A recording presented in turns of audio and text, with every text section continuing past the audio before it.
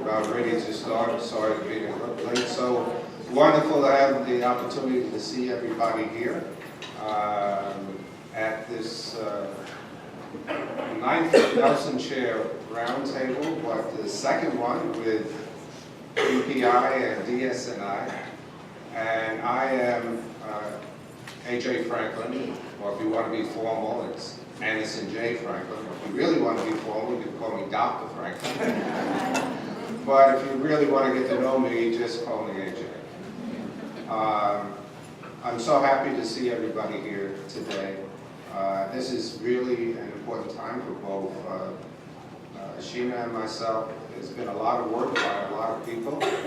Boston College is certainly happy to welcome you to its illustrious campus. The weather has cooperated, and that's hopeful. Tomorrow may be a little rain, but it's going to warm up, so you can't have everything. At this time, I would like to introduce our Dean of the Lynch School of Education, Dean Kenny, who will give us some words of welcome. And she has been a terrific supporter of the Nelson Chair, which I helped to run and coordinate. And she's been a terrific supporter of my work, the work of the Roundtable, and certainly been a great leader for the Lynch School of Education.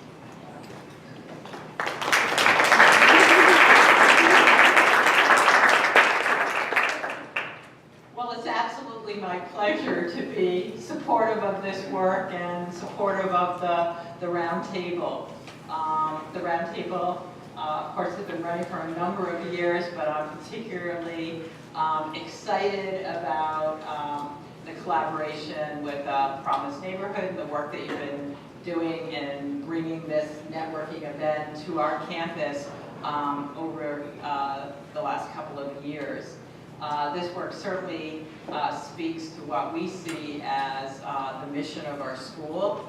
We have a commitment to collaboration with our schools, with our community organizations, with our city, and with leaders across the nation, nationally.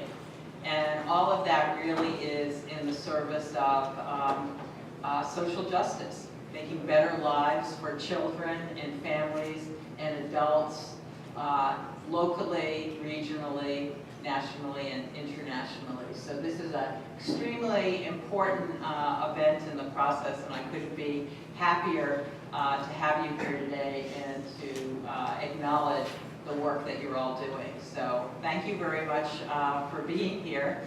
Unfortunately, I have some engagements today and are taking off to a conference in Washington, D.C., or I would want to be here the whole time. But I look forward to learning more about the outcomes of these discussions and how we can work together really to further this work. So thank you very much.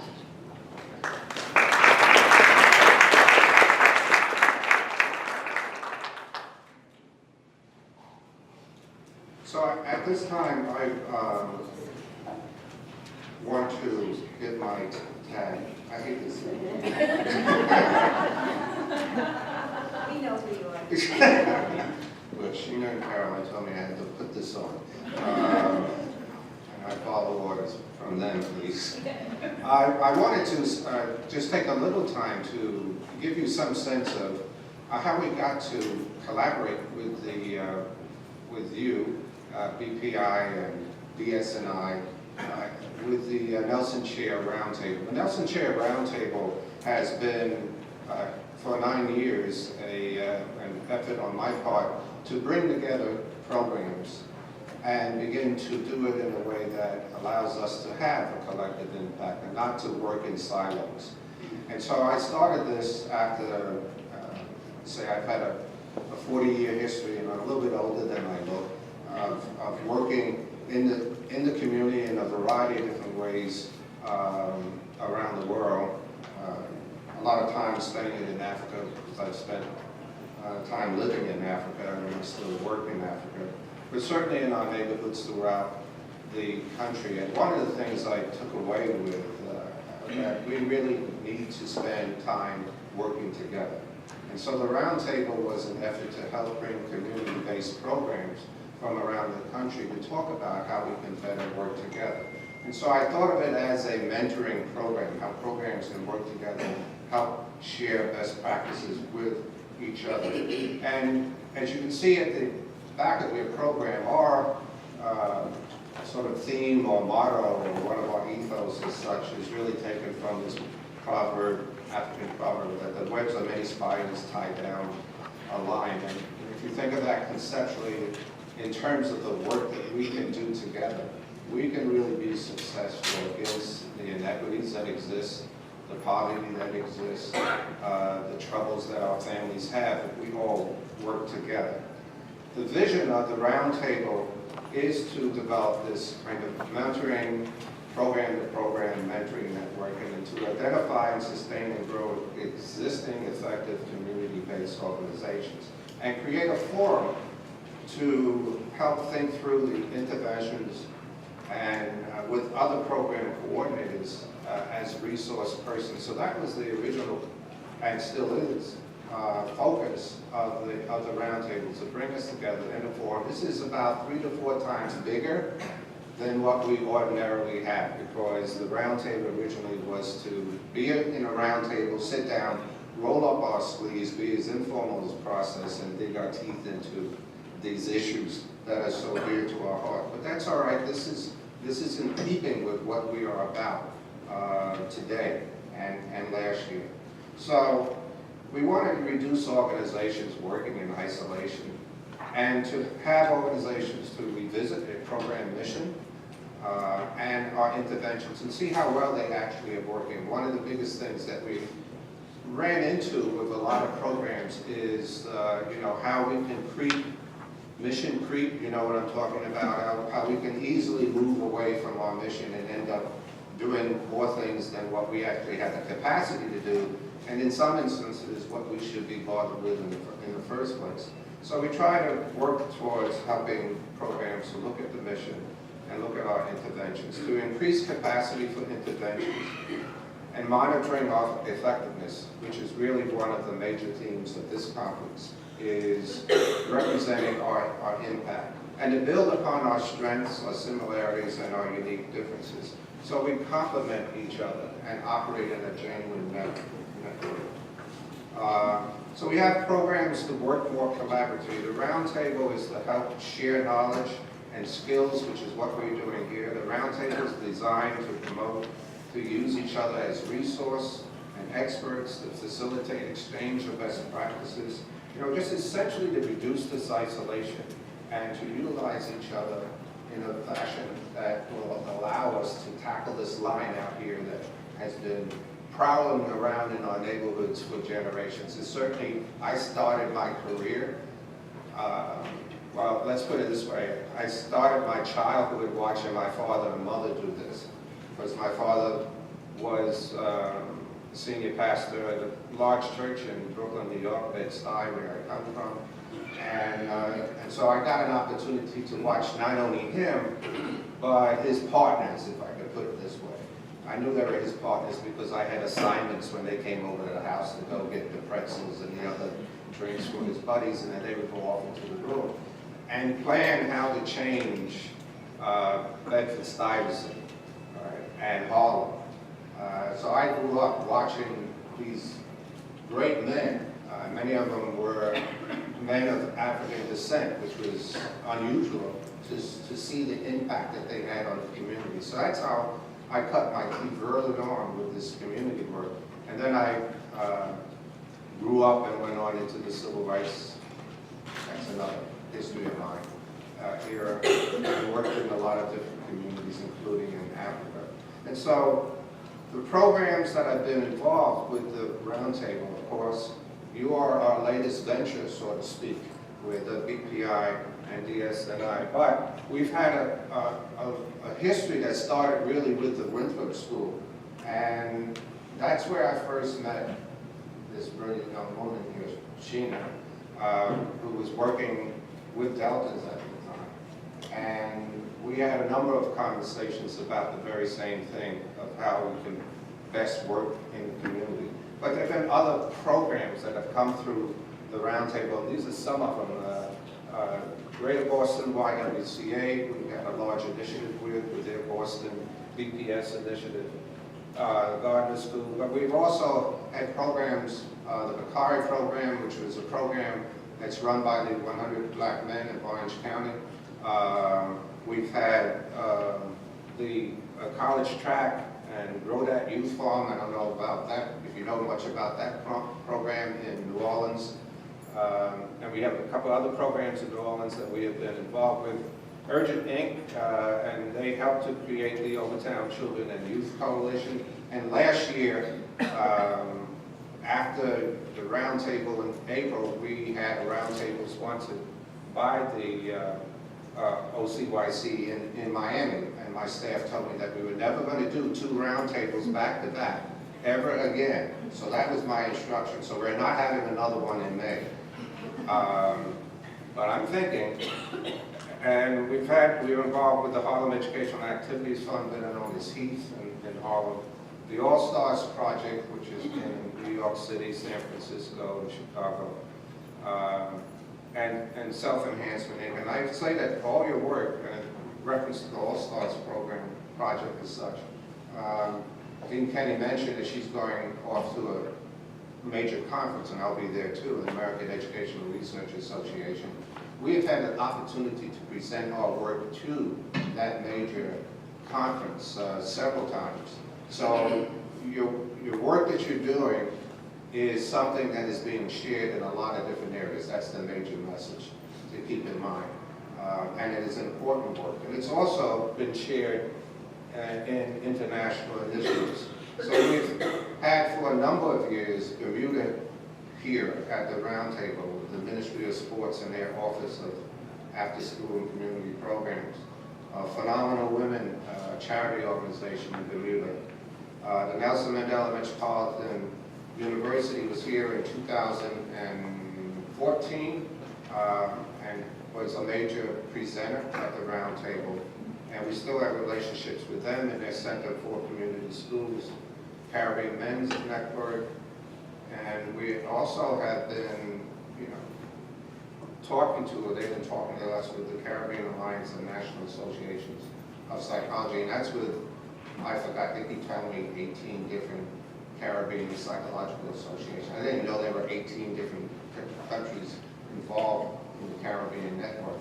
So I told them that that was something we would think about, because we also are mindful of capacity. But I want to say that we come to this alliance with BPI and DSNI with that background, with the shared vision that Sheena and I have had as professionals, as friends, as colleagues in the struggle. It has been a joy to have the opportunity to help Promise Neighborhood here.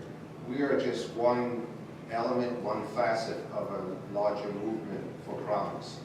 And I just want you to know that the work that I have learned about the various different organizations involved with Promise has just been so gratifying and hopeful for someone who's been in the trenches for a long time, that there's truly promise in Promise.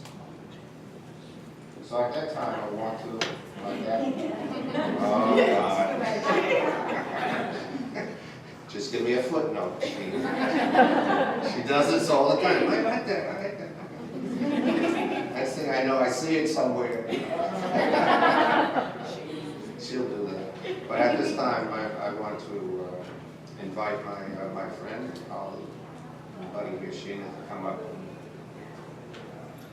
give us some.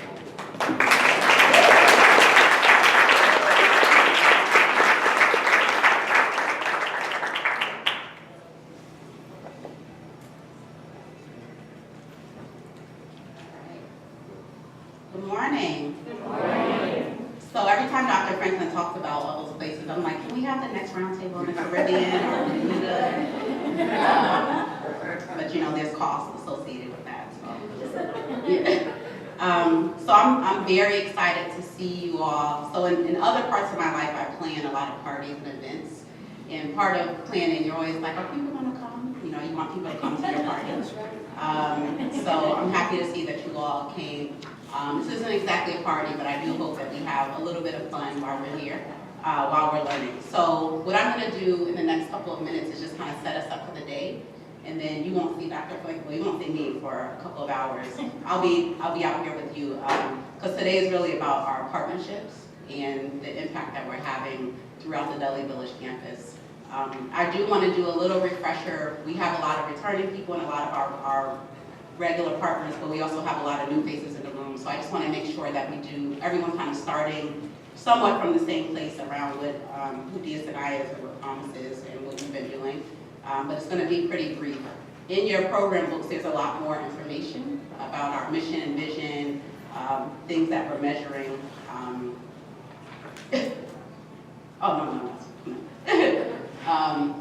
And so you'll be able to read that throughout, but I just wanted to give us all a baseline to a term I learned from the U.S. Department of Education.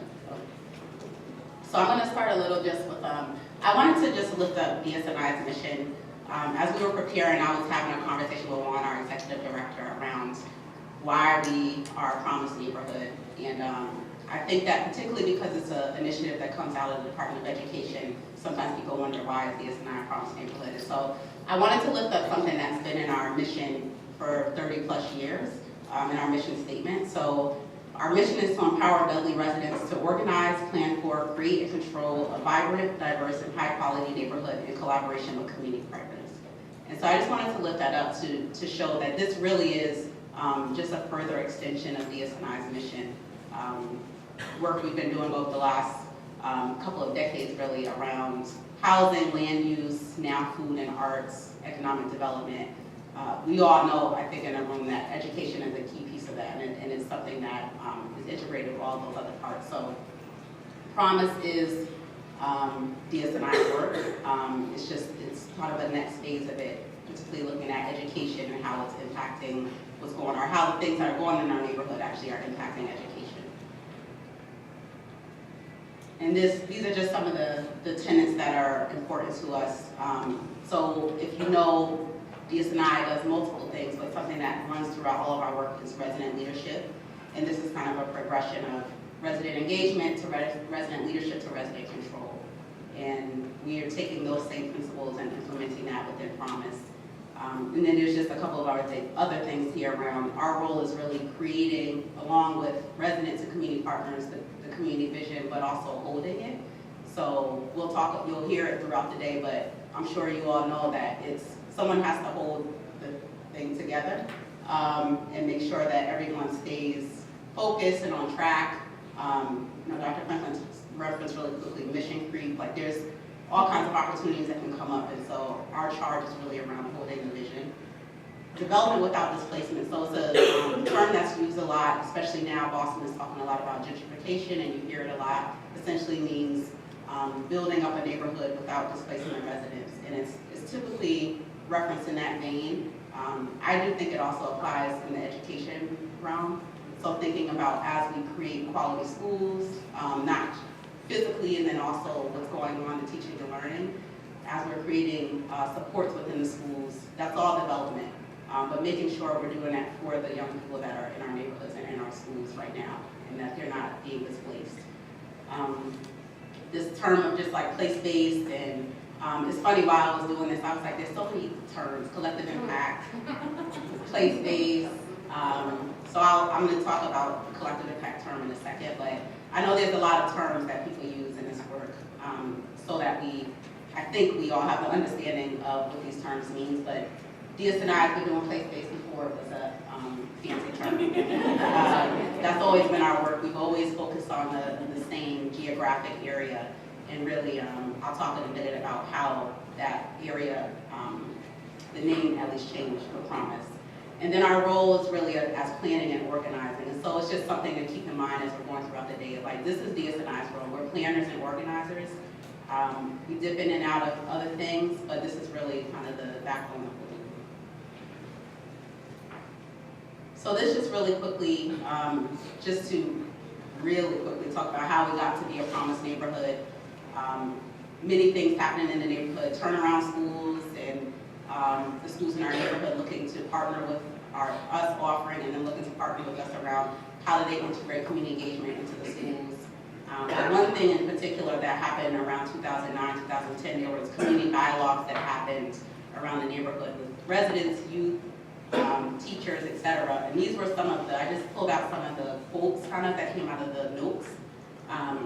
And so you can see them here. But the one on the bottom, our children are a measure of how we're doing as a community. And so we can build up the physical infrastructure of the neighborhood, but we know that young people are who are gonna inherit this neighborhood. And so if they're not doing well, both academically and otherwise, then we're not doing well as a neighborhood. And so really using this as a guiding principle for promise. So, and I'm sorry, I'm going really fast, but we have all day to talk to each other. So the mission of promise, you'll see it here, but I just wanted to pull out this middle piece centered around strong schools, strong families, and strong neighborhoods. And so, we know, we meaning DSNI, but you all also as partners of ours know that we can't, well, all right, this is a personal belief I'm putting here, but we can't really improve academic achievement without addressing these places. So obviously schools are at the center of it, but families and neighborhoods, we meet with the principals in our neighborhood monthly, and one thing that we talk about is that they're embedded in a neighborhood. The structure within they operate in BPS might change. We've had school leaders change throughout the time that we've had promise, but the thing that stays the same is that they're embedded in the neighborhood. And so how do we really create this neighborhood that promotes and embraces learning for young people? And so with that mission in mind, our vision is really around creating, we've used the term the Dudley Village campus. So throughout DSNI's history, it was called an urban village, and people have the, take the village to raise a child, and just understanding that this village mentality, like it takes everyone in the neighborhood to really move the neighborhood forward. When we started thinking about this in terms of education, we added on this term around a campus. And so if you think of a college campus, everything in the campus is set up for learning and set up for young people to be successful. So the post office, the dining hall, they serve those purposes, but really the ultimate goal is like, how can we set up this infrastructure where young people are going to be successful? And we want our neighborhood to have that same feel. So not just around our schools, but how are our businesses, how are the community gardens, how is everything set up to be a place where young people and families are learning and thriving. So you'll hear people say DVC for short, but Dudley Village Campus is the term that we use for our neighborhood. These are some quick numbers about the neighborhood. Some of this actually came from a neighborhood survey we did 2 years ago, so some things might be a little different, like as far as the population number, I think is a little higher, but this gives you a glimpse of the neighborhood. The things that are in bold, I bolded because I wanted you to keep them in mind as you're listening to the partners today, because they put in context why we are doing the work that we do. So 62% of households in the neighborhood have children. More than half of our households are earning less than $35,000 a year. More than a third of our residents are renting their homes. So when you're thinking about housing stability, this is a huge factor in that. And also more than a third of our students are attending school outside the DVC, with the caveat that we've created the DVC. So there are some boundaries kind of that we see as a neighborhood. So for example, we have schools that are right across the street that for a resident, they also see that as in the neighborhood. But this is just the way we define our boundaries. But it's important to highlight because when you're thinking about doing place-based education work, and a lot of your students, your young people go to school in a different place during the day, we are constantly talking about like, where are we focusing? Is it in the schools or is it with young people in the neighborhood? And how are we reaching them at different times in different ways? And then lastly, just the stat around 2 and 4 year college attainment. So just something to keep in mind as we're listening to the work that we're doing. And so this just kind of breaks down who our kind of promise is to. Again, we don't really have this hard distinction between promise children or youth. So we have children and youth in our schools, and we have children and youth that live in the neighborhood that don't go to our schools. But for the purposes of the work that we do tend to focus in certain ways. So for children under 5, it's typically children that live in the neighborhood. And then there's some caveats because we have some centers in the neighborhood that we partner with as well. In the K-12 space, again, we have many parents that are involved that are residents, but their kids go to school somewhere else. But for the most part, a lot of the partnerships that you hear about, kind of interventions, I guess our initiatives, are with our schools. And so those are the numbers of students that go to school in the neighborhood, and there's some overlap, obviously. And then as far as these 18 to 24-year-olds, we come back to who lives in the neighborhood.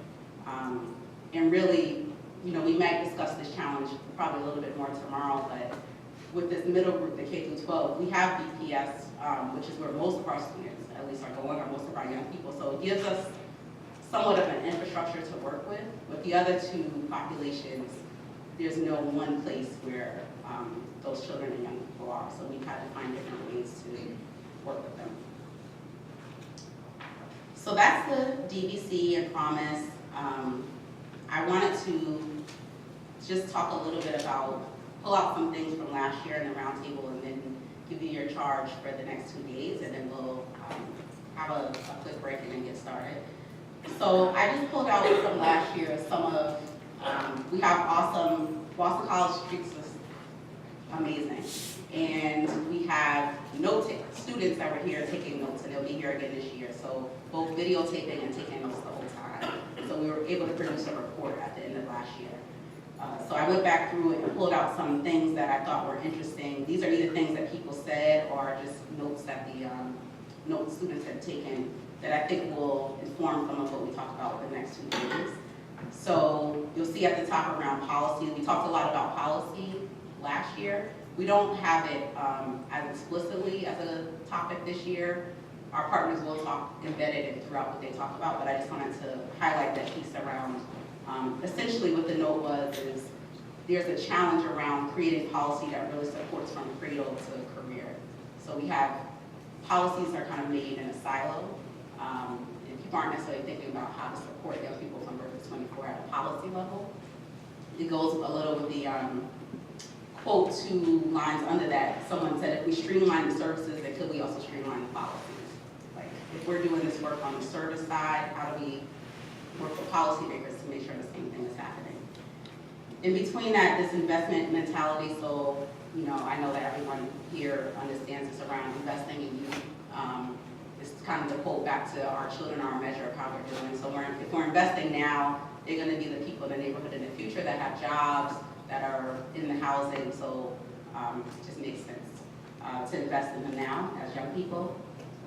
At the top one, that's a little negative, I guess, but it's real, around the depth of the inequity. So as people were listening to all of the challenges that were coming up, there was a comment around, it just feels daunting, and like we'll never really have enough funding to address all of this. So something I just think that we should talk about.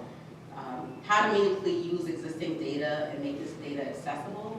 We'll talk about more tomorrow, but I think it's an important part. Something that we've grappled with a lot in Promise is data and data collection and measurement, and have had to really think about how do you do need to create ways to collect and measure data, but there's actually a lot of existing data out there, and how do you use that to measure your progress and also share back with residents and partners.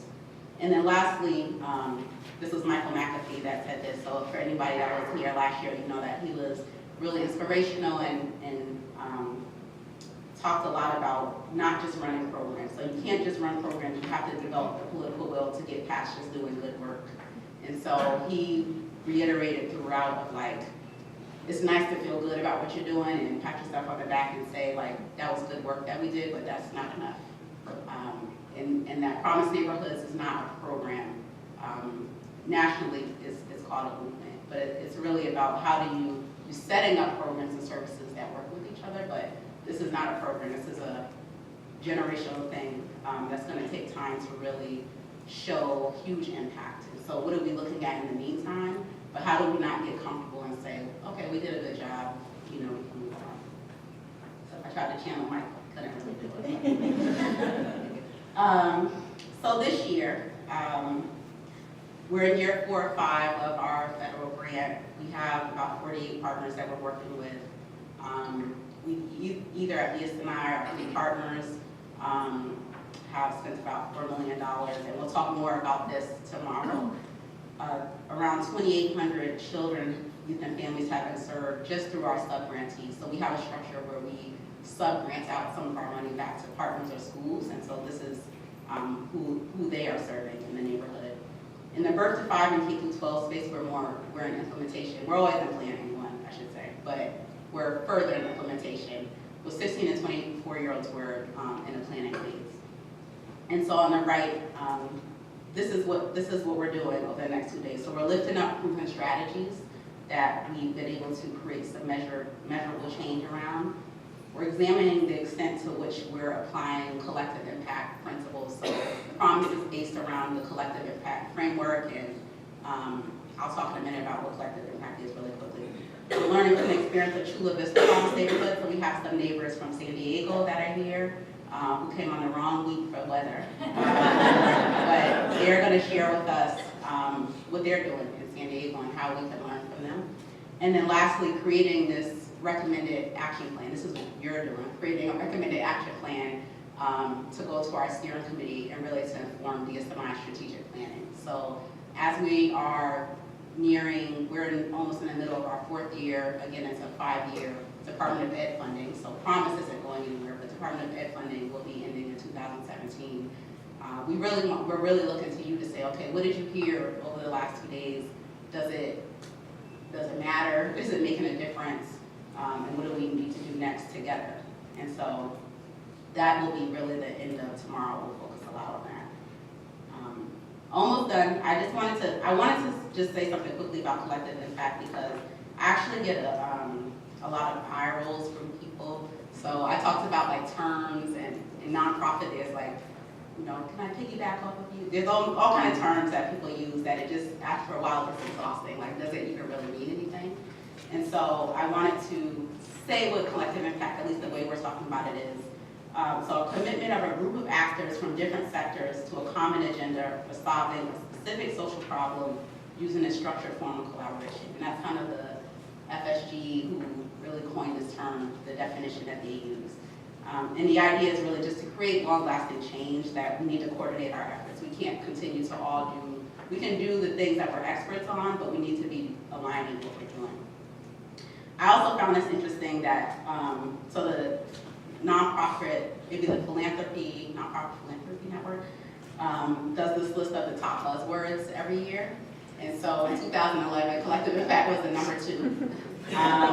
And I pulled out some other words I get tired of hearing that were on here: infographics, evidence-based practice, and hashtag. We're all on this list. And so it's kind of a funny list if you want to look at every year, but it does. You will read it and be like, yes, I hear these all the time in meetings. Like, what do they mean? And I just wanted to also make the point that this is a very useful framework. It's not the only framework. It is the framework with which Promise Neighborhoods is built off of, but it's not the only one, and it actually, in some ways, misses some things. And so we'll talk about what some of those things are. And then lastly, here's what you can expect in the next few days. So presentations by partners, a collective impact group exercise. So you'll see on your name tags you have a color, so you don't have to worry about it right now, but there will be some work for you to do. Learning from Chula Vista, as I mentioned. Tomorrow we'll really talk about, today you'll hear about some specific programs, initiatives, partnerships that have had impact. Tomorrow we'll be talking more about BPI at large, kind of the lessons learned, and talking about a social network analysis that was performed on our initiative.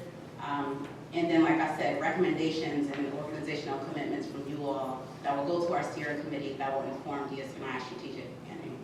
And then lastly, I put eat, meet, and retreat. because I was looking for some things that rhymed. It's not really a retreat. So you know when you go to a conference like out of town, you can totally disconnect. So I know it's hard to do when you're not away from home. People have told me like, oh, I have to run to a meeting. You know, I understand that. But hopefully you do get a little space to think and breathe and feel like you're a little bit away so that you can have some space to do some kind of strategic thinking. So yeah, so that's what we're doing over the next 2 days. It's a lot, but I think it'll be exciting. If I see you all like waning, I have some energizers in the back of my pocket. So we'll see if we need to pull those out. And then we do have a arts activity that when we come back from our break, I'll be talking a little bit more about.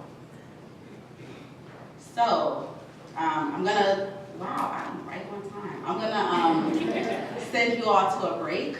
But before we do that, I just wanted to, you know, it's hard in a room. There's a lot of people in here, so we can't have everyone introduce themselves. So we're gonna introduce ourselves to each other at our tables. But I did want to point out 2 people specifically. Juan Layton, our executive director, sitting over here.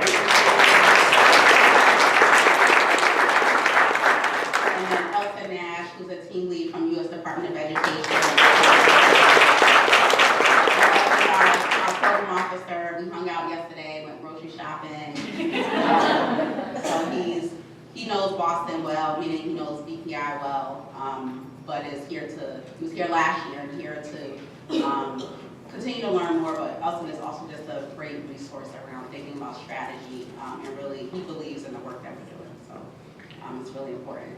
So we're gonna have a break where we have our partners who are gonna go first are gonna come up. You wanna say something? Sure.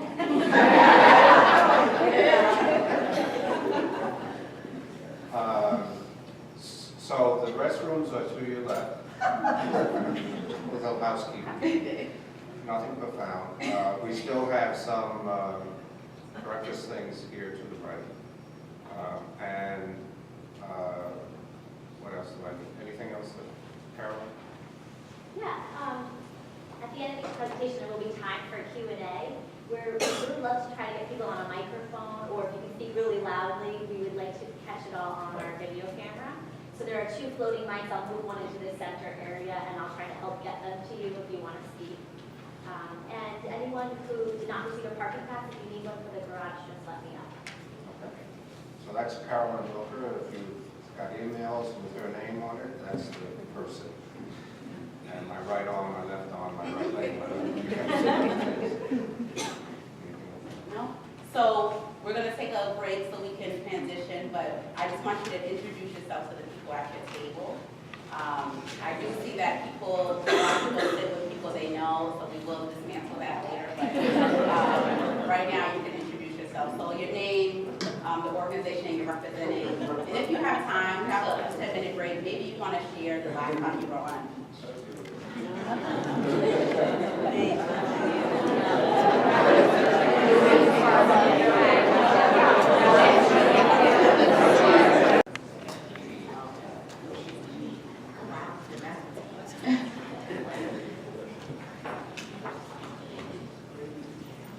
All right, so we're going to get into the meat of things.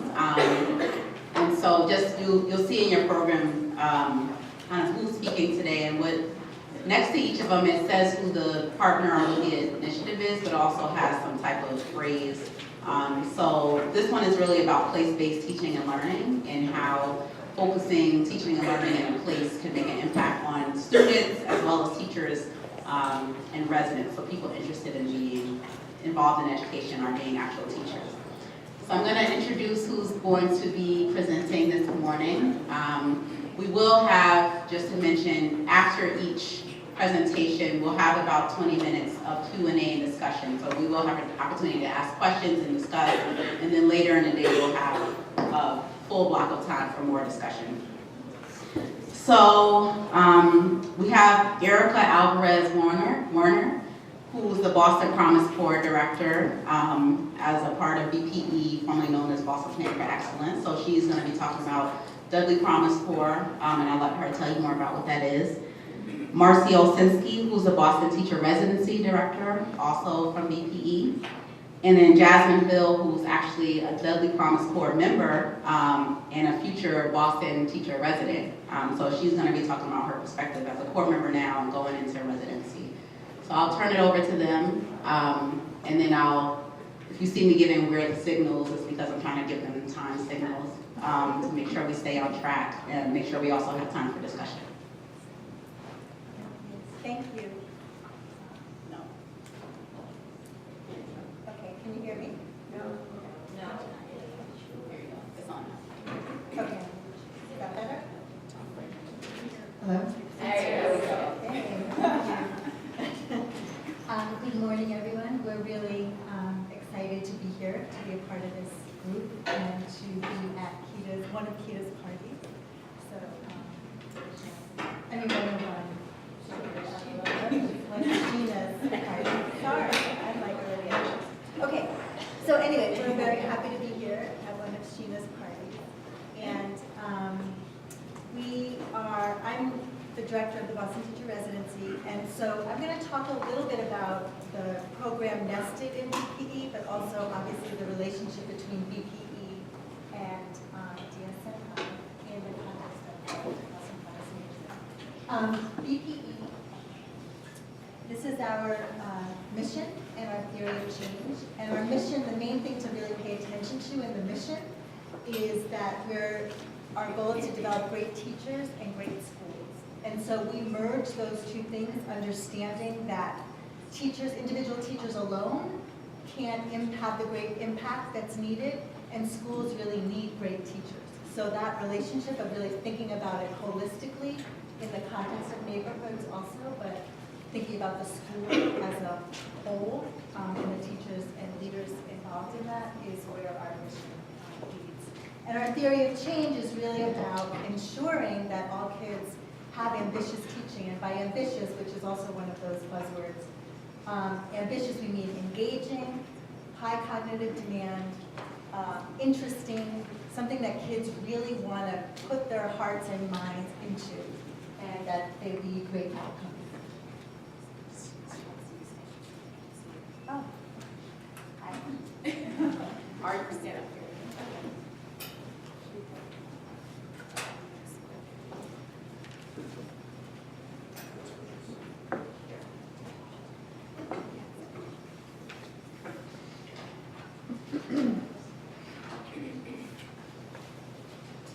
So, that's good. Okay, now I can see all of you too, so it makes me feel better too. So that's. Then these are BPE, Dudley Street Neighborhood Charter School, Dearborn STEM Academy, the residency, and Promise Corps. We're going to talk about all those things. Those are all our. That's really the heart of our work, is in those areas and those partners. This is just really, the only thing that's really important to know is that we've been in Boston for a long time. 1984 is when BPE was founded. And then in 2012 was when we really deeply partnered with DSNI to launch the Dudley Street Neighborhood Charters. Okay. Boston Teacher Residency started in 2003. And we started because there are many colleges and universities, as you know, in this area. The superintendent, then Superintendent Payson, the data that they had was that people were not staying in Boston. As you know, in urban areas, about 50% of new teachers leave within the first 3 years. So he really wanted to he wanted to prepare, hire, and retain teachers who wanted to stay in Boston and would really be able to impact the learning of students in Boston. So that's where the Boston Teacher Residency came from. We were launched as a venture to partner with BPS to recruit, prepare, and retain teachers. And so this is some of our data. We meet with the district every year to talk with them about what their needs are for the coming year. And they've changed over time, but mostly they've been in the areas of math, science, special ed, ELL, those areas, and teachers of color. So we work with them closely with the Human Resources Department to say like, okay, what are your needs this year? And then we do our recruiting based on that.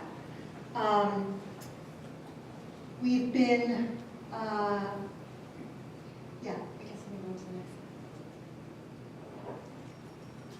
So I was talking to Keita, that's why her name was in my mind, at the table before, because since the inception, BTR has collaborated with DSNI. I know that when I first came on the job, which was in the first year of the program, I met with folks at DSNI about ensuring that our teachers were oriented to, not only oriented to the geography of the neighborhood, but the history, the families, the needs, the resources, all the things. We felt that it was really important for teachers who were coming in to teach in this neighborhood to really know. Some of them were from the neighborhood and had their own experience and lives in the neighborhood, and others who were from other parts of the country or other parts of the city. We really wanted them to be grounded in understanding the communities in which they were teaching. So Keita had started this community orientation project for the principal program that she was running. And so we worked with Ross. We walked in and Ross said, oh yeah, we just worked on that with the principals, so let's build on that for teachers. And every year now we've had this experience of when the teachers first come, when the residents first come, they spend a day at least, and then we build on that, exploring the neighborhood and doing the things that are in these books. So when we've been meeting to really think about like how does BTR, where are the teachers and the grads, and how do we really understand the relationship between the teachers that graduate from us and where they go to? And it ends up really that we have about 56 teachers who are currently serving in the DVC neighborhood. Keita, there's some people working at the King, and Linza McIntyre at the Jeremiah Burke High School, who's also here, has hired a great many and supported a great many of the graduates of our program. And we're starting to really think more strategically about, okay, so what does that mean? I know all the principals meet together from the DVC campus with DSNI people, but like, what does that mean for BTR also? What does it mean for us in our preparation? How are we really thinking about how we're impacting those schools? What can we learn from that? So in 2012, we collaborated to launch the Dudley Street Neighborhood Charter School. And the Promise Neighborhood Planning had started about 2010, 2011, and people were brought together, residents, family members, to really talk through like what was most important to them, what were the things that they really wanted in education. And one of the things that came up was a really smooth, coherent pathway K-12, because I don't know, many of you are from Boston, but there's a lot of like, you go to elementary and then you have to pick a middle school, and it's a very complicated process, and it's a very challenging process. It's a very stressful process for families to choose schools. You don't know which choice you're going to get. There's just a lot of challenge in that process. So the families and residents were saying they really wanted a coherent, smooth experience for their children and children in the neighborhood that was K-12. And they also talked a lot about what should a school look like, what should family engagement look like, what would the curriculum look like, what would the instruction look like, what would the space look like, who would the teachers be? They talked a lot about that, and they supported getting the Commonwealth Charter by testifying at the state on that. And so we really collaborated with them. John Barrows, who was then the executive director, and Jesse Solomon, who is the executive director of BPE, were bar fellows together. So they had been engaged in lots of conversation about their own work and community change and all that. So that partnership sort of developed through that. And then it all came together, bringing the organizations together to launch the Dudley Street Neighborhood Charter School. And these are really the goals, right? That the most important thing is to ensure that all the students in the Dudley neighborhood get on the path to graduate from college and be able to serve their communities, right? And to provide, for us, it was also an opportunity to build a teaching academy So to say that we're going to train teachers in this context so that then we're preparing them to serve Boston in other ways. So for BPE, it was a way to really bring together the teacher preparation and the running of schools.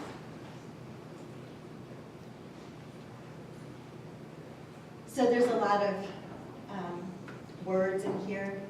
I'm never really sure what world-class education means, but again, I think for us it leads back to what is really ambitious instruction. We want students engaged, we want students building the skills and knowledge and worldviews that will help them be successful in the future.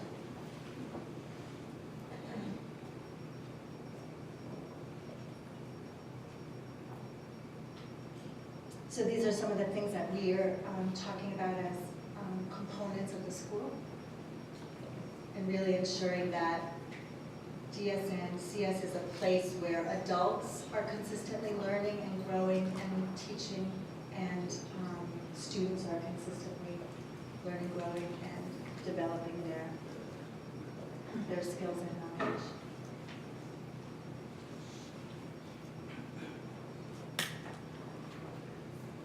We've currently placed up to 6 residents at the school, and now we'll be placing all our residents. So this idea of place-based education, where we're focusing on schools in the Dudley neighborhood, and also we're training teachers in the Dudley neighborhood, so it's sort of a comprehensive program.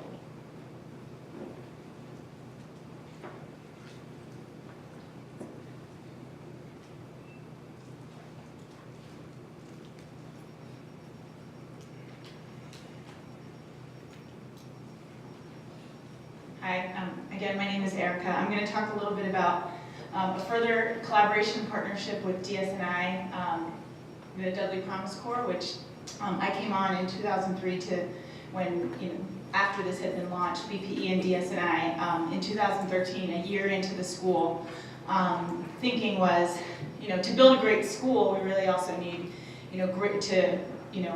generate great resources, ideally from the community, for the benefit of the school.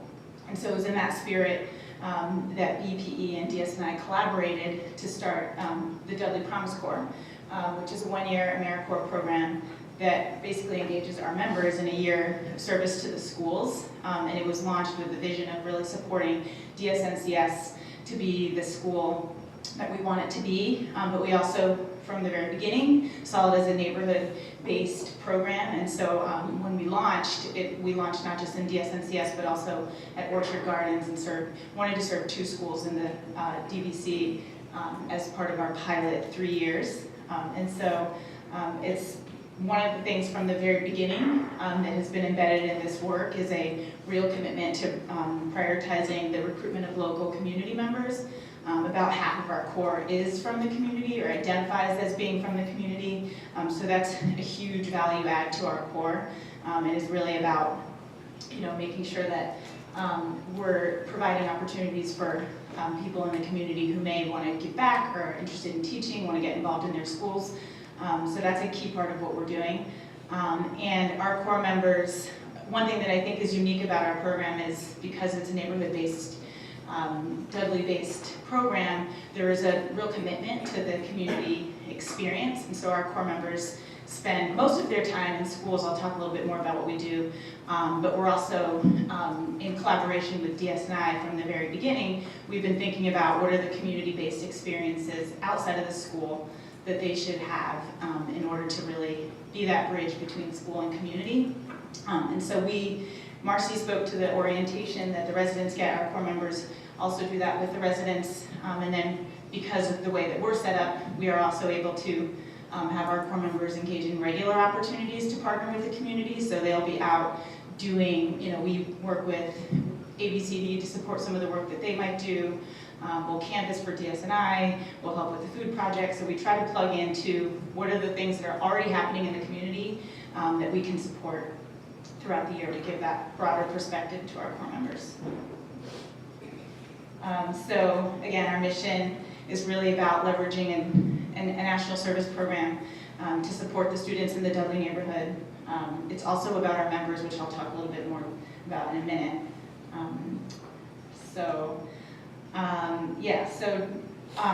DPC, we're in our third year now, and we've certainly evolved in this 3-year pilot with the advice from the beginning. We've had before we launched, we had an advisory board and have been thinking about how to continue to get better and better at the primary focus of our work, which is serving students. At the very beginning, the idea of Dudley Promise Corps was be a resource for expanding learning time at the schools that we serve. Our members still do that. They provide enrichment programming. They're the ones who are doing clubs and making sure that there's after-school opportunities for students. But we've also evolved to say, with talented young people in the school, we could be doing a lot to really impact student academic achievement and growth. And so this year in particular, we've really honed in on providing one-on-one literacy support for our students through a partnership with an organization called Reading Partners. So all of our core members at the elementary level provide one-to-one reading support.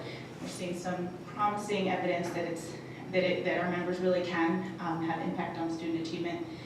So that's exciting. And then we really emphasize the piece of building. Our members are there all day, Monday through Thursday, so they're embedded in the school and really are a resource for building those positive connections and relationships with students and being another caring adult in their school community.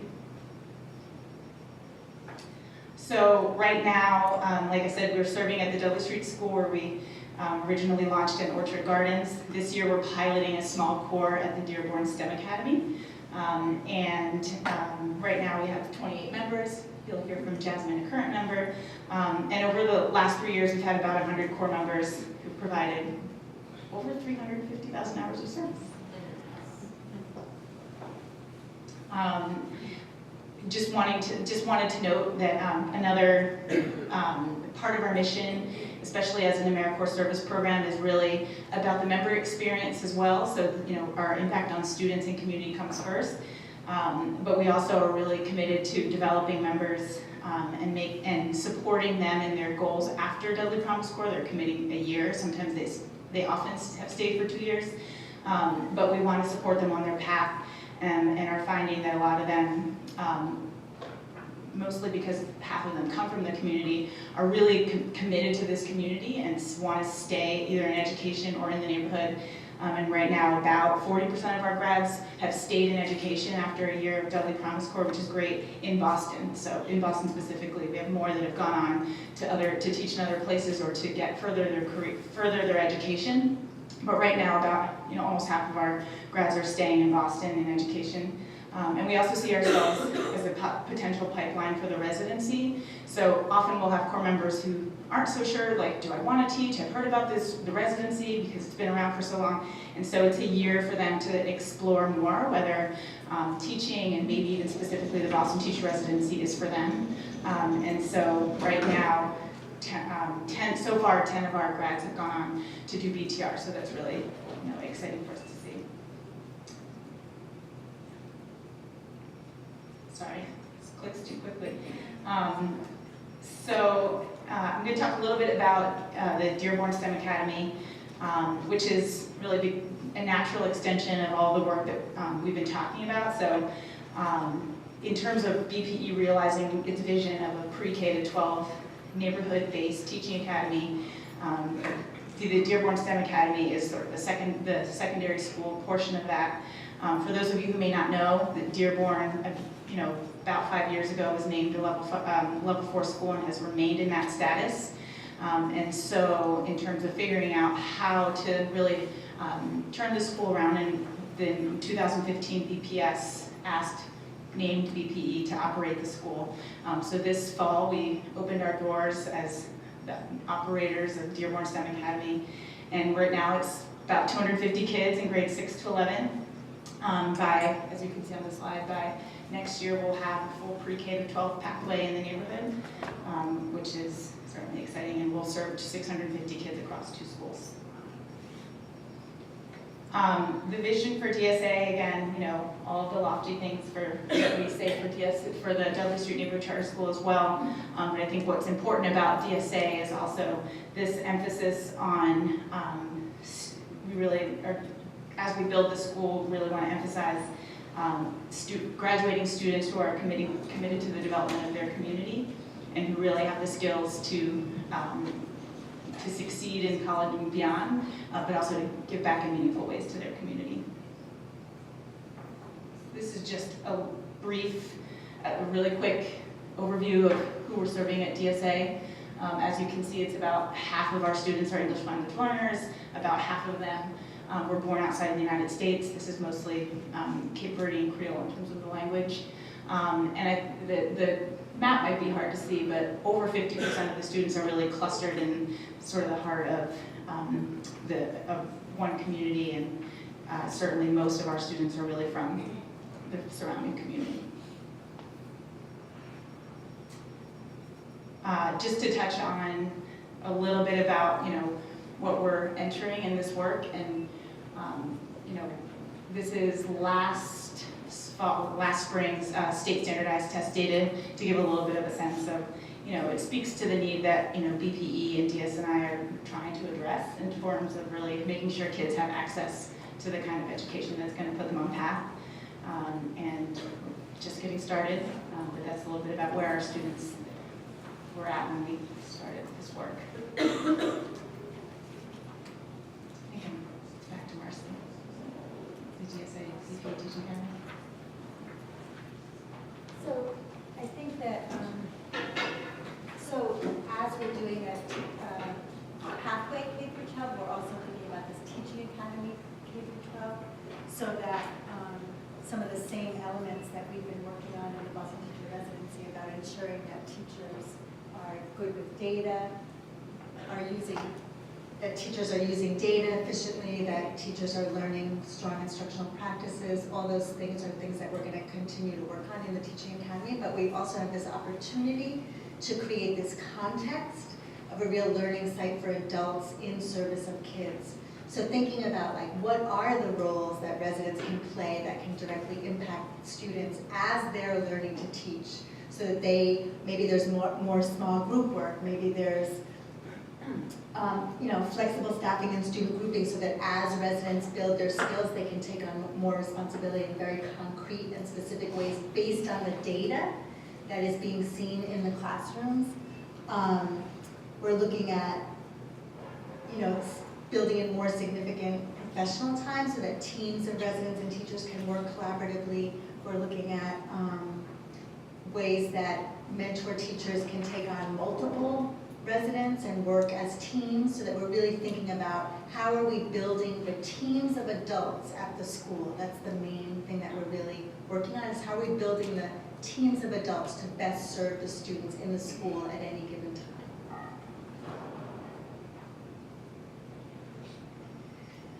So this was just sort of a trajectory of how BTR and BP has been thinking about. We used to place residents in, I think when I first started, there were 13 or 14 different Boston public schools that we were placing residents in. And then we moved to just a few where we really concentrated our residents and tried to concentrate our resources so that the coaches who are working with the residents would also have time to work and get to know the schools more deeply and work with school-based teams of teachers, not only to prepare residents, but to think collaboratively about how do we serve the needs of the students.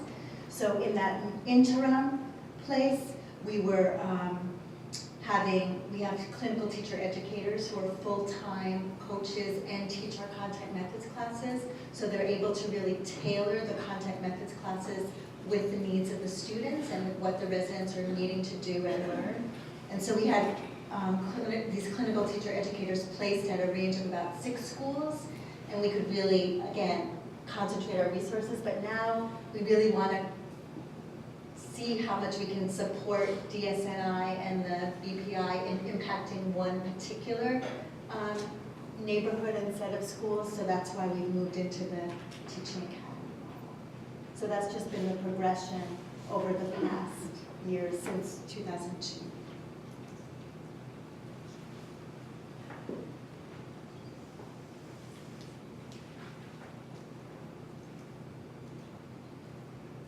So I'm just a couple more slides.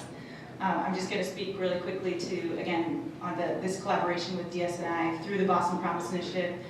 Both of our schools have really been able to benefit from the strategic use of some funding. Just to highlight a few things, at DSNCS, BPI funds to support summer school, a 6-week summer school program for our oldest students so that they can continue to receive the academic support that they need over the summer. BPI has helped to support enrichment opportunities for students. I mentioned it, that our Deadly Promise Corps members often lead the enrichment programming, but we'll bring in some sort of outside resources as well in terms of a dance class, or you can imagine the kinds of enrichment opportunities that you would want for students, so we've benefited from that.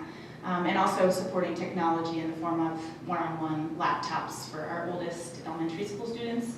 And then at the Dearborn STEM Academy, already, even in our first year, we're benefiting from the support to provide, at the beginning of the year, we launched a survey of all students, a peer survey you might know of out of Harvard, and basically gave a lot of critical data about our students' social emotional learning needs for teachers, and figuring out what to do with that information.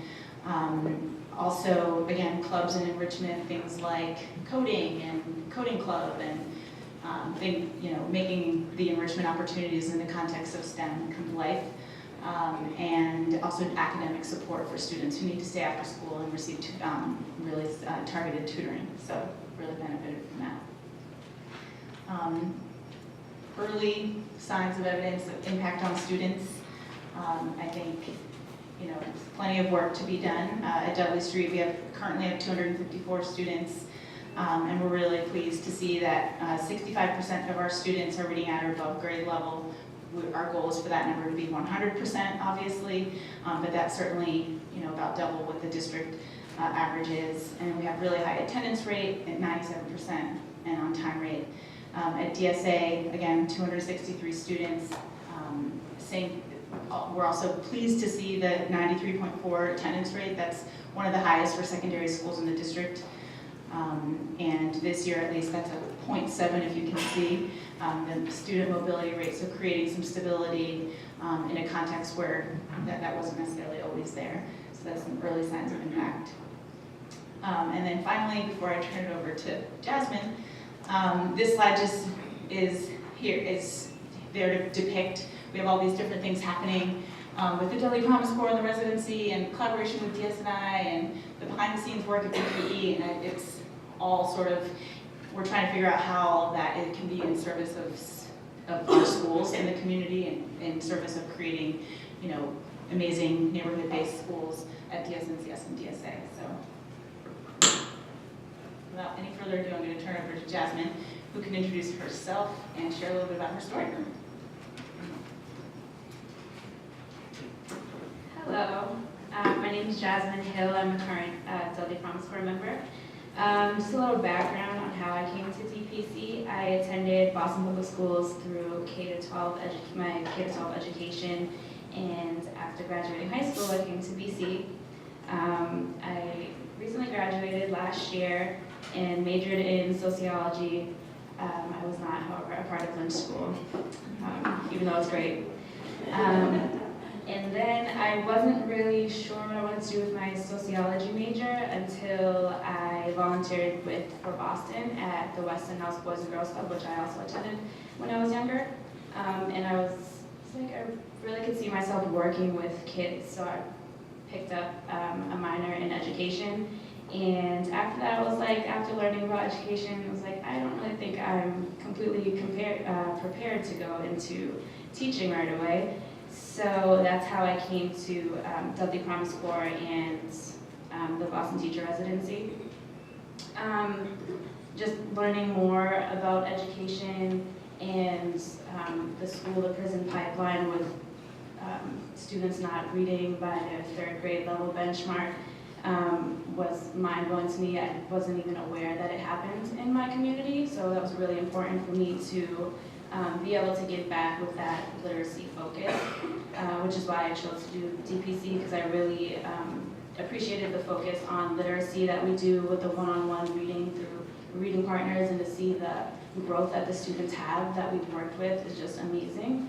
Also, the community engagement part was really important for me, to serve these students, to work with these students every day. It's important to know their cultural background and just the community that they come from.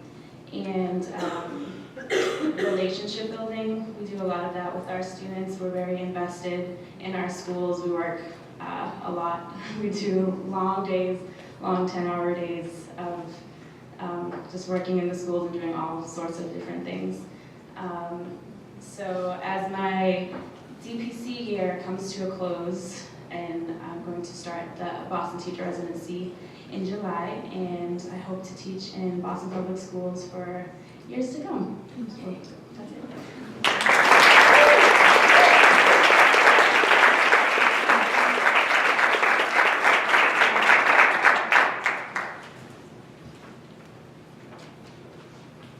So we're going to open it up to questions now.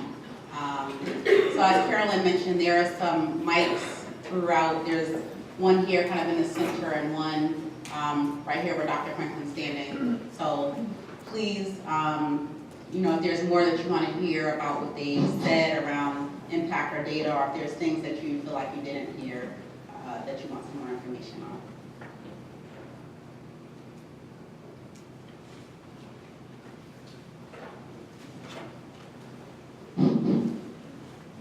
Matt, right here.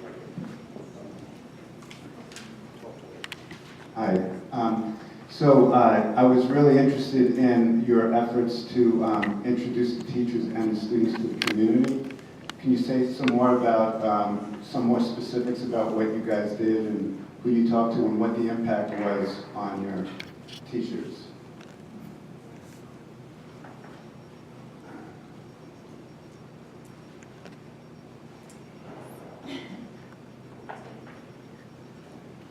So we start off,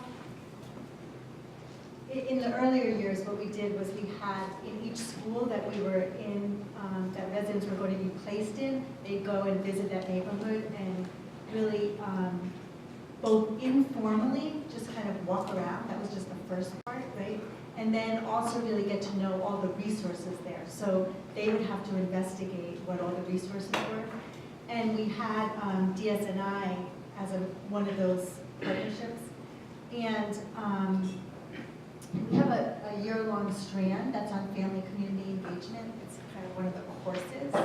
And DSNI has really helped us to develop that strand. But also, what they do is they've led a neighborhood exploration.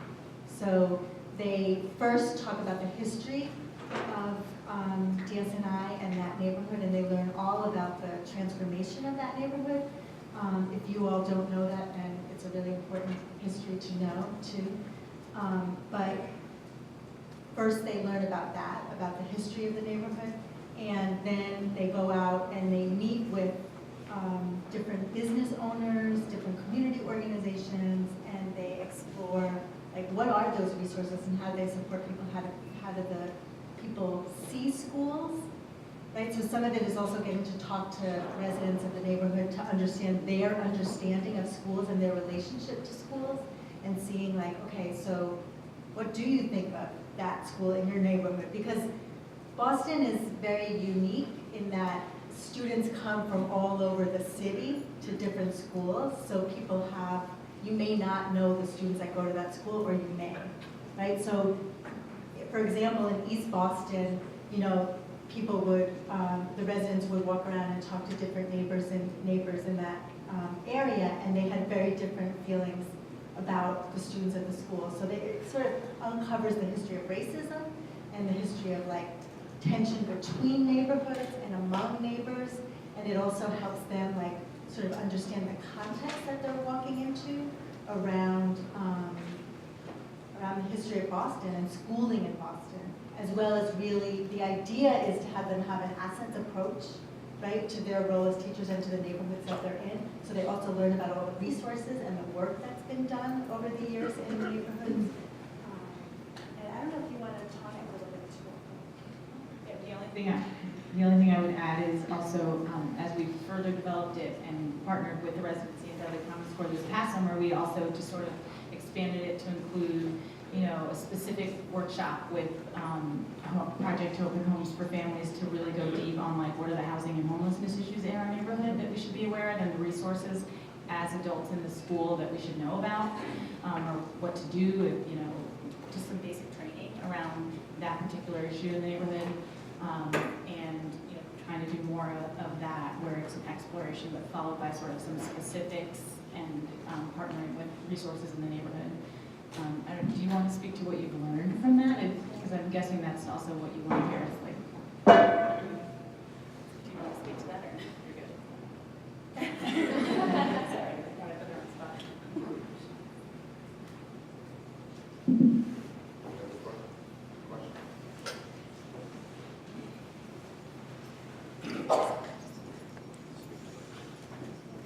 Hi, I'm Suzanne Mujo from Single Stop. What I'm really curious about, Sheena, in your opening remarks, you said that 78% of the students do not attend schools in the DVC. Knowing the philosophy of DSNI, I'm curious about sort of where this whole experiment sits in terms of trying to move towards neighborhood schools. Is it a desire to try to get back to neighborhood schools and get more of those? Ooh, soon, That's a whole other conference. I'll let you answer that. I mean, I can speak from DSNI's perspective, but it's, and then maybe you all can talk about kind of the composition of the schools where young people are coming from.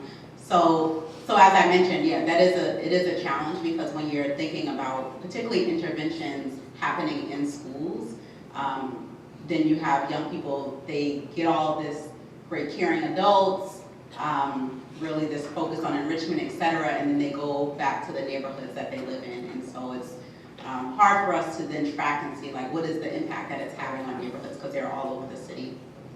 I think that Boston does have a home-based assignment process, and so I can't really answer the question around is Boston trying to move back to neighborhood schools, but it's called home-based assignment. There's a formula around, a change formula around how young people are assigned to schools. I know that there's some schools in our neighborhood, and you all can talk specifically around those two, but that do have a large number of children from the neighborhood in the schools. Even though Winthrop, where I worked years ago, always had a lot of neighborhood students for whatever reason. So I think that some of the work that we're doing that we aren't talking about as much today, but it's also around work that we're doing with parents and in the neighborhood to figure out how can we expand some of these interventions.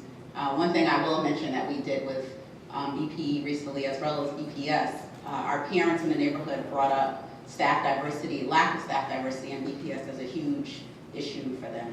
And so we had a So You Think You Can Teach event.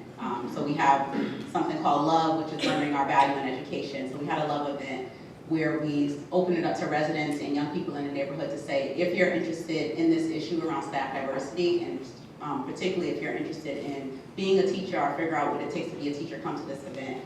And we had about 40 residents and youth that came. BP and DPC, BTR and DPC, Boston Teacher Residency, and Dudley Promise Corps presented, as well as Boston Public Schools Alternatives to Teaching Pathways program, where they have both a high school to teacher program as well as paraprofessionals and people that want to become teachers. So we are trying to figure out how do we take some of this stuff that's happening in schools and embed it in the neighborhood so that we can address some of that challenge. Do you all want to speak to just what's the composition generally of the schools? Because the SNCS, we actually do have a lot of neighborhood students. The one thing I would just note is that Dudley Street Neighborhood Charter School is as a in-district charter school, it does draw from citywide, so that makes it like it won't ever be like a neighborhood specifically school because it has to be open to everybody in the city. But in terms of like our recruitment and I think the thought is if it's a great school and the community knows that it's a great school, that's who's going to enter their name into the lottery. And I know that at least more than 50% are from the community, even though it is a district-wide lottery.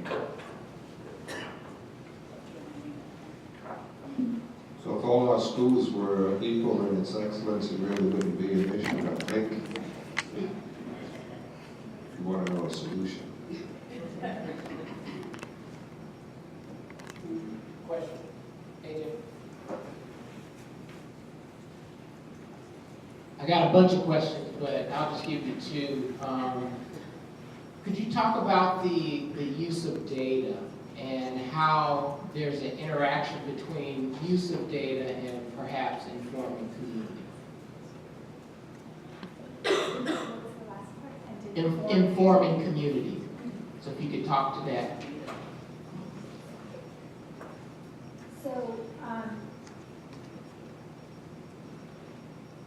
So from where I sit as a director of BTR, there really isn't a lot of communication around data and community, and there should be. So, great question.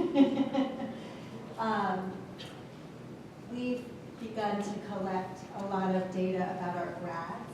We've become much more systematic about the data about our grads so that we use it internally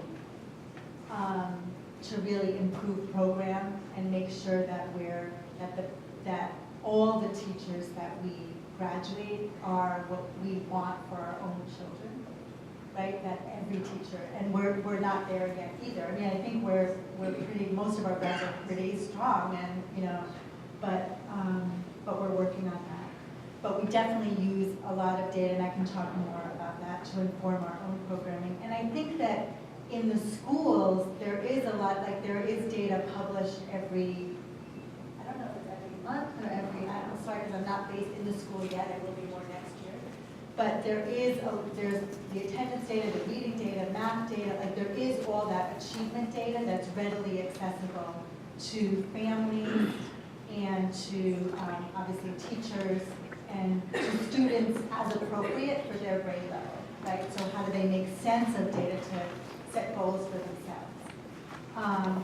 The larger community, I don't really know, but definitely families get a lot of data about what's going on in the school. Just to piggyback on what Marcy said, like one specific thing in terms of data is that we do share any data that we are collecting with DSNI in terms of like where there's shared goal, like in terms of rolling it up into the bigger story of impact for BPI. So we'll share, number of students that we've read to and early evidence of growth, so that can be sort of part of the story of impact around shared goals. And that's what I was getting at. So thank sorry. you. That's helpful. The second question, and it might be just a thought. I'm curious as to where some of the residents live. And then the opportunity, as we look at housing strategies, particularly in Douglas Street, how can we inform some of the land trust and housing issues so that maybe residents, as in Boston teacher residents, could live in the community while also serving the community.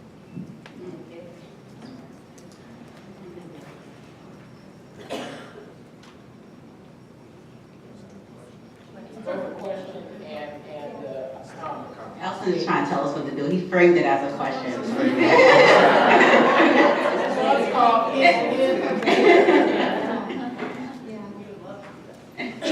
I mean, I don't have the exact numbers, but the majority of residents do live in Dorchester, Roxbury, not necessarily in the DVC area, but in definitely Dorchester, Roxbury, Jamaica Plain, those areas, and continue to live there when they're teaching. I can get you the numbers. Yeah, definitely. Yeah, I'd say really HomeScore, and we've talked about how it would be great to have some sort of residency component to attract members to our program, but yeah.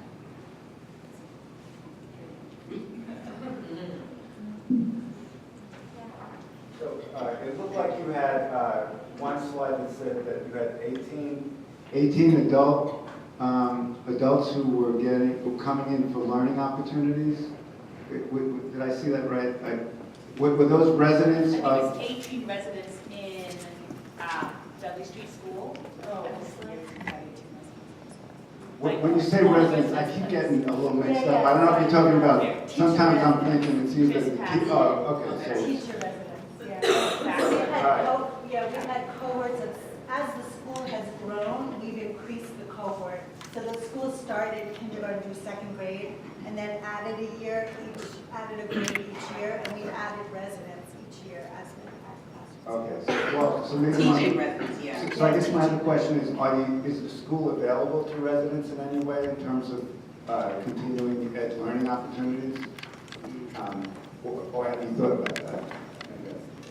Yeah, we haven't had the capacity to do that yet, but we've been talking a lot about, we've been talking a lot about a teaching academy, right? And so if we're offering learning in multiple ways that are courses, modules, different kinds of things, whether it be around, most of the courses now are about education and preparation, but there may be other ways that we can engage adults, whether from the community. Some of the teachers have been asking if they can participate in coursework that the teacher residents are doing. So we're thinking a lot about how do we expand this adult learning community to really ensure that we're impacting students, because we're all learning together about how to best do that. And I'll just add, one of our partners, I don't think Dinah's here yet, but our partner, First Teacher, actually, so First Teacher is an organization, their motto is power to the parents, and it's really around supporting parents in this role as First Teacher, so working with parents of birth to 5-year-olds. They started at Dudley Street Neighborhood Charter School, and actually meaning like not of the school, but in the school, and typically use that space for any kind of events that they have. So they do monthly workshops for parents around brain building and really the science around what's going on, particularly birth to 3 years old, and what parents can do to support learning at home. And Dudley Street Neighborhood Charter School is like the base for that program. So you have a lot of parents that may later be DSNCS parents who are actually getting familiar with the school, and their children are just getting familiar with being in a public school.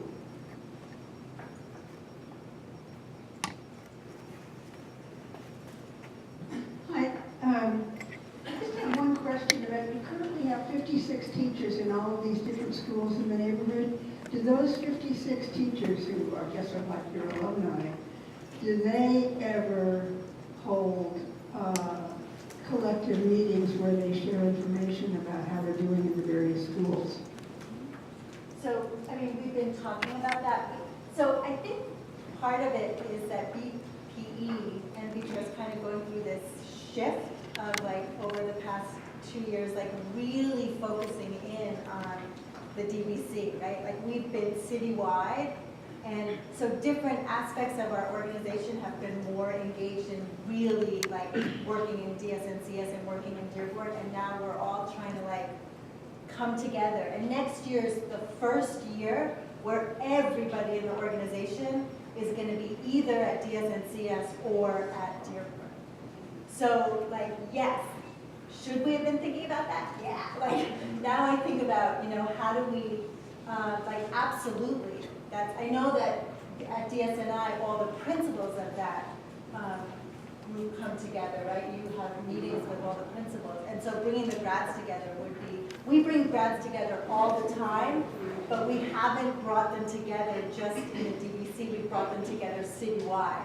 So they have planning parties. They have, times to talk about their experiences.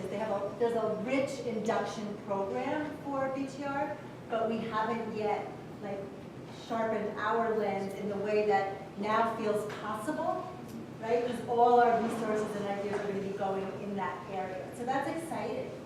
And yes, reading.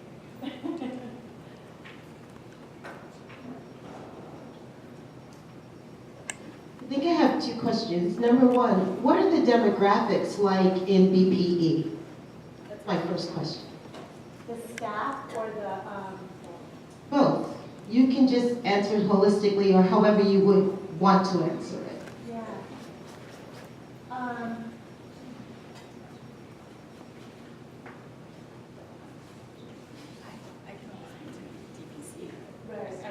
I can speak to the demographics for Delhi Promise Corps, our 28 members, but I don't know across the board. That's not what you're asking. No. then you don't have the answer to that question, and that's fine. Maybe Marty. So BPE as a staff, so BTR and DEC are about more match the demographics of the city. And BPE, I think, is, there's a diverse group of people, but it's definitely more white than people of color. If we're just looking at those demographics, but I don't know the exact demographics, I have those. So I was just piggybacking on her, because I was asking her to ask a question, and she said, you ask it first. So you say that the demographics of the city, so there are some of us that have different understanding of what the demographics of the city are. Right. So could you kind of give us an idea demographically around race? Yes. That's what I'm interested in terms of who's teaching kids, how these programs are running, Right. and what's the racial composition. I also have a second question. The other part is, what's the involvement of parents in that charter school? Okay, so, but answer the first question, and then I'll give it back to her.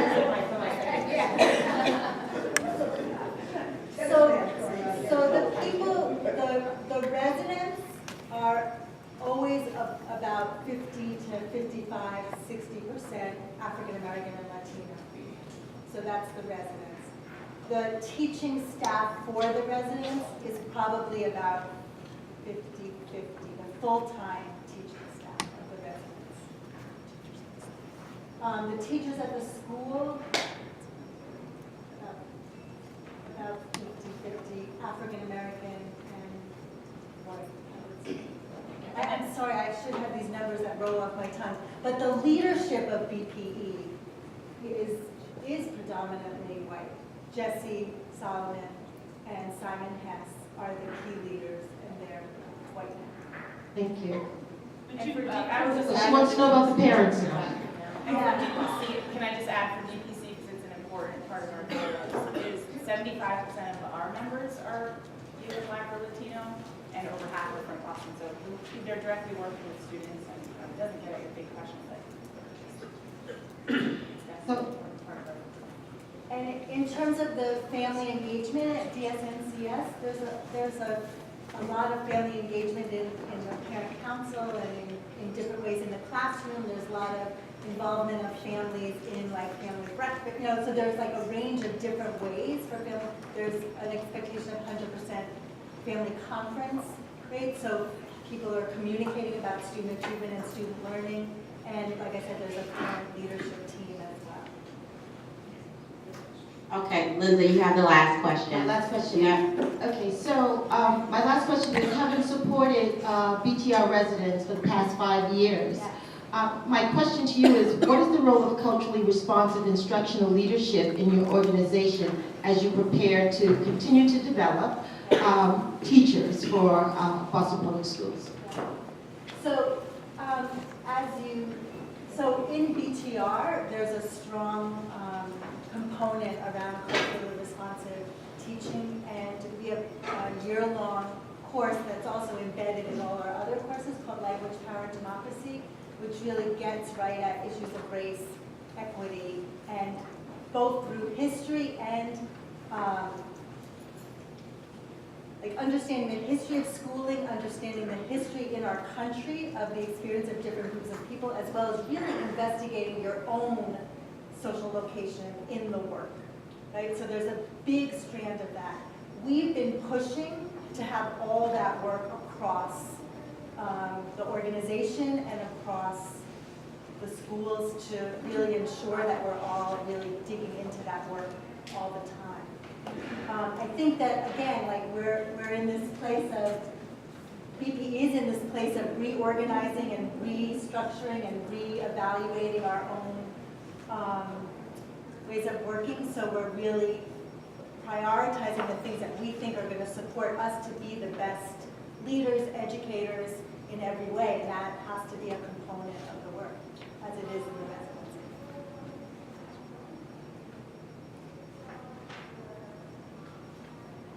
All right, you can ask one last question.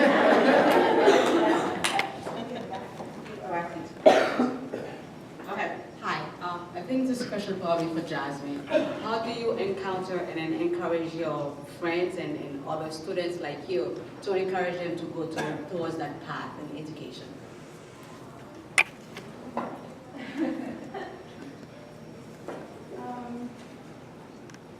mean, I don't know how to recruit people for education. I think it's something that you have to personally want to do. I definitely always, like for friends that are interested in education, I always recommend like a year-long like post-grad prep program, just because I think it's important to fully like prepare yourself and to have a strong foundation into like urban education. I think it's really on, but yeah.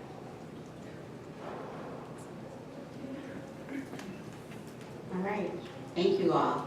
Thank you.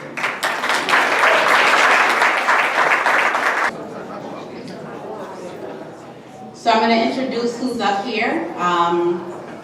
Some of our great partners in this Promise Initiative. Directly to my left, Christine Dixon, who's the Deputy Director of Project Hope, one of our longtime partners in many things, and particularly around No Child Goes Homeless, which is what we'll be talking about today. Next to her is Sarah White, who's a guidance counselor at Orchard Gardens K-8 Pilot School, Boston Public School, and one of our schools that's involved in No Child Goes Homeless, so she'll be talking about the impact it's having on her school. And then the illustrious Sister Margaret Leonard, who is the very recent former Executive Director of Project Hope, and just as importantly, a DSNI board member and a Dudley Village campus resident. And so she'll start us off talking about how we got here to be partnering in this way. We'll also, in between, we had a parent who couldn't attend, but we actually got them on video. So they'll be talking about the impact that this has had around their housing stability. Well, Sister Margaret, do you want to come up?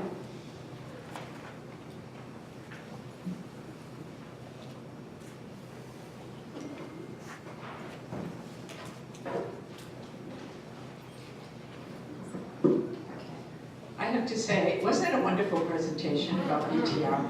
I was so impressed hearing about that. And first of all, I thought their slides were terrific.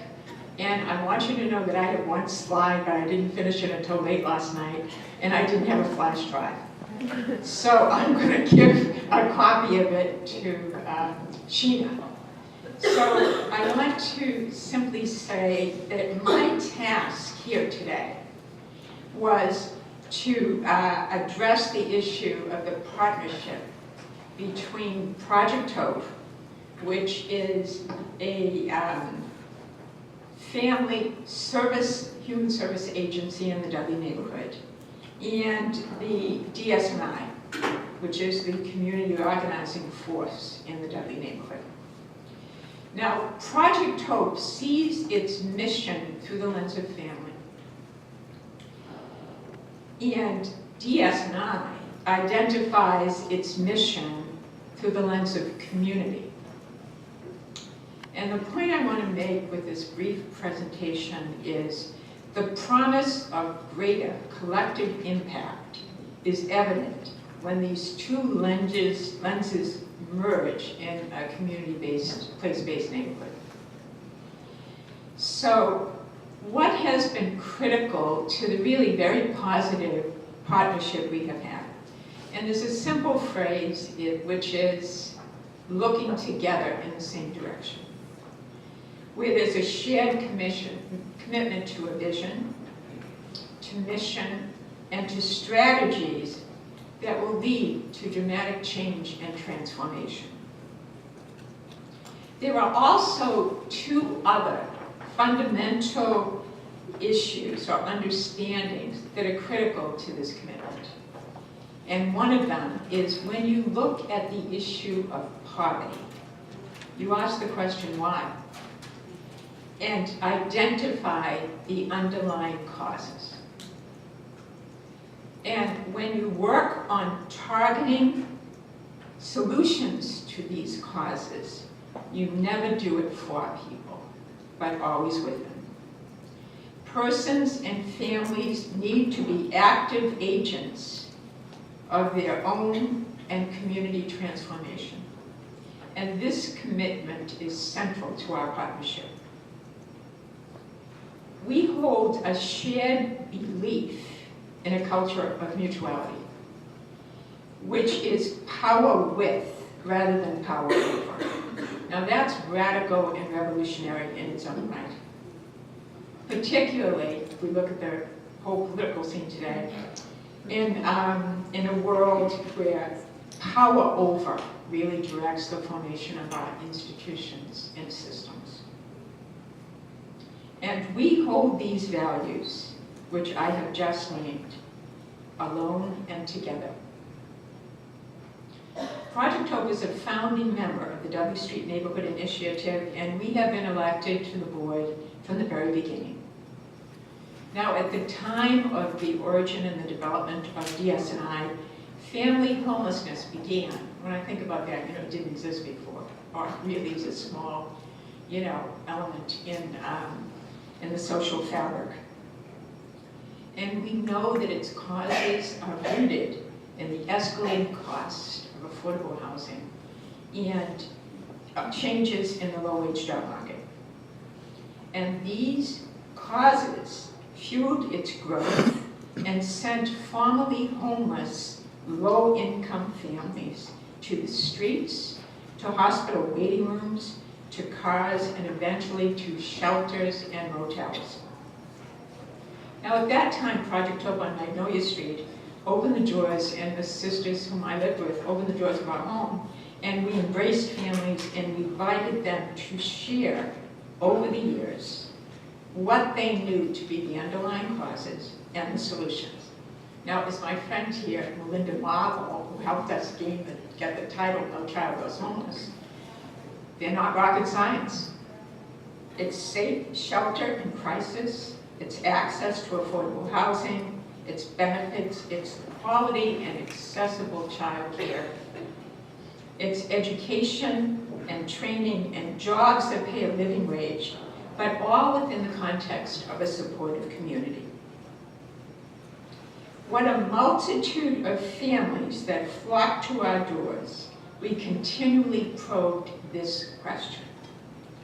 What does a family experiencing homelessness need to move from crisis to stability to thriving?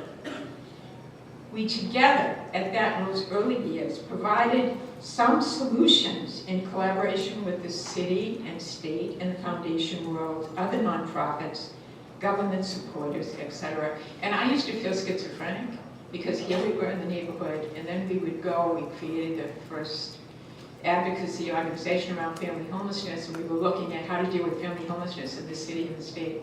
And I always wondered, what would happen, or what could we do to handle it right here in this neighborhood? And then DS&I was one, and that's what we began to do. So anyway, with those kinds of broader solutions, however, it was not enough.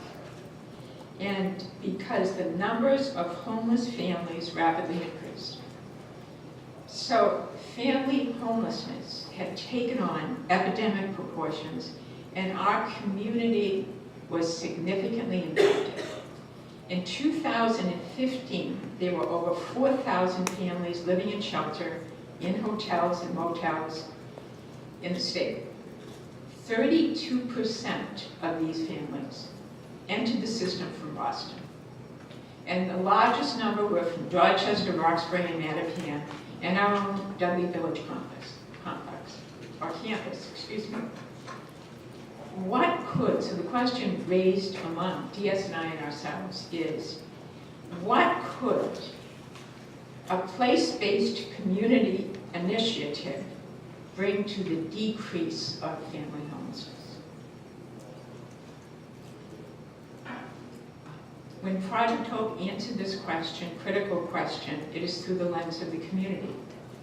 DS&I answers it through the lens of community and tweaks it in this way. What do the systems within community look like that provide support for the families to move on their growth trajectory from crisis to stability. The promised neighborhood designation was a gift because it gave us the bandwidth to merge these two perspectives, family and community. What does a family need? What does a community look like that provides those kinds of support? One from the lens of family, one from the lens of community. So in this group with ourselves and with people in the neighborhood and with people like Melinda, we really thought about a new initiative called No Child Goes Homeless. We engaged a community of advisors, or people that we had worked with over the years, and people that were very impressed with how W Street Neighborhood Initiative had changed the physical infrastructure of our neighborhood. And they were people from the city and state government, there were foundations, there were academic researchers, there were housing organizations, a whole group of people who came to advise us. And again, we asked them for their support and their ideas around strategy that would have an impact on broad-scale population change for families, particularly those who are homeless right around us.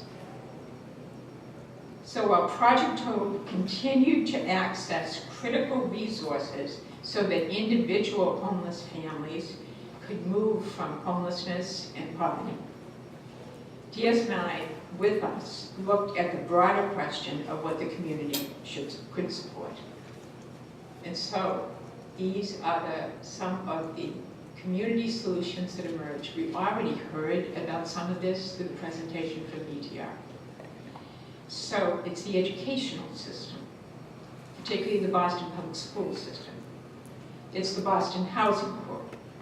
It's the housing systems at the state, city, and neighborhood level, and then the beginning foray into the healthcare system.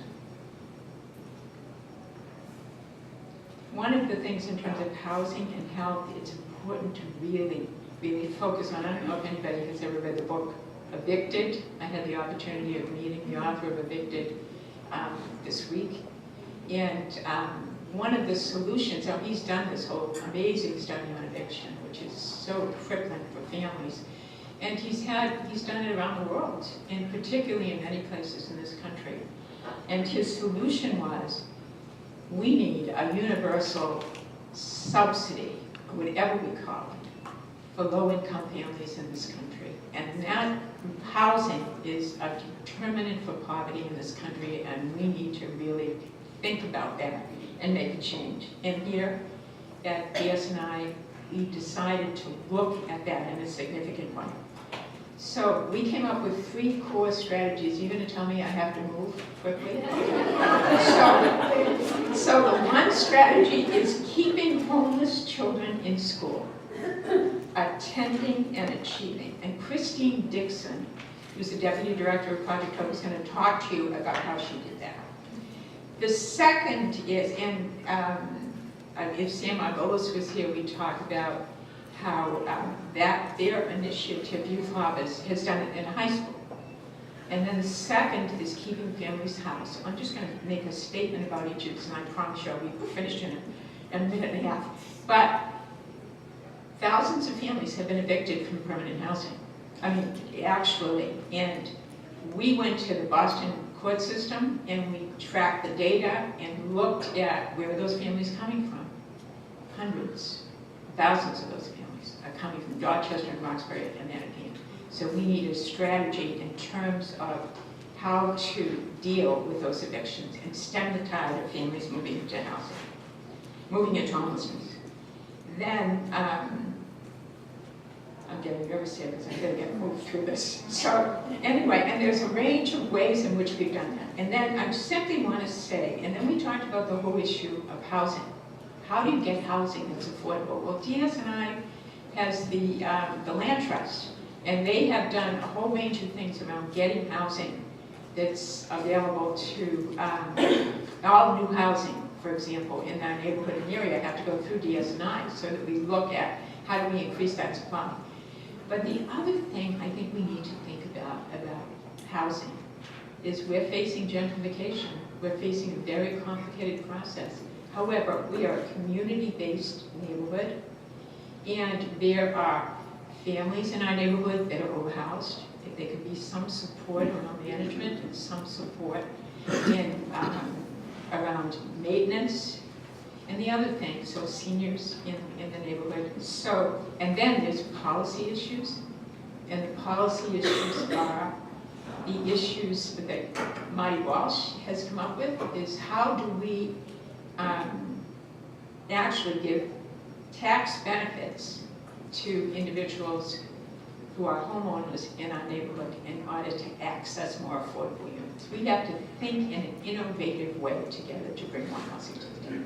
And then with the healthcare system as well, they are recognizing that poor housing equals poor health, particularly for children.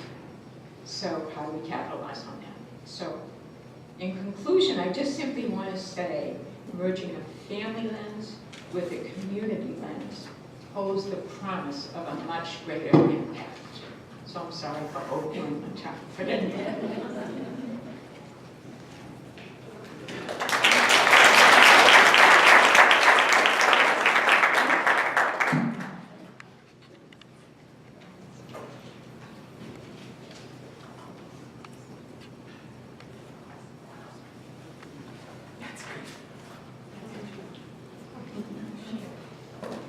So the No Child Goes Homeless initiative is an example.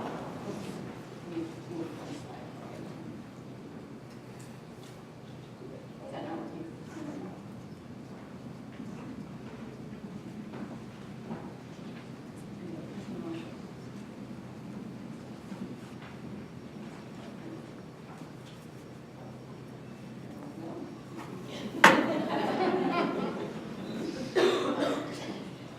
So the No Child Goes Homeless initiative is an example of a collaborative project between DSNI and Project Hope to address the issue of homelessness and housing instability in the Dudley Street community. And as Sister Margaret highlighted, these are two agencies that have a long-standing history in partnership. One of the ways that the two agencies agreed to tackle this problem was by providing support to families with children in the schools in the Dudley Village campus. And the three schools that we're working with are the Orchard Gardens K-8 Pilot School, the Dudley Street Neighborhood Charter School, and the Dearborn STEM Academy. And the work started in school year 2012-2013, so this is our fourth school year of this ongoing initiative. So some key elements to the success of this program. So DSNI brings a wealth of experience in development and planning and skills in community organizing, and had existing relationships with the schools in the neighborhood. And this was necessary in order to introduce the initiative to key players and to get buy-in. Project Hope brings expertise in working with families experiencing homelessness and rehousing families, using various resources and preventing evictions to stem homelessness. And as Sister Margaret mentioned, we've done research on evictions through the Boston Housing Court in the past, and we're currently working on analyzing updated data in partnership with DSNI and Homestar. So also quality data is key to the success and the expansion of this program, or this initiative, as well as viewing this through a policy lens, and I will talk more about both of those crucial elements in a little while. So how it works. Well, we've found that it's important to build relationship within each school in order to successfully do the work. So at least monthly we visit each school and meet with school staff, guidance counselors, school social worker, or student support team coordinator, or whoever the identified person is at each school. And they refer families that they've become aware of that are in a housing crisis or are homeless, and we talk about updates around families that they've referred in the past. A high percentage of the families from these three schools are Cape Verdean families or are Latino and speak Spanish, and we have a case manager, housing service worker, Paulette Gomes-Mendez, that speaks Spanish and Cape Verdean Creole, and that has been crucial to address to meet the language and cultural needs of the community. So the school staff refer families to us when we meet in person or in between by an email or a phone call. And we believe that it's really important as much as possible to get in touch with that family that very same day. And so Paulette reaches out to those families and she offers to meet them at their home, at the Project Hope office, back at the school, at a lunch break at a coffee shop. And these are families who are experiencing a housing crisis and their time is extremely limited. So that flexibility and responsiveness is really crucial. And our approach at Project Hope is to partner with families. Sister Margaret talked a little bit about that rather than advising or doing for. And so the process is that Paulette meets with each family and she tries to understand their unique situation and assesses strengths and needs of the family and together comes up with a plan to address their housing situation. So many of the families are homeless and in state-funded shelters through the Department of Housing and Community Development, or DHCD, and so the plan is to do housing search for an affordable unit. We're fortunate enough to be able to access a housing opportunity called New Lease, which brings together shelter providers, brings together families who are homeless and within particular shelter providers with property owners that have subsidized units. And the program's been instrumental in providing housing for many of our families that are referred through this initiative that are living in shelter. So in partnership with DSNI and Homes for Families, as Erica mentioned, we've been able to provide some trainings to school staff to increase knowledge and awareness of issues that students of families who are experiencing homelessness or in housing crisis may be experiencing, and to give those working in schools a better understanding of the shelter system and other housing resources that are available to families in need, and to train them to identify warning signs that one may see in students whose families are experiencing homelessness or housing instability. So we provided an annual training for Dudley Promise Corps members and Boston teacher residents, and that have Corps members in each of the schools that we're working. And I have also done some training for City Year and Citizen Schools members as well. Okay, some data to share with you. So there have been, you'll see the number at the bottom, 115 families referred to us since September of 2012, since the beginning of the initiative. And there are 46 families who have obtained or retained their current housing. That's 40% of the total number that have been referred. And there are currently 19 families who are currently looking for housing and receiving housing search assistance through Project Hope. And there are 11 families who we were able to connect with and did some work with, but left the program for various reasons because of obtaining housing. And then there are 39 families who only needed brief housing consultation, may have had some housing questions, or were not able to work with us for various reasons, or didn't respond to numerous outreach efforts. And so out of those 46 families who obtained or retained housing, 35 of them were homeless and in shelter and then obtained housing. So that's 76%. And 8 families were experiencing another housing crisis and obtained new housing. So they may have been doubled up or severely overcrowded and then obtained new housing. And 3 families received eviction prevention assistance to retain their current housing. And this is a number, I'm going to talk a little more about that, but that we would really like to focus more on. And of the 46 families who are now stably housed, about 57% or 26 families continue to receive stabilization and case management through Project Hope. So that is our effort to assure that those families continue to be stably housed and can work together with their case manager to set goals and reach goals that they may have. Okay, so now Sarah White, our guidance counselor from Orchard Gardens, I'm going to talk a little bit about the school perspective. Send you over here.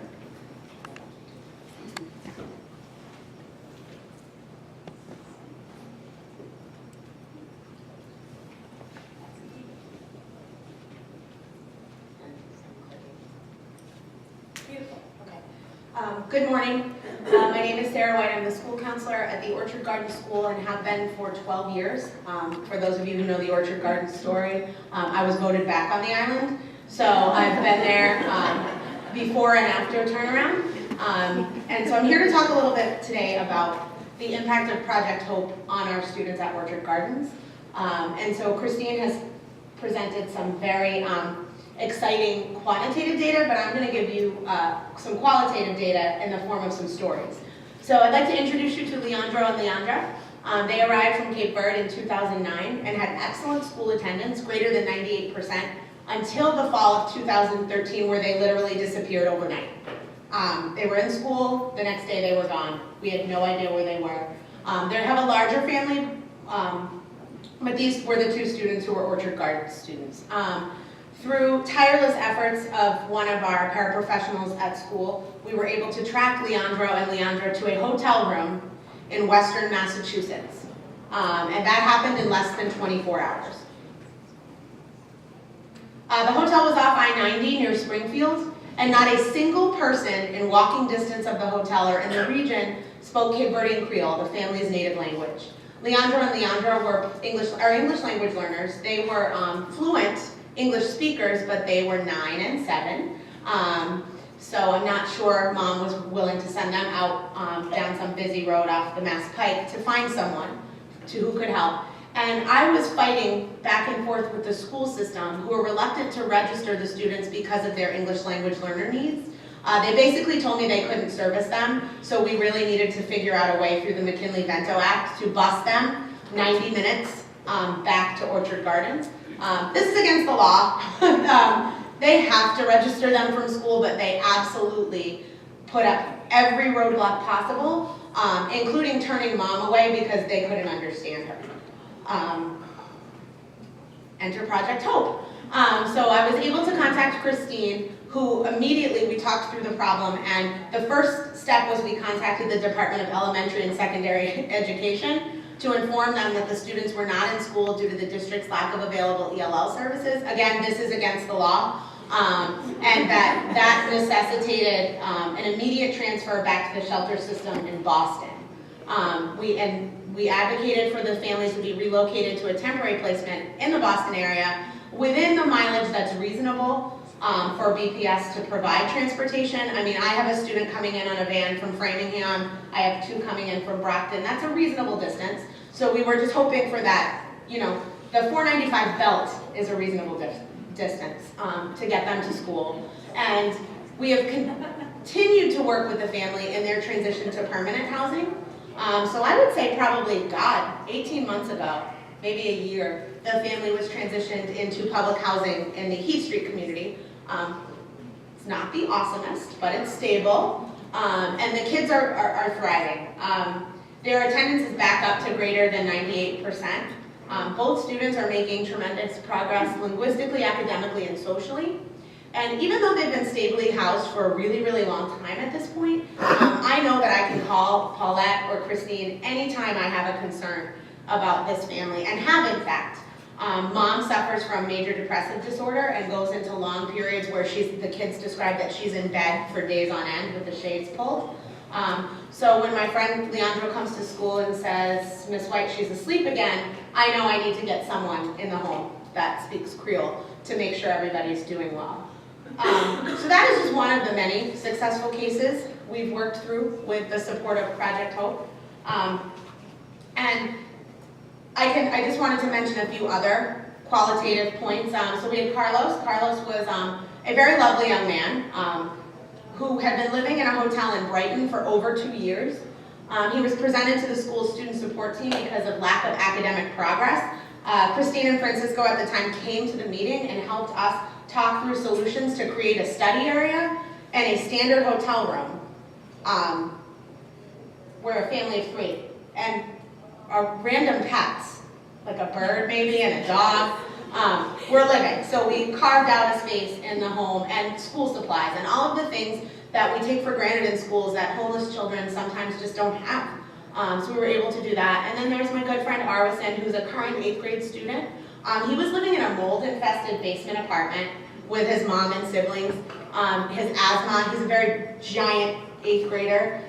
His asthma, which has always been a problem, had become a huge problem.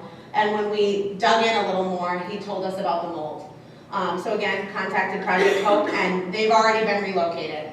And my friend's attendance is back up, and even though he has to share a bedroom with his little brother, he's so much happier in his new housing. And then finally, the Molina family, who I've known since 2012, who had never been stably housed. I swear to God, I used to tell Annabelle, the mom, that she was the mayor of the hotel they lived in because she had been there for so long. If we can't laugh, we cry. So we would laugh. And they are stably housed for the first time in 4 years. So that would not have been possible, A, without Annabelle's persistence, and B, without the support of Project Hope. So those are just a few. I could stand here and probably talk all day about, first of all, anybody who knows me knows I can talk all day about my students. But these particular cases were just a few that really stood out. So the partnership work, as Christine said, we meet monthly to discuss progress in ongoing cases, and lately those monthly meetings have been celebrations of stably housed families, which is really exciting, and that's in a large part due to the new lease program.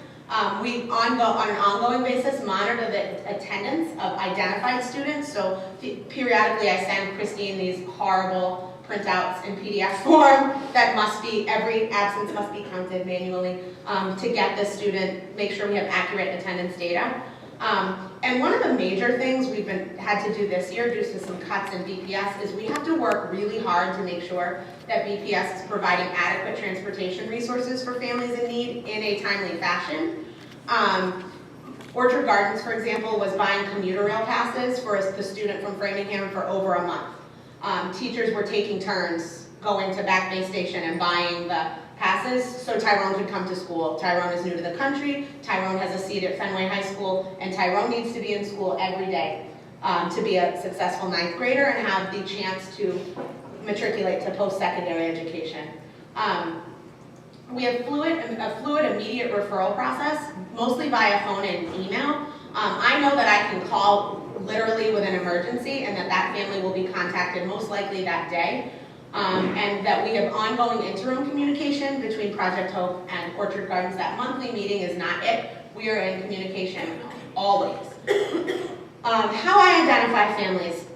Parent-teacher communication is one of the ways that this happens. Parents will casually mention that a family is currently living in Mattapan at grandma's house, or oh, we're getting evicted in a month, so my student may miss a few days because we have to go to DTA, and you have to bring the whole family, which is another issue. Drop-in, and by drop-in I mean my car is packed with my belongings and I'm at school and I need help drop-in. That's the most frequent. As a school community, that makes us feel really, really, really, happy is the wrong word, but excited that families trust us enough to come at their most vulnerable place with their worldly belongings in a car and ask for help. I work predominantly with middle school students. Middle school kids are a really interesting group of people. They're very secretive in some ways, but in some ways they're an open book. How I identified Arvison's family as needing support is he had arriving late to school. I called him to my office. I said, "Friend, what's happening?" He's like, "There's so much mold in my apartment, miss. I need help. I wake up every day and I can't breathe." So middle school students and the very little students, the ones in the middle not so much, they will tell you what's going on and that their family needs help. And then we also can direct referrals. Kids drop in, families, they come to me, or doctors will call and say we suspect this family is homeless. And then we do comprehensive overviews of attendance and academic data. So if we notice that a straight A student is suddenly not, or a kid with 100% attendance suddenly doesn't have it, that's a red flag for us. And then finally, Our only unmet needs is there just needs to be more affordable housing in the city of Boston. I mean, I'm a regular old middle-class girl, and my husband and I can barely afford to stay, and I refuse to live in the suburbs. So this is, I can't imagine what it's like to be a single mom with 4 kids. And then educator training is an unmet need for Orchard Gardens, and I wanted to make sure that it was clear that that is not because of lack of effort. Those of you who work in the Boston Public Schools or know the Boston Public Schools, the amount of pressure my principal, Megan Webb, faces to focus all of our professional development on academics is astounding. Particularly given that kids who are not present for learning, the rigor, the methodology, the pedagogy does not matter if you don't have a bed to sleep in. And so I stand here as a Boston Public School employee imploring the Boston Public Schools to please put more resources into better training educators to meet all of the needs of students that go beyond the classroom. And that means more guidance counselors, just saying. Thank you very much. It's been a real pleasure and a real honor to work with DSNI always, and Project Hope most recently. So thank you.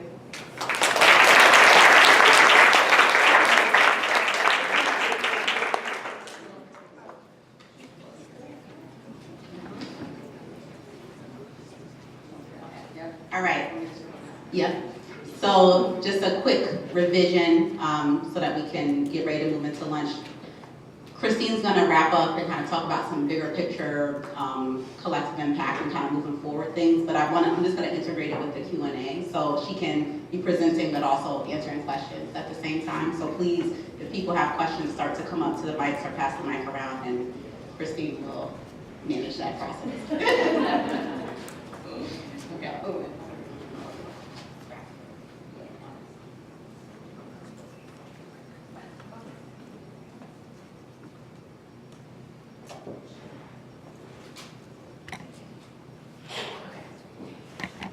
Sarah mentioned the struggle to collect attendance data throughout the initiative, but we've been doing it. And I mentioned there were 46 families that have found, obtained or retained housing. And although we have 46 families, we need sufficient pre and post data to be able to make that comparison. So we are going with 3 months of attendance data during the time that they're homeless or in housing crisis, and at least 3 months of attendance data after they've obtained housing, when they've been stably housed. So of those 22 students, 55% have shown improved attendance since becoming stably housed. And we're calling this preliminary outcomes because it is a smaller sample size, but then DSNI did some further analysis on that data for us to show that it is significantly, that it is statistically significant. So the 2 categories that we are highlighting here is, the first is for students who have 98% attendance rates or higher. And as you can see, during the time that those families were homeless or in housing crisis, only 18% or 4 students reached that 98% mark. And after families became stably housed, that number increases to 41%. That's 9 students, but that's a significant improvement. And then looking at the chronically homeless rates, which is those students who are absent 10% or more of school days. During the time that those families were homeless or in housing crisis, that reached 18% of the students were chronically absent, where when the families were stably housed, it drops to 5%. So that's also an improvement. Looking at the general attendance rates for our group of students in comparison, just to give some perspective, the Boston Public Schools attendance rates from 2014-2015 school year are the first column, and then the last is the Massachusetts overall across the state of Massachusetts rates for the same school year. And then again, you can see that the pre-placement rates for our 22 students versus the post-placement data for the it improves as families are stably housed. And then the chronic absentee rates. Again, BPS rates are there and the Massachusetts rates. And then the chronic absenteeism really decreases. It's, as families are homeless or in housing crisis, it's around 18%, and then it drops to below 5% when families are stably housed. Okay, so I'm going to move to some challenges and policy implications as we've learned through the life of the initiative so far. A challenge that we have faced is in coming up with housing solutions for families who are unstably housed but are not in emergency assistance shelter, the state-funded shelter system. I mentioned the New Lease program, which has been a wonderful opportunity, a great option for many of our families, but as is the case with many subsidized housing opportunities, it's only available to families who are in EA shelter. And other waitlists for subsidized housing also give priority to families who are homeless and in shelter. And so there are no other options really for families who are in need of affordable housing, who are doubled up or in severely overcrowded situations or paying well over 50% of their income towards housing costs. There are, however, resources to prevent evictions for families who are at risk of being evicted, but with some funding could maintain their apartment going forward. However, the challenge is identifying those families early on, early enough that the tenancy can still be preserved. And it has been determined that the cost of sheltering a family in our state EA system is $30,000 annually. And when we look at Project Hope's average amount of eviction funding that we used, this is over the past 2 years, it was $812 per family. And there's clearly a human cost as well. And as our initial attendance data shows the effect that housing instability has on a student's attendance and therefore most likely on his or her academic performance, Children's Health Watch has also done extensive research on, Sister Margaret mentioned as well when she was talking, on the effect that housing instability and homelessness has on children's health and development. And I just want to point out their latest publication, which is Housing as a Healthcare Investment. And I'll just read their conclusion. Research from Children's Health Watch shows the significant harmful impact homelessness and unaffordable or unstable housing has on the health of infants and children during their most critical development stages. It can also lead to costly hospitalizations and increased health care needs. So expanding access and improving rental assistance programs and other affordable housing programs are key strategies in improving health outcomes and lowering health care costs for children. We've also developed a screening tool that can be used by teachers or other school staff who have ongoing relationships with parents and gives them the language to begin these conversations. To be able to ask families about their living situation and be able to identify any issues early on and then let them know what the resources available and potentially refer them to us if needed. It was used by Dudley Street Neighborhood Charter School during the school year last year with some success. But as Sarah said, also, schools are under multiple pressures and priorities, and it will take some further training and support to get to the point where every student is screened and could be referred for support. And we also welcome other input or interest in working with us to further develop this tool.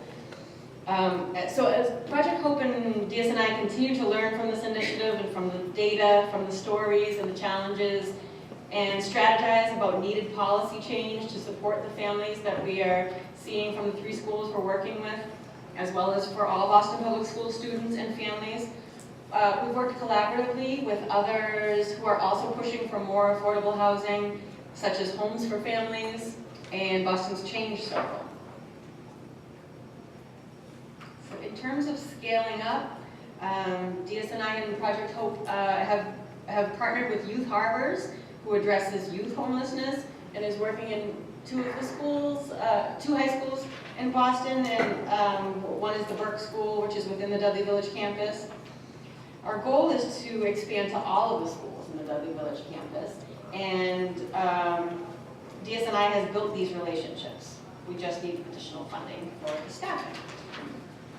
So as we think about scaling up and increasing our impact, It will be important to think about further ways to use the training curriculum that was developed by DSNI, Project Hope, and Homes for Families that can be used in further ways to educate all adults who are working with children and families about the effects of homelessness and early identification. We also hope to further develop the screening tool and integrate that into all parent-teacher conferences and other conversations that are to be able to prevent homelessness and support all families in need so that really no child goes homeless.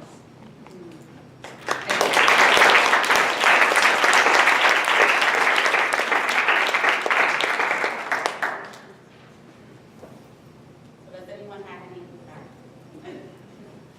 Any questions?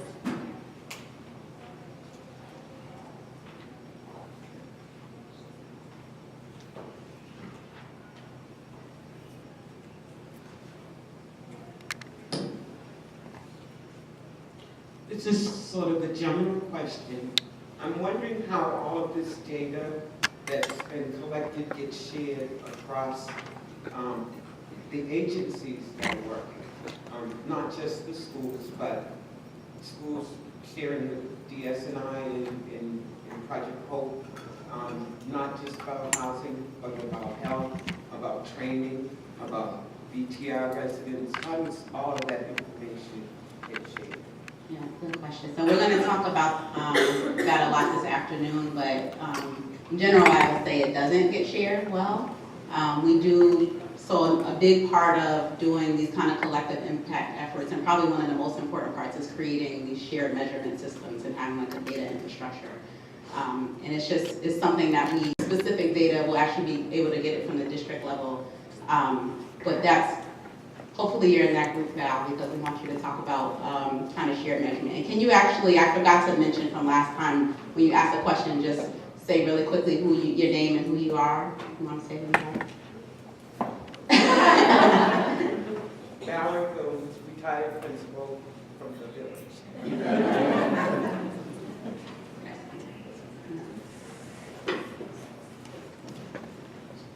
Hello, I'm Eric Leslie with Union Capital Boston, and really love all the information and success when you say needing more funding to grow and expand. I'm just curious generally how much more funding is needed or per capita or per program, because I'm guessing it's a lot less than all the costs of having to house and transport children that are homeless.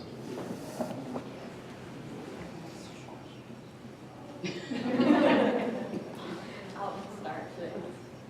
Yeah.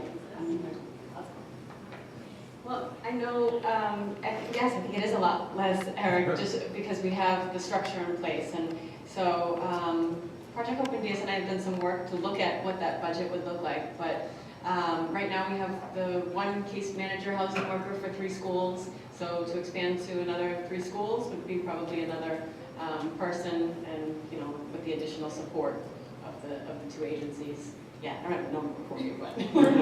But not that much. Like, No, not that much.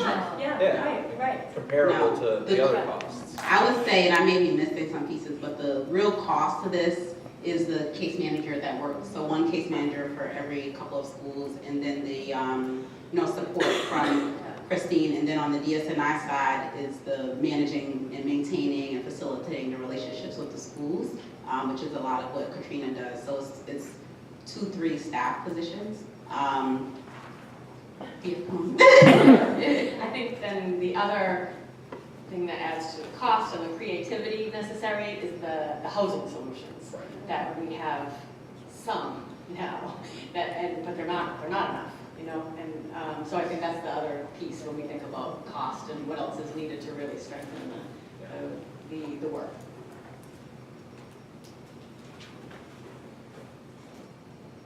Hi, I'm Letitia Raymond with the Boston Housing Authority. I have a question about, it's probably more so outside of the No Child Goes Homeless initiative, but I'm thinking back to Leandro and Leandra and how that could have been a real fail on the school system if they weren't registered. And I'm wondering if you guys are aware of any collaboration with DTA in the school system where this could have been prevented without your initiative, your staff having to step in, because DTA is a state agency that's placing a family that has children. It should be aware that these children are being taken out of school and that they're going to they're going to need to be registered in the school district where they're being placed by DTA. I'll say just on the, I'll say on the, as far as, so Boston, I don't know about, because I know they were closer to Springfield, but Boston Public Schools does have a homelessness office, the HERN office. And so we do some work with them. It tends to be mostly focused on transportation. So figuring out how to get people 40 miles back or 40 miles out. I don't know what kind of conversations we have around resources past that, but that's the bulk of the work that we do. And I think really it's a capacity issue for the district. And then I have one more question about... For your first one? So our family state shelter system, it's a state system versus the school system being citywide, and I think that is a piece of the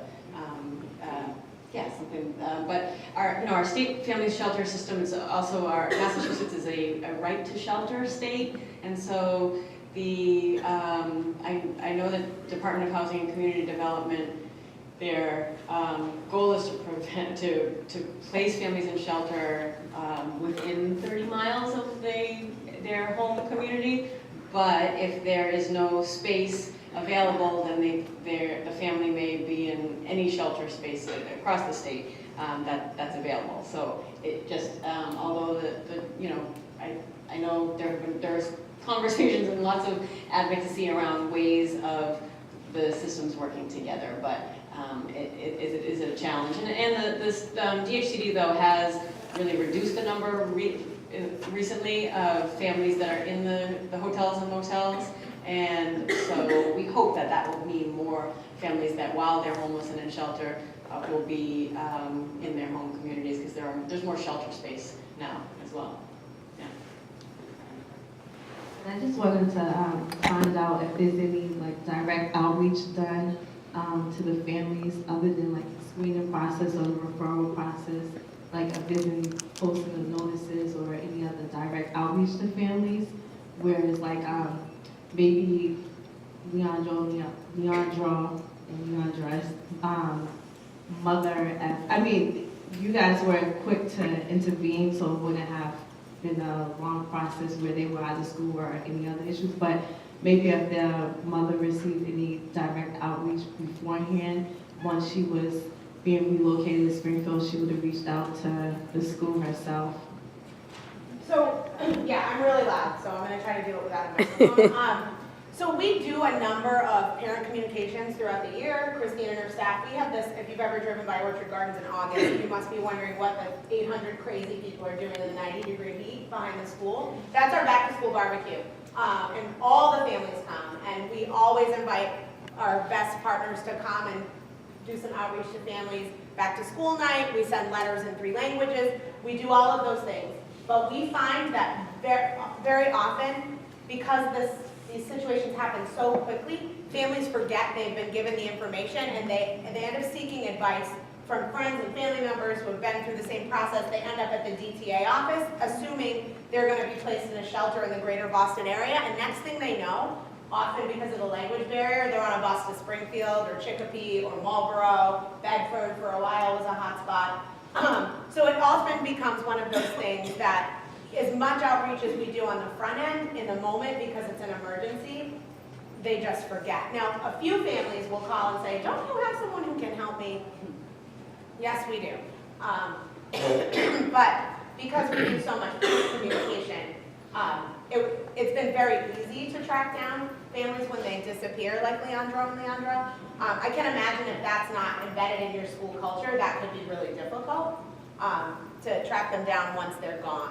And then I would also say, back to your first question, school systems that don't deal with the issue of homelessness don't understand the McKinley-Vento Act at all. And so that's another huge problem. So some of the school districts who don't have a large number of homeless families have not read the legislation, they don't understand it, and they're just turning kids away left and right. Like, you gotta go back to your home school. No, that's not true. No little person should sit on a bus for 2 hours to go back to their home school. You have to now hire an ESL teacher. So there's a lot of misinformation and misunderstanding about that. And it's largely clustered in those small Western Mass towns off the Pike where these kids end up. And I mean, it got really bad for Leandro. He wasn't going to school, and because he was a little brown boy in an all-white town, the police were called a number of times because he was playing ball in the parking lot of the hotel, in between the hotel and the Applebee's. So he was interviewed by police multiple times about his business in the area. The kid was 9 years old. So this has a much broader impact than school attendance. So.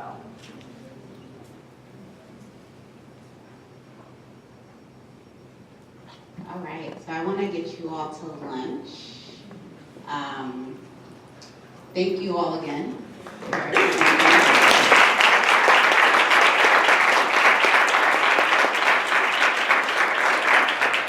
And so, couple of things.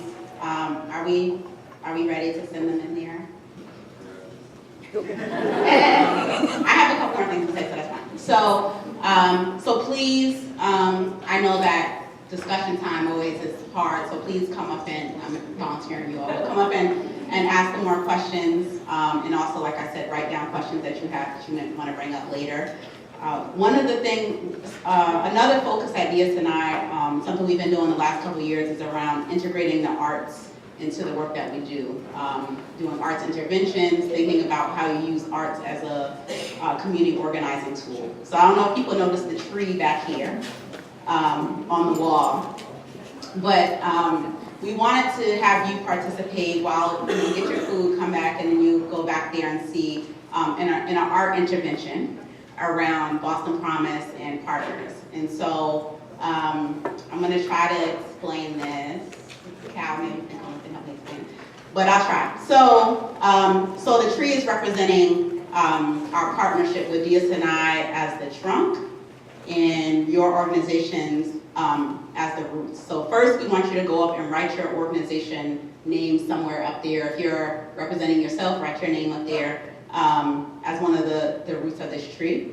And then we have a number of different colored leaves and an acorn. This is very deep.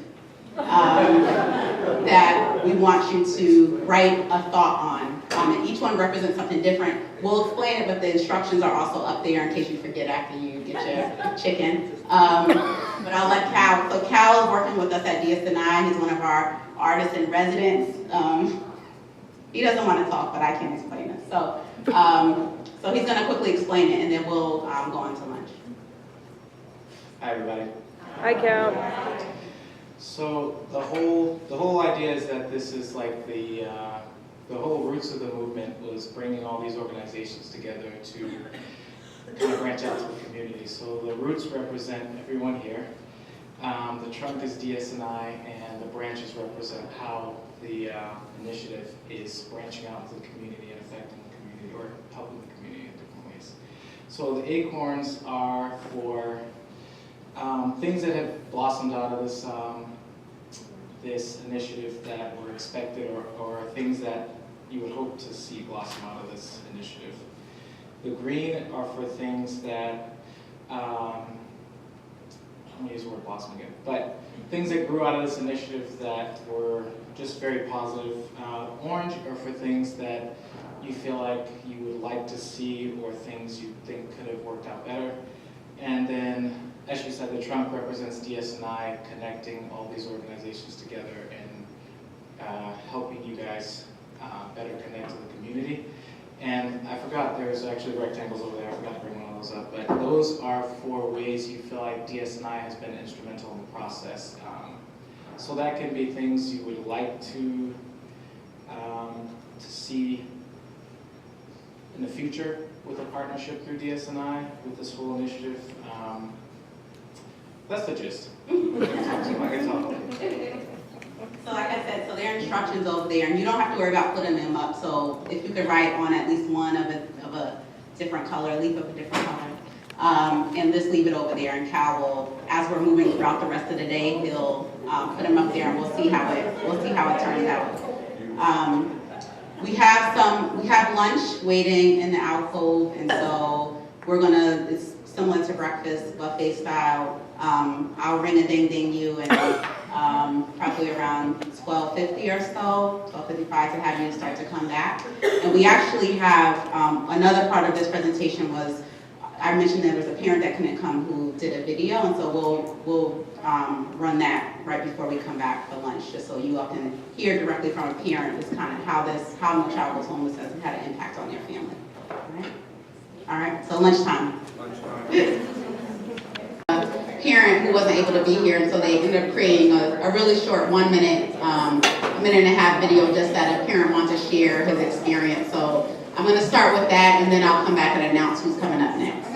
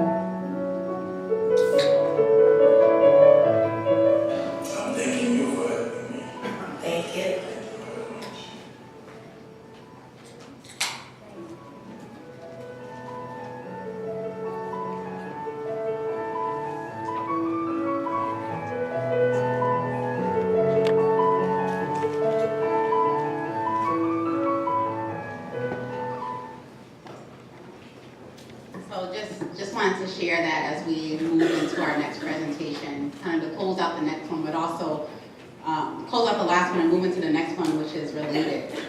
So just as a reminder, our first presentation this morning was really just focusing on the idea of place-based teaching and learning. And then, so that was with VP as our partner around that in some of our schools. Then we moved to talking about the intersection between housing stability and academic achievement. And so now we're going to talk about economic mobility and family stability, and how, one of the things, I don't remember if I said this at the beginning, is kind of a theme throughout a lot of this, as far as DSNI's role and the role what we're doing with partners is addressing these non-academic barriers to learning, and how can we support that in a place. So we're going to have our partner from Family Independence Initiative come up, as well as some DSNI staff, board member, and a board member. So I'll ask to come up Criswaldy Vasquez, who's the Executive Director of Family Independence Initiative, Boston. Harry Smith, who is at DSNI, he's our Director of Sustainable Economic Development. Luz Colon, who's our Fair Chance Coordinator, a DSNI staff person, and Tracy Booth, who's a Fair Chance leader, DSNI board member, Union Capital member, and a Dudley Village campus resident, who's going to share her experience. So come on up.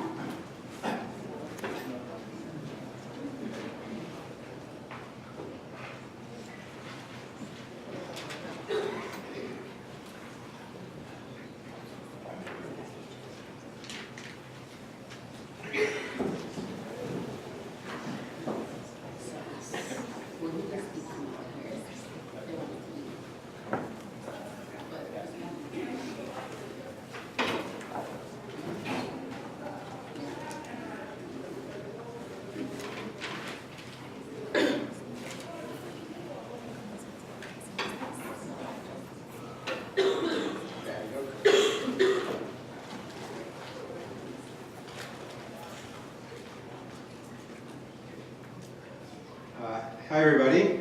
My name is Harry Smith. I'm the Director of Sustainable Economic Development at Dudley Street Neighborhood Initiative, and I'm very pleased to be speaking here today about the Fair Chance for Family Success Initiative, which is one of our most exciting efforts over the last couple of years tied into the Promised Neighborhoods Initiative to try to really focus on family economic sustainability. And that's a lot of what we focus on with our affordable housing work, our community land trust work, our work around trying to make sure that local development is really benefiting the residents of the neighborhoods. And we have several mottos and slogans at DSNI. One of them is development without displacement, which you heard some about with our No Child Goes Homeless initiative.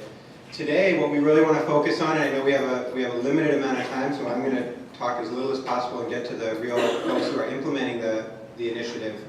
I'm going to talk about this very exciting initiative that brings together two longtime partners, Family Independence Initiative, Boston, and DSNI in our Sustainable Economic Development work. And the reason that that's so important is that, kind of, as Sheena said, tying into the work we do around housing stability, that our work around education and education reform and promoting educational success of children is really intricately tied into our work to promote a stable, economically sustainable, and economically viable neighborhood. We really can't separate them. We're not just about saying, hey, go to this school and you're going to be fine. We can't pull the kids out of the neighborhood. We're very much about the place, very much about improving the place, improving the schools. And so just like we're looking at mobility of students in the housing front, where that affects their academic achievement, overall economic instability is a major factor in the issues that are affecting our schools and our families as a whole. And so Fair Chance is a way to really build on the vision and the values of DSNI to take a place-based approach to the Family Independence Initiative model, which is really more of a citywide approach. And so I think you're going to hear that there's some really interesting innovations that we've done, and there's also some challenges that provides. So we want to get into the conversation, and then we're going to have plenty of time for question and answer and follow-up. So I want to introduce Chris Maldi-Vasquez, who is the Executive Director of FI at Boston, to start.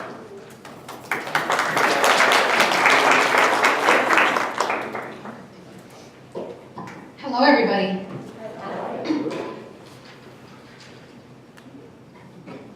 So as Harry mentioned, Fair Chance is a partnership between Family Independence Initiative and DSNI. And this partnership came about because of very important pressing issues that we have in the community.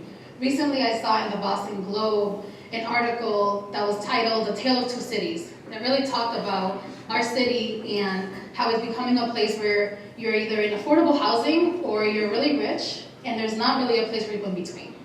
And that is a serious issue because a lot of the residents actually want to stay in the neighborhood, and we are not creating pathways for them to be able to stay. And that just reminded me of the importance of this partnership, because what we're really attempting to do is create this choice so that if families want to stay in the community, they can go after their goals and they can create the wealth and the backing to be able to stay. Before I go into what the actual work looks like, and just a teaser, I'm not really going to go too deep because Luz and Tracy are going to do that work. I'm really going to focus on the big picture and why we've done this. And this may be redundant for a lot of us because we're doing this work, but it's important to understand where this came from. Now, Family Independence Initiative is a national organization that started in Oakland, California, and came to Boston about 6 years ago. And it came to Boston because of what I just described and why we started this partnership with DSNI. A little bit of history of how we started. Mauricio Miller is the founder of FII, and for many years he was in social work. He was working with gang-involved youth to place them into different job placements. And part of what he saw was they went off, they did a great job in these new employment opportunities, but now their kids are coming in. And we're not really breaking this cycle. And for a lot of families, that is a reality. And at that point, he was challenged. He was challenged because he was on the board of an organization that was putting forward a $10 million proposal that was mostly jobs, right? It was jobs for social workers, for administrative assistants, etc. We've all seen that story. And the challenge was, is this really going to solve poverty? And his response was, actually, I don't think so. And he was challenged to think about what will.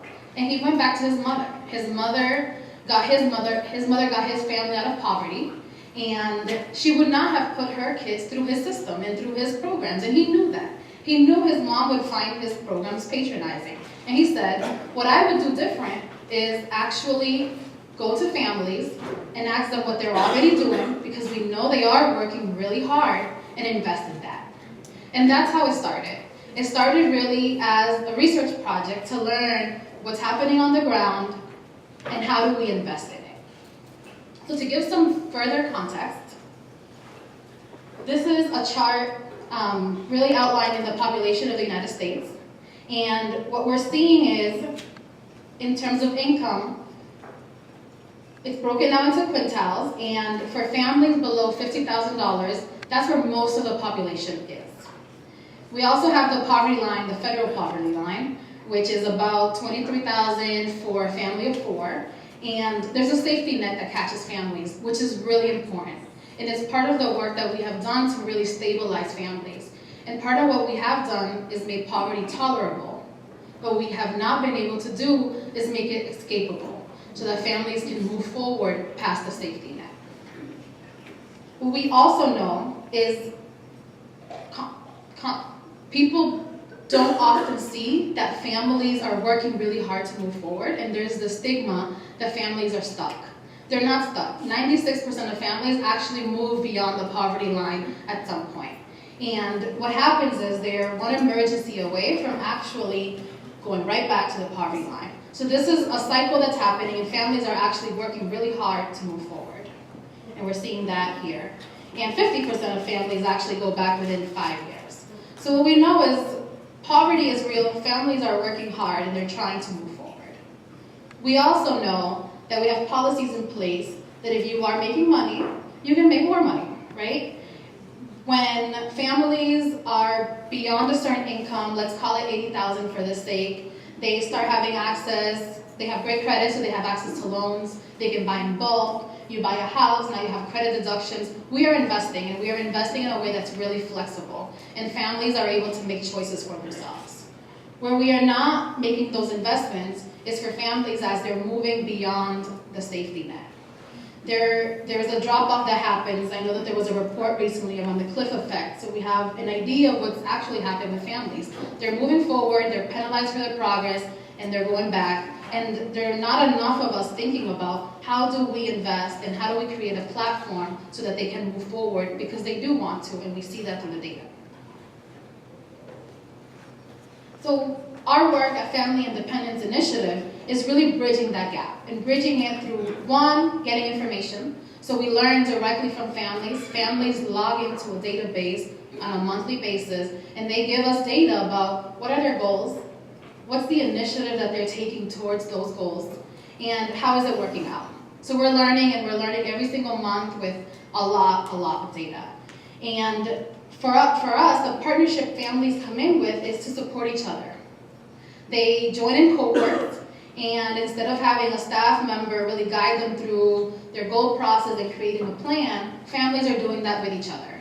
So they're giving data, they're meeting with each other, and then they have access to resources. And those resources are coming because we're learning from families. So as we're seeing this data, different trends are surfacing. For example, families really care about health. We start seeing a lot of initiative in health. And we know there's a lot of programs out there on health, but not enough of them are really following what families want to do. So we say, here's $500, let us know what you want to do with health, because we see you're doing it, and then we can match it. And we start seeing tremendous results from that. And there are many different areas where we have such resources, like purchasing homes, starting businesses, going back to school, furthering their education. We're learning from families on what they're doing, and then figuring out how to actually resource it. So when Family Independence Initiative partnered with DSNI, our goal was really, this is happening across Boston. FII came to Boston in 2010 with 35 households and now has 800. What if we concentrated in the Dudley Village? What if we had families connected to each other that actually lived close to each other and were sharing very similar resources, because there's a lot of resources in the community? What will happen? And that is where Fair Chance was born and what we have been doing for the past 2 years.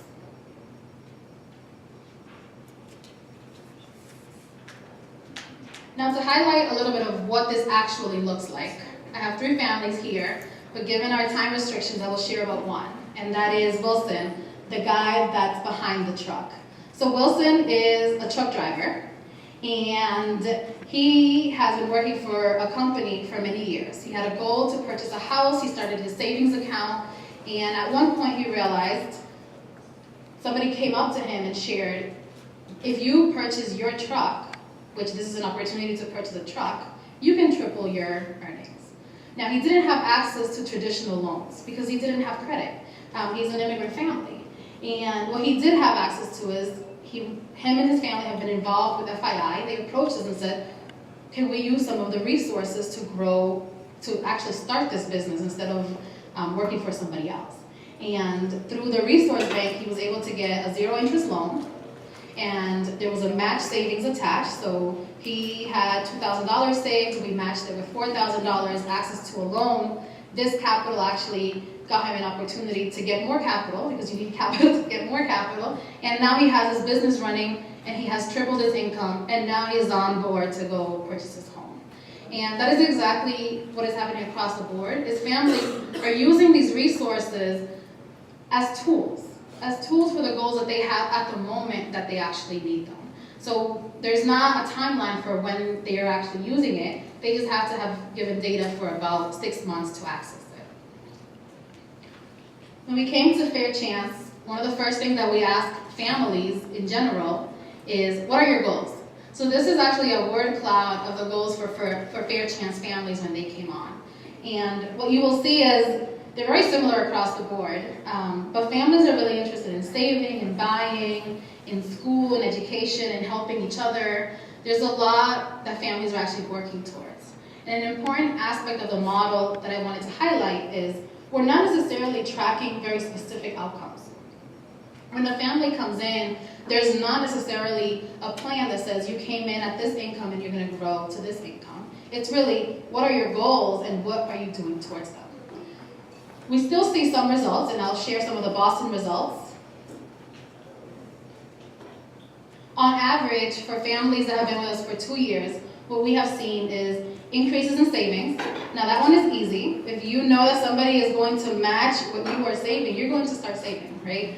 There's often an idea that families can't save. They can, and matching it definitely helps it. There's been increase in income, so 27% increase in income, improved health, and improved grades and attendance. And I will highlight something from the improved grades and attendance, because it's one of my favorites.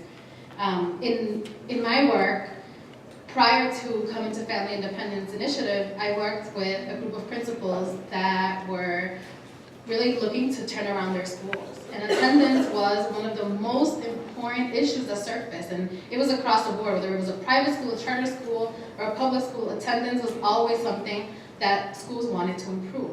So I always had it in the back of my head as I joined FII, and at one of the meetings, when I was talking to a family, I saw in the database that for the child, all 4 of the children actually increased attendance and grades 1 month. And I said, wait, how did this happen? And I asked the family, and she said, well, we didn't have a car before. And when one child was sick, all of them had to stay home, because how am I going to take 3 buses to actually bring them all to different schools, because they're not even in the same school? I got access to a car, and now when one is sick, I can drive them around and they go to school. Very easy solution, but there was no way that in this cohort of principals that we were brainstorming what to do around attendance, car was going to come up. And if it did, it would have been ridiculous, because it's not the need across the board. But the importance there is that for every family, it's a different solution. And learning directly from them about the solution that they are creating or that is important for their household and figuring out how to resource it is incredibly important. It's not really a one-size-fits-all, and regardless of the work that we're doing, any resource we are creating really has to follow that. And I will stop here so that I can invite Luz to come up and share a little bit deeper about how this looks like in Dudley.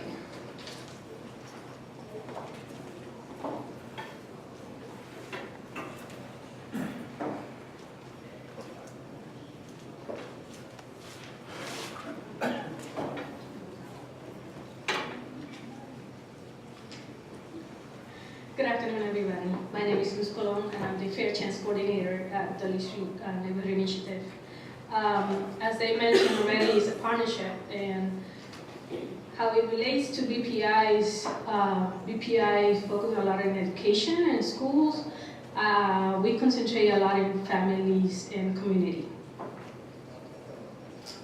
Our goal is to use this national model that Chris Mandy just spoke about and create socioeconomic impact in a community.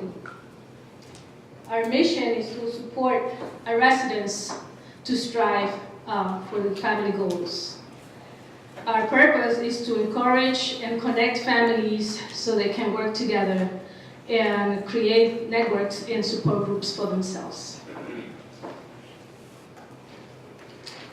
Our model is based on DSNI values, and that is very dear to us as organizers because we are ground on these ground rules and missions that we have, and these values are very, very, very dear to us. And resident leadership, mutual and shared responsibilities, and the fact that anything can be possible when we unite is a great part of this initiative. The initiative started in the spring of 2014. We hired 8 community members to help us do outreach and talk about the Fair Chance initiative to other residents. By the end of the first month of training, they decided, you know what? We community residents, can we be part of this? Of course you can. So they decided to form their own groups. They still did the outreach, and our first info session, we had over 200 people attend to on that day. So by the end of 2014, we had 10 groups fully enrolled. We have 15 groups right now with more than 125 families. Our goal is to have 200 people by the end of 2016. We have plenty of challenges like anything else, right? We have a lot of technology challenges because as the network grew, we started facing challenges with technology. We have dropouts. People, the one thing that I find is once they reach their number one goal, whether it's to find a job or go back to school, now they don't have the time to stick and finish the commitment of 2 years. We do have a lot of personality challenges that I have to deal with in a monthly basis.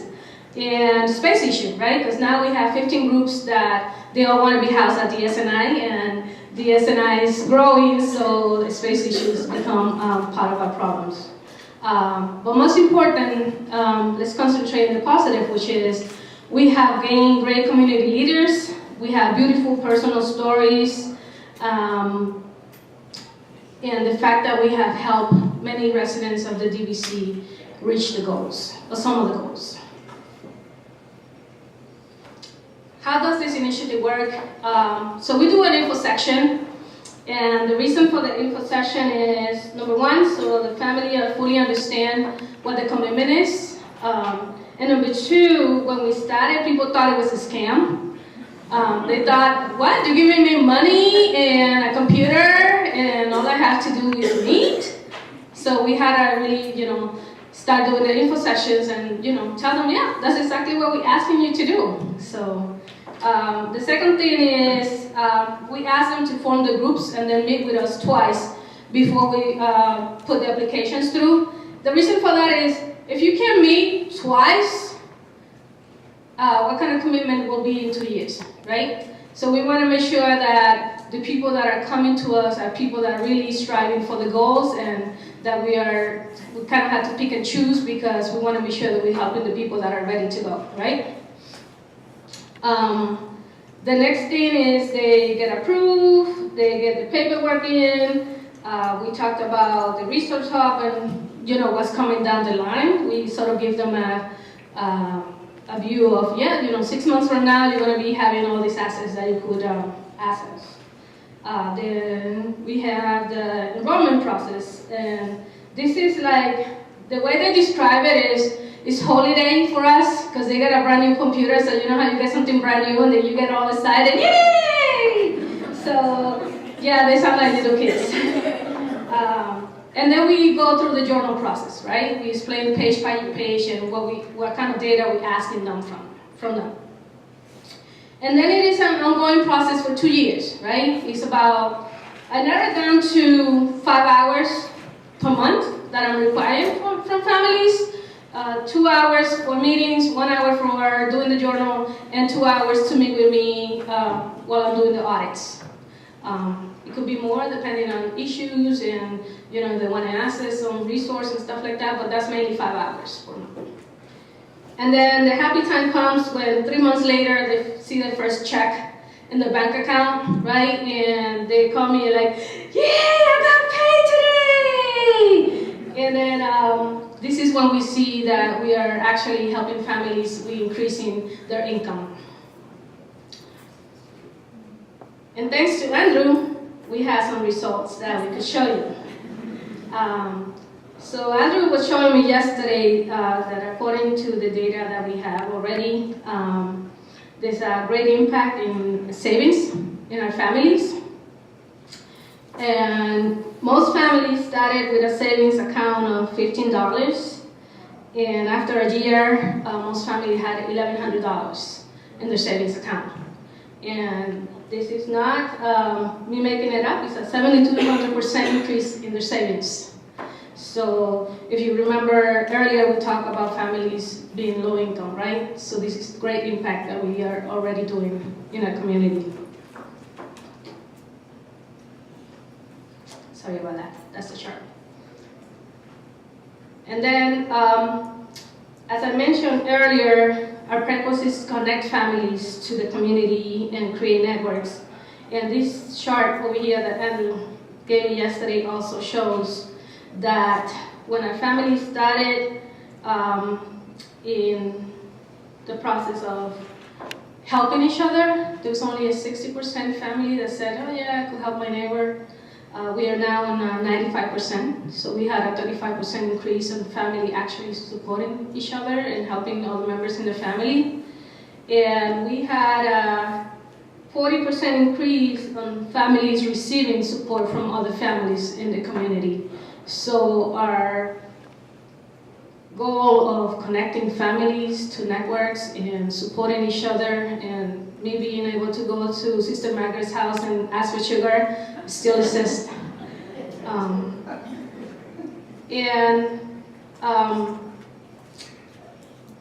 We have plenty of stories, but I just want to show you pictures. So we ask families not to just think about themselves, but what can they also do for the community.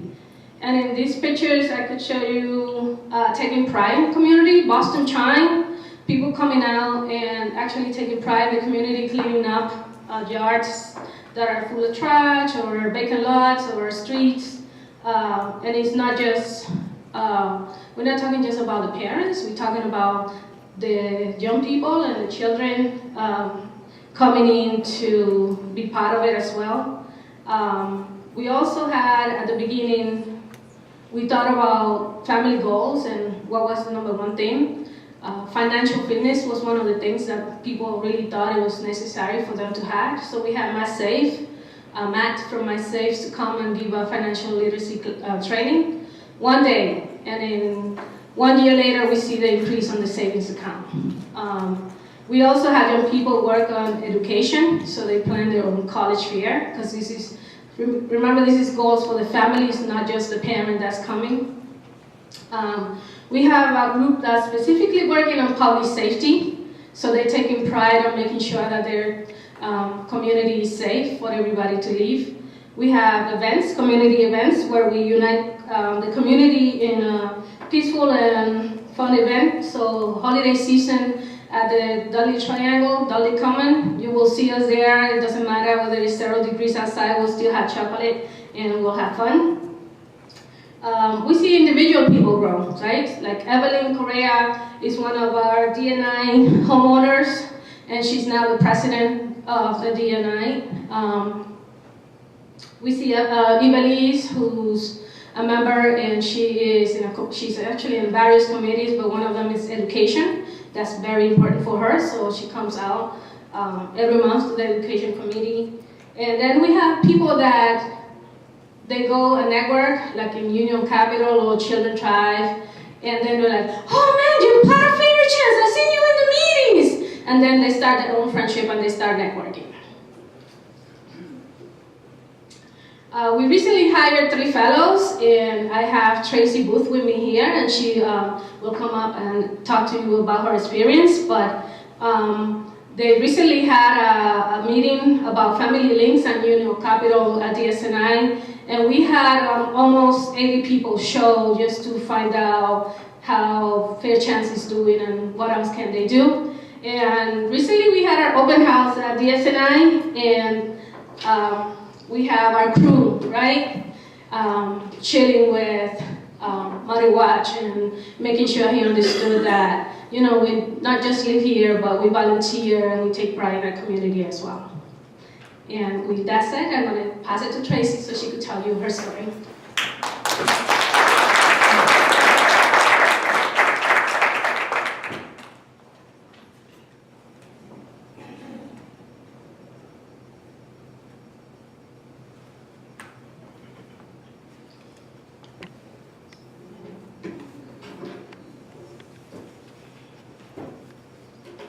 Good afternoon, everyone. My name is Tracy B. Booth. I am a resident of Upton Corner area. I'm a mother of 4, a grandmother of 5. Yes. So I guess I'm going to just give you a little bit about me and how I got involved. So originally, I don't quite remember how, let's put it this way.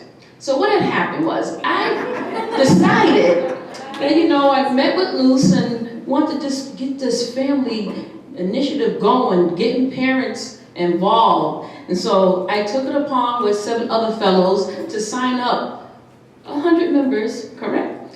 And so I think I was the first one to start 4 groups. I was on the thrive. I'm telling you, the first week I already had 2 groups started and 2 more going. And like I said, I'm a mother of 4. I have, you know, one of my children's in college and the other one's in high school.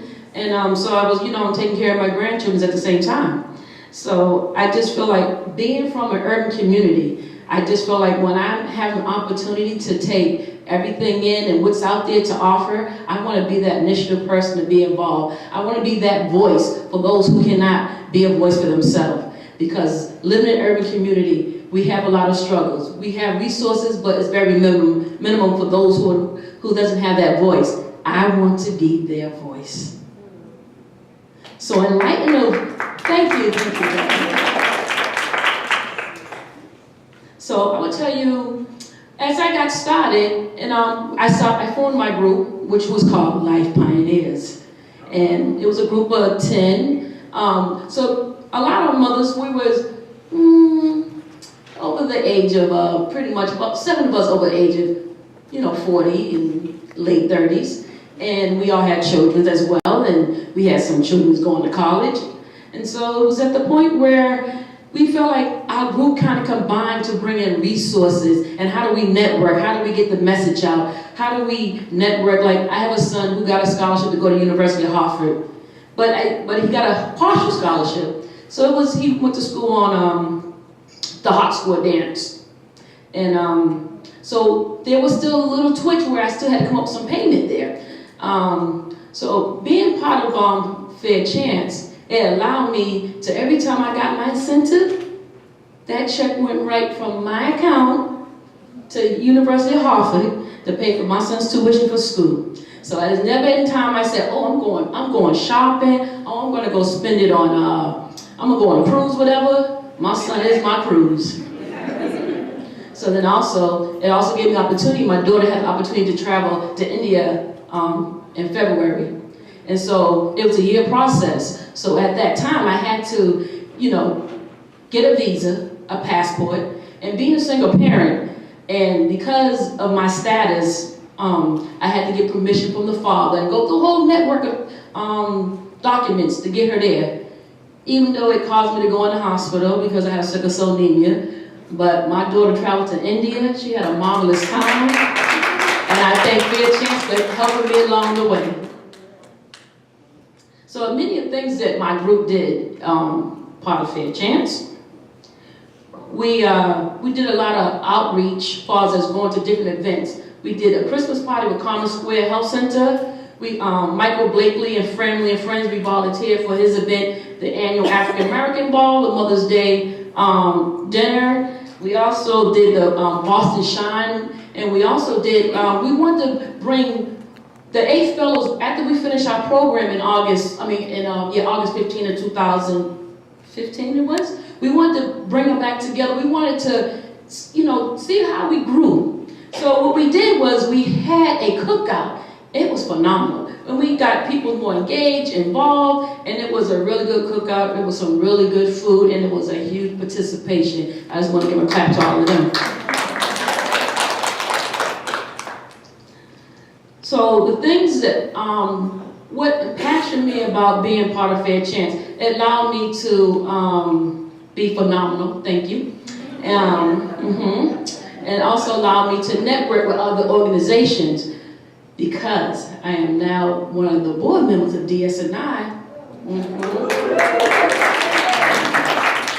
And it also allowed me to network with another program called Union Capital Boston.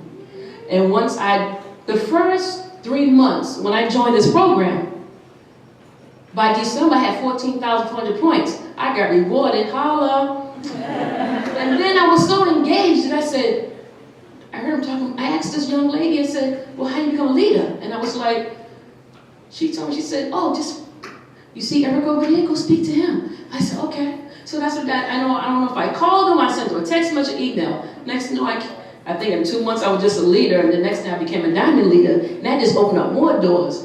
And what I love about what I do is just that it opened more doors. It allows me to network, to get involved, and to be passionate about what I do. Even though Sister Margaret knows that I was a one-family scholar at one time, I was supposed to I got 3 scholarships to full rides to go to Northeastern, Smith College, and I got to UMass. But Leslie University heard about me speaking, doing a couple of engagements, being involved at Bunk Hill Community College. So then I ended up there on a full scholarship as well. But let's get back to where I want to finish so I can keep going. So I became a diamond leader. And being a diamond leader, it just opened up more avenues. Right, Eric? Yeah. Yes. Right, Fabian? Yes. That's right. So it just allowed me to just meet, greet, and other individuals who's on the same mission that I'm on. Just being out there, trying to get back into the community, giving back. What you take in is what you get out of it.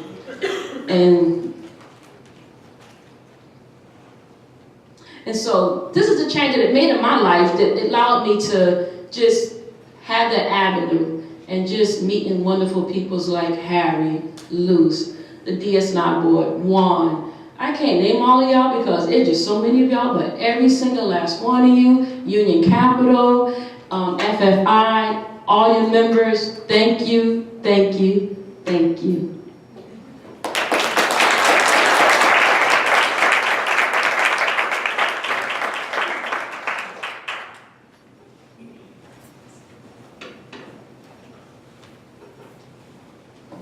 Thank you, Tracy, for sharing your story. Thank you, you're welcome. I'll bring up another PowerPoint.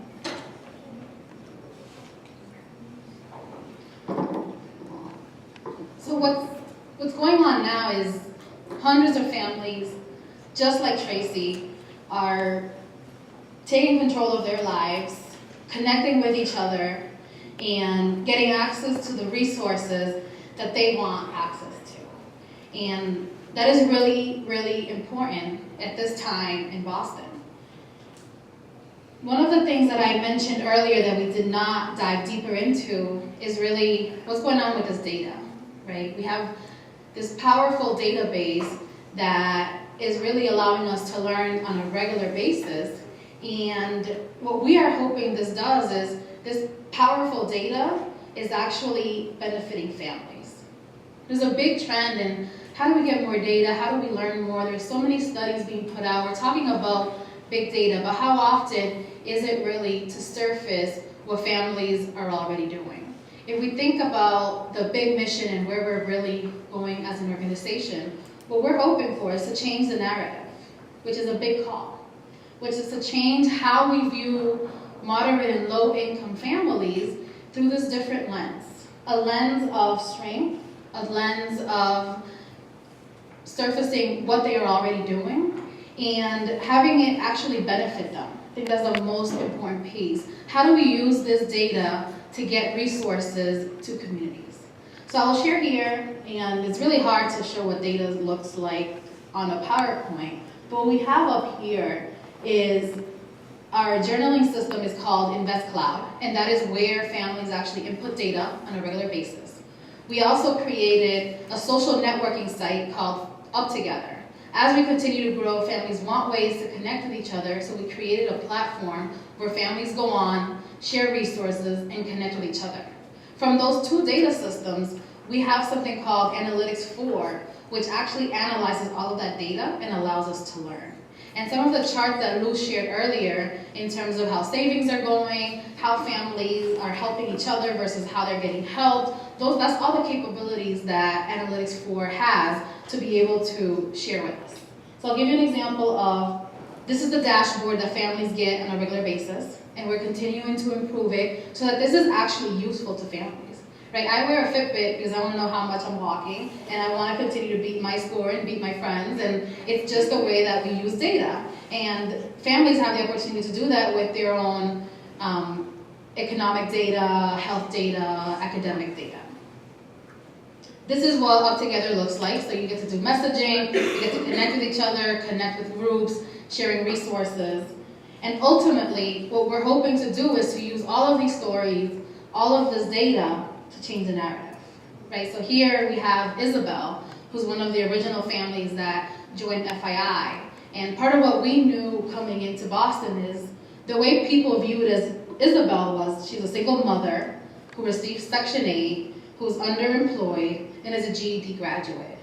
But through this data system and through our interaction, what we actually know is that she is a mother of 3A students. She is an active member in her community. She's participating in lending circles. She receives a scholarship, and she's an entrepreneur and wants to grow her business. Those are two different lenses of looking at the same family, and unless we're capturing the correct information and sharing it, we're going to continue to view our communities through the wrong lens. And I'm going to pass it to Harry. Thank you. This is a great slide to end on. I just want to say a couple other things to bring it back, and then we open it up for questions. We still have time for questions, right? Okay.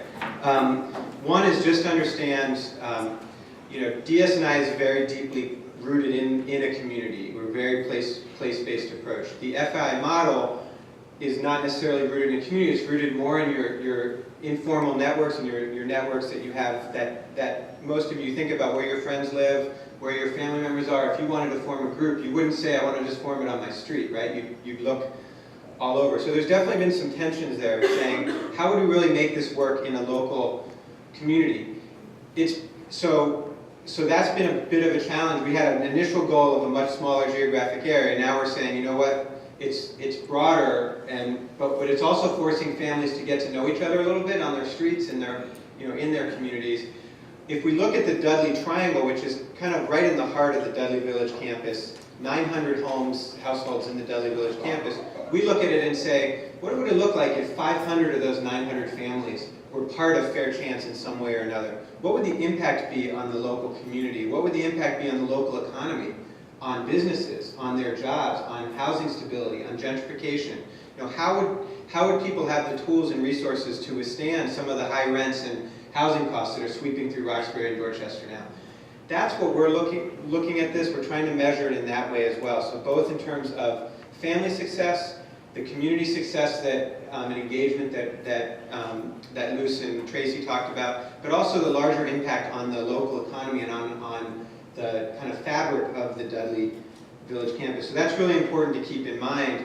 One of the struggles we've had is with the school assignment system. We've talked about, we should just do these right in schools, right? But it is difficult because so many families aren't living close by. And so we're trying to figure out a way, working with Sheena and Katrina and others, to say how do we really make this work within the local schools and to connect families who want to really participate in it more intentionally. Last thing I'll say is we were able to do this with support initially from the Bar Foundation in terms of the planning initiative for Promise, to help us throw out these crazy ideas and see which ones stuck on the walls. And then the Boston Foundation really made a nice investment to try to really get this going. One of the really attractive things of this is that we're looking at about 70 cents on the dollar goes right out to the families. It's a very, it's not a staff-intensive process. So that's very attractive to a lot of funders, to a lot of donors, investors. But we do have a challenge in figuring out how do we keep growing this, because now the word of mouth is out there, and now it's like, okay, I want to be part of this, and we have to say, well, hold on, we don't have enough resources to fund the next group or the next group. So any of you have any great ideas on that front? We feel like this is a great model. It's really scalable. We could easily scale this up to 500 families, but we have to figure out how to do it in a way that doesn't jeopardize the families who are already in the initiative. So just want to put that out there. Juan would kill me if I didn't at least mention that. But it's a really unique partnership, and we're really excited about seeing where it goes and learning from our experiences. So we have a little bit of time for some questions. So if people have questions or comments, I know there's some other Fair Chance participants like Fabian who are here in the room today as well. So feel free to ask your questions or make your comments.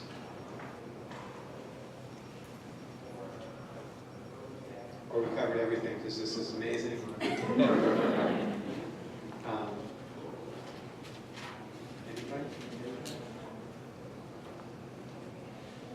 Fabian, you have anything you want to say? It's amazing. What? I couldn't hear you. What? It's amazing. What is the next chapter? Where this is moving? I think that's what some of the people might be thinking about. I think, our next chapter is trying to figure out how do Luce mentioned we're trying to get to 200 families by the end of 2016. I know FII has some very ambitious goals citywide about what they would like to accomplish. We want to be part of that. We don't have a set limit of how many families would be part of it, but we want to make this available to as many families as possible. We also are looking specifically at one of our lessons learned that didn't work out as well was having a specific youth group as part of Fair Chance. We want to revamp that and try it again. Because of the way it's set up, you're really looking at it's really family focused and looking at you get a stipend every 3 months for participating in this. You get your computer. How would that work with an individual person? Is it still a computer? Is it a stipend? Is it access to the resource hub? The same with the elderly community in the Dudley neighborhood. There have been a lot of elders who are asking how do they get involved, and so we're trying to tweak that and figure out how to do that. But once we get going, the sky's really the limit in terms of small businesses, in terms of artists who we do a lot of work with, in terms of other residents who could come together who have sort of natural social networks. So we're not putting a limit on it, except for the money part. Yes? Are you all engaging the local banks or national banks around this initiative? I know that in other Promise neighborhoods, they don't have the exact same model, but they have similar models where they've been able to get funding from Citibank. I was just curious if you all have engaged them. You want to talk? I can say locally we've gotten some funding from Santander Bank, and we've reached out to Bank of America and others to try to, and Citi I think as well, to try to entice them into getting more involved. But we're very open to learning from other Promise neighborhoods and how they were able to kind of connect. Yeah, hello? I was going to say, similarly, we have not been able to get traction necessarily with banks in terms of funding. But if you take a look at this slide, at the bottom it says a 580 credit score and a 780 initiative score. And what that's really capturing is one of our major goals as an organization is to figure out this initiative that we're learning from families, how do we actually quantify it and show it to others so that it can open avenue streams for funding. So can the Wilsons go to a bank with the 780 credit score and say, hey, I know I don't have credit yet, but I do have this score?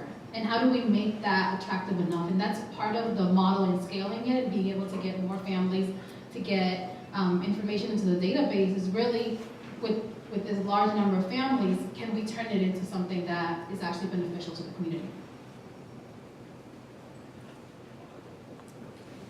Yes, Sister You know, Margaret. I was thinking, there's a lot of talk about our neighborhood, about the development of entrepreneurships.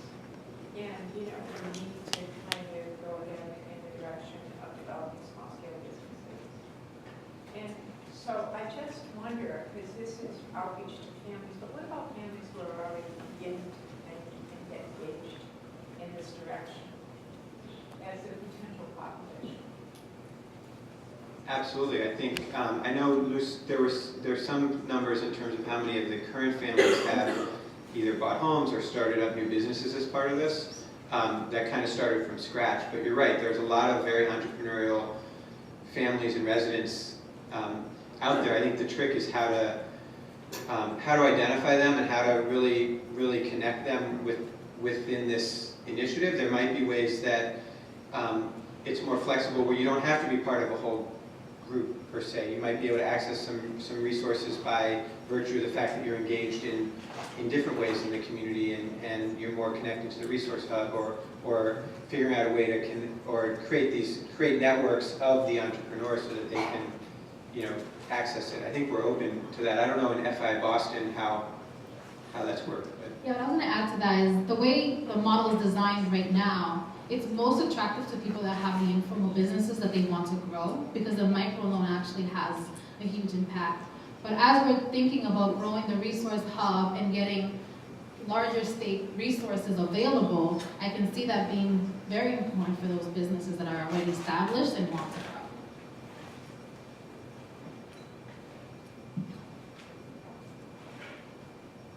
Questions, comments? Okay, now Sheena's going to sing us a couple of songs because we have a little bit of time. We're right on time? Okay, well, thank you very much to everybody here. All right, we're ramping up and winding down. Have one more of our fabulous groups of partners that we're going to hear from, and then we're going to do some work to wrap up for the day. So before they come up, I'm actually going to play about a minute video. So this last presentation we have is around our school readiness roundtable. And so I mentioned way back in the morning that an area where we've been working on implementation as well as in the birth to 5 or early childhood space. A lot of what you heard throughout the day is the work that we're doing in partnership with schools. And so, you know, they'll talk about the history of the early childhood work we've been doing in partnership. But we do have some of our partners who couldn't be here. And then actually Fabian, who was here, she's in this as well, who just wanted, I'm just gonna play this so they can intro what we're about to talk about, and then I'll introduce our presenters.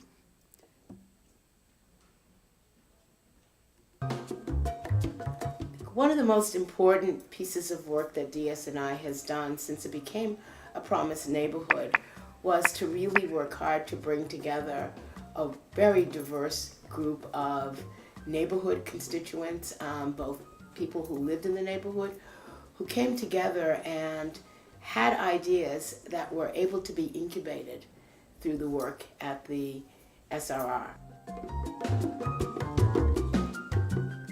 Initial work of First Teacher happened here. Some of the work in special programs that have now gone citywide, like the rhyming flash mob. So I think people could come to these meetings, have ideas, and find enthusiastic supporters and people to engage with that would help them bring their idea, no matter how big or small, to realization. My daughter, she was not even a year yet, and then to just see I was looking for play groups, what to do with my daughter on the weekends, because I work for, Monday to Friday, so I was looking for things to do with her. And at that time when I joined and I met other parents, Mary at that time was running the Roundtable, and I met Jerry, I met so many different other agencies, and they all came in and just put this thing together, what our parents are looking. And I felt really driven to see that they really want parents to be on the round table, because without parents and not knowing what they're looking for, and I don't think that the job will be able to be done and to be where we are right now and being so successful. It's been able to really to work all the way downtown in the city to get people and programs that are downtown to really come out and spend time in the evenings at DSNI, in honor of this work. All right. So, these are the most fun meetings I've ever been to, the School Readiness Roundtable, and you'll see when they come up. So I'm going to introduce our partners and parents who are representing our School Readiness Roundtable work today. Josette Williams, who's the program manager for Countdown to Kindergarten, and they're also very supportive of each other in Boston Public Schools. I feel like this is like Price is Right.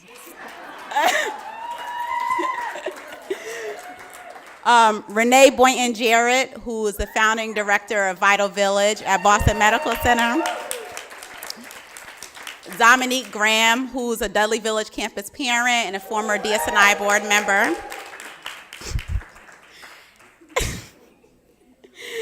And Gina Mattel, who's the director of early childhood development strategies for Thrive and 5 at United Way. Oh, so extra. All right.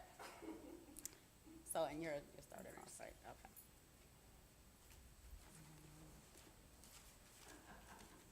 We use Google. Oh.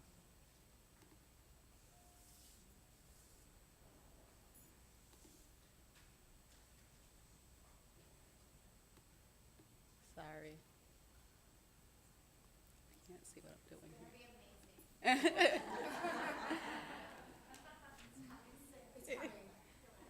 We're gonna dance.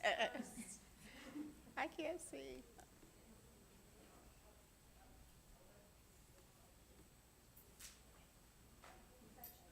All right.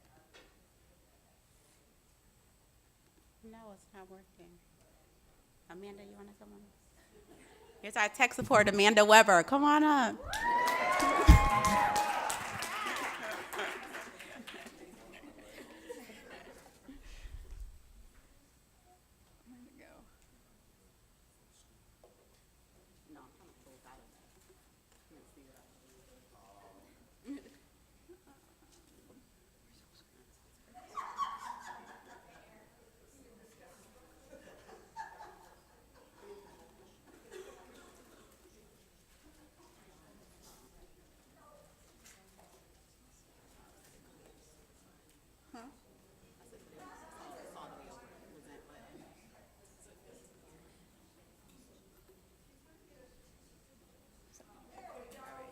Thank you. Boom. It's something weird when you can't see it on here. Okay, all right, we figured it out. So I am from Thrive and 5 and United Way, so I'm just going to do a brief overview of the School Readiness Roundtable, what it is, how it came about. So the School Readiness Roundtable is a cross-sector group of early childhood partners, parents, and other stakeholders building the early childhood community's capacity to work alongside families to ensure children are entering school ready to learn. So these bullets are some of the goals and the strategies that the roundtable used, but essentially the overarching theme was parents and partners planning for families instead of planning with families instead of planning for families. That was kind of the overall principle and value of these meetings. So the School Readiness Roundtable initially started and Thrive and 5's relationship with DSNI started in approximately 2009-2010. DSNI applied to be the Dudley Children Thrive hub agency for Boston Children Thrive, our citywide initiative.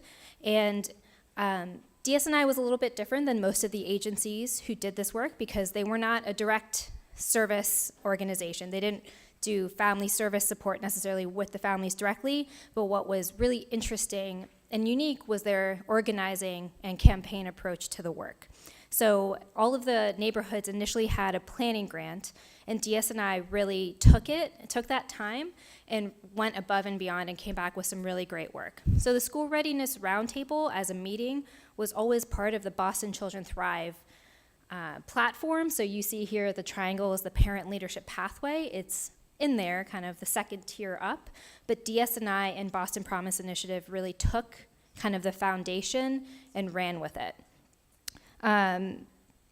So DS&I, what was really innovative about their approach and the BPI approach was the campaign approach. So for those who are familiar with Boston Children Thrive, there's a membership card and newsletters and really connecting with families and telling them about events and having them connect with each other. And even before we had the membership card, DS&I and BPI really started enrolling families. Even before there was a formal system, they realized the need to have that database of names and information to be able to really reach out to families and have them organize with each other. So they really helped lead that effort, which has then kind of rolled out to all the other neighborhoods across the city. And then just to quickly touch on some of the partnerships and strengths. So in the video, you saw a lot of us around the table, but a lot of other partners. And one thing that's been really great about the BPI work and DS&I's role and the School Readiness Roundtable is it was pretty consistent. You always knew every month, third Monday of the month, I'm going to DS&I at 6 p.m., and you knew who you were going to see. It was a really committed group of people that came all the time. And they were really integral in coming up with really innovative ideas and events. So one is the Flash Rhyme Mob, which you'll hear a lot more about. You'll hear from Dominique, who's one of the parent leaders who helped organize a lot of the events. And was also attended a lot of the events. And so there was a lot of strong collaborations that came out of this partnership, including bringing in the Food Project and Boston Children's Museum, which led to Food Project and Boston Children's Museum coming to the neighborhood farmers market a few years ago and really deepened a lot of those partnerships. So that's kind of the overview of the School Readiness Roundtable and sort of the bigger picture, and now we'll go into more of the specifics of what it really looked like.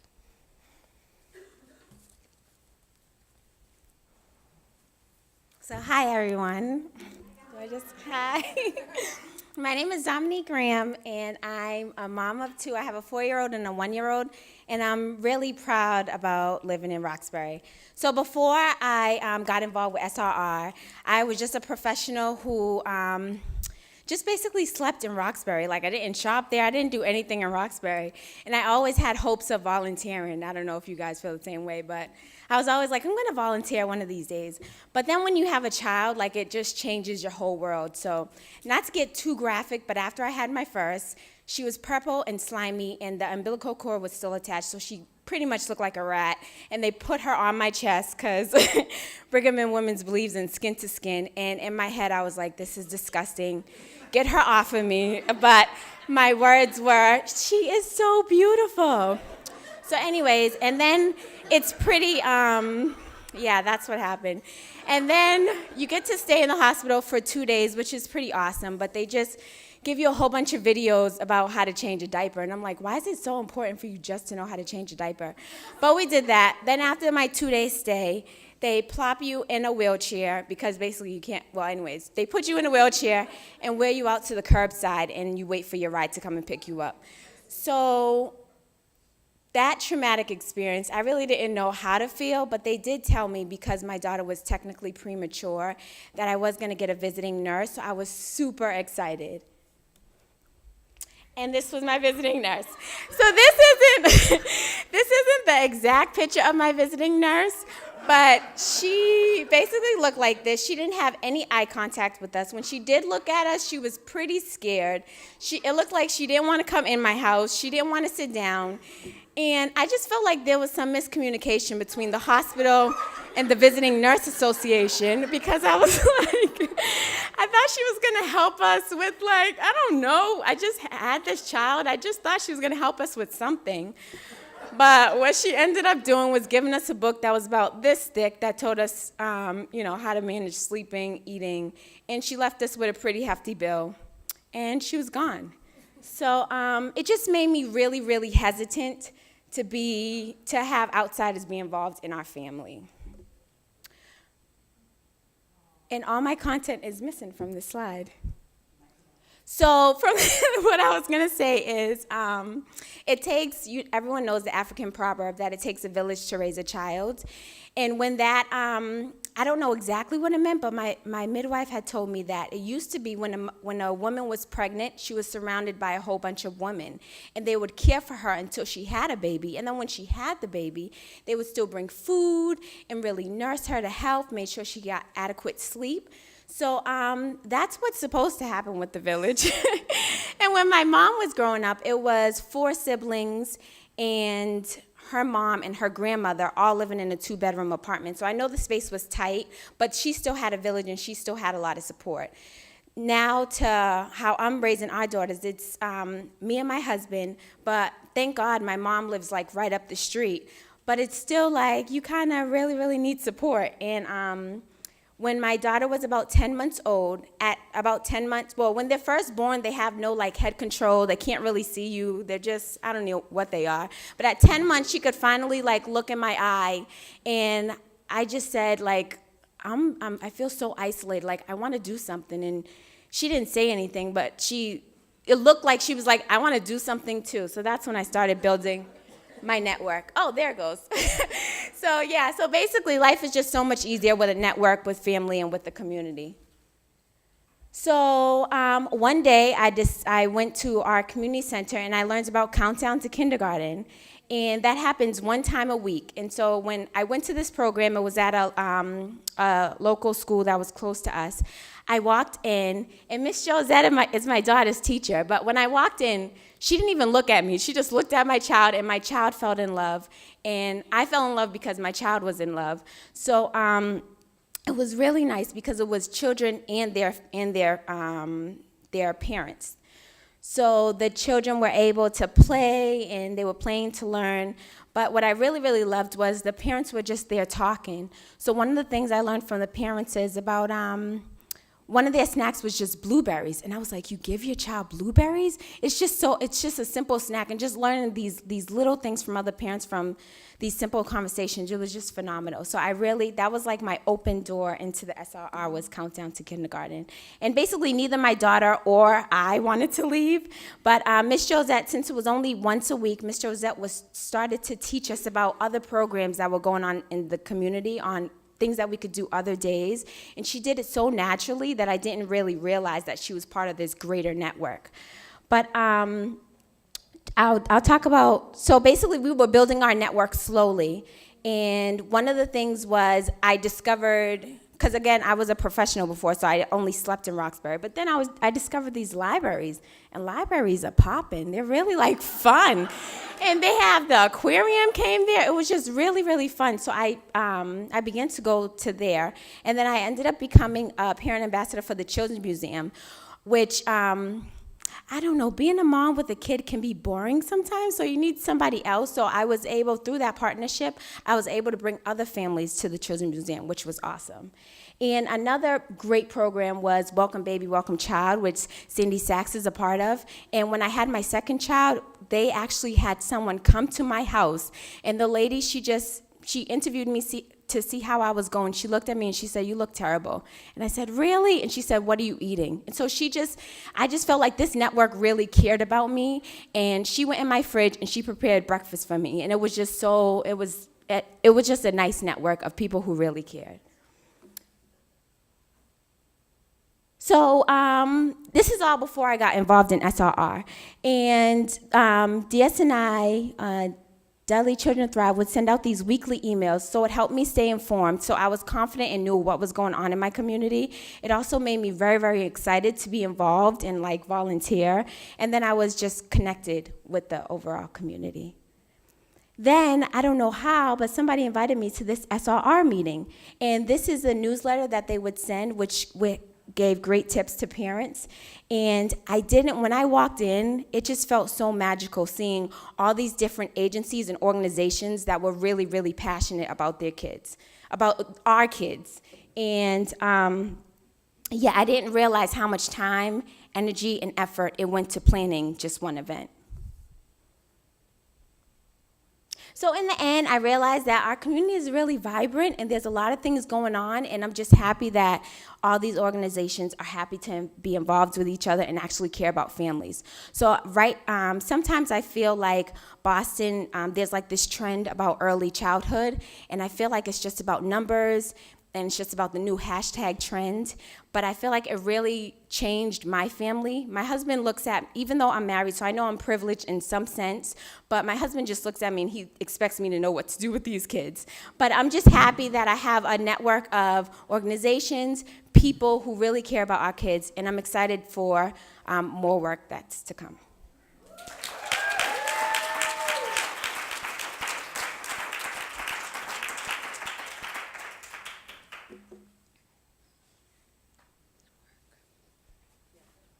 Thank you.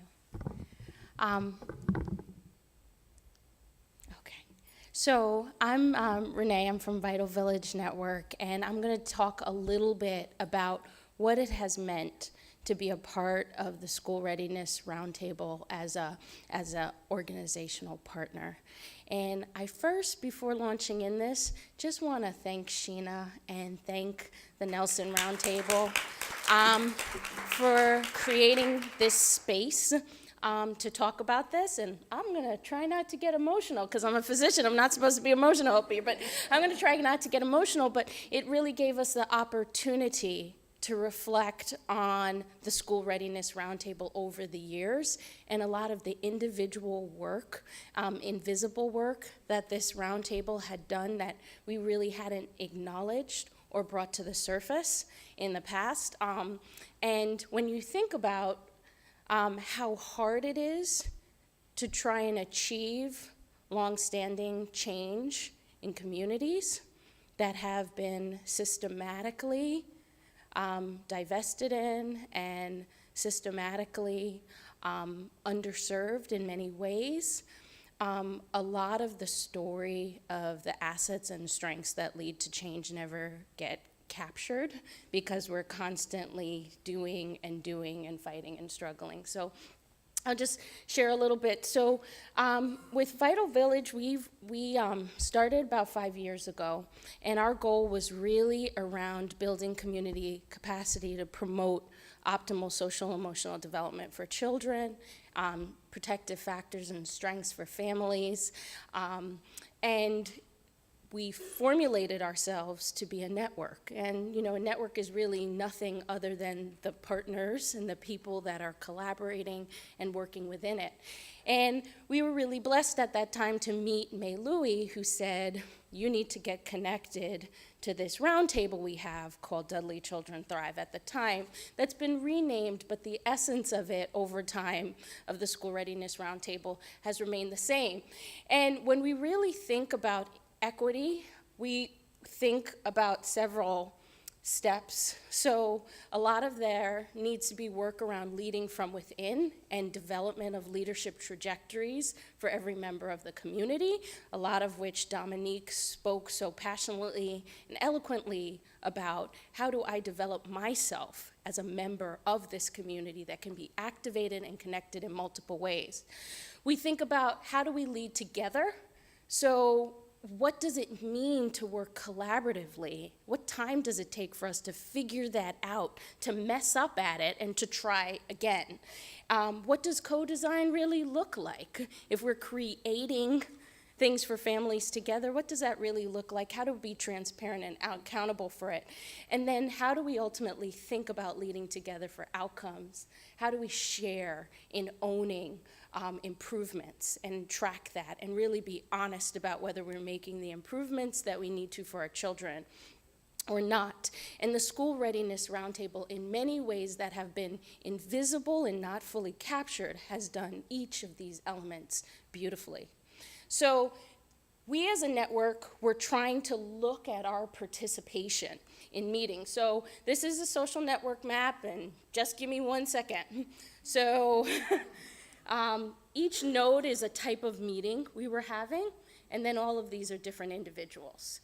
And so when we looked at participation across our network, these individuals who were connecting to multiple different types of opportunities in our network, we hadn't thought about it until we were asked to do this, but the School Readiness Roundtable was a critical part. And if we look at the people who are connected in this way to multiple different efforts, School Readiness Roundtable had been a part of connecting us to those people, had been a part of facilitating critical discussions that led to the emergence of those collaborations. We had not been asked to talk about that before, so that was just something that had never been reported or considered. But you don't really appreciate things until you don't have them anymore.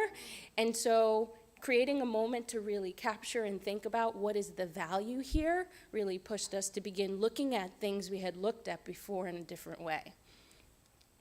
Last year, I had the privilege of talking with you all a little bit about some of the data partnership that we had done with DSNI. And I'm happy to talk through these steps of how we work together organization to think about tracking neighborhood outcomes, and how we work together to look at the community level as well as school climate data. But one thing that I just want to point out by sharing this is just one type of information. This was a powerful collaboration, and it was meaningful, but there was a lot of other information that we were failing to share. So I want to share some of that today.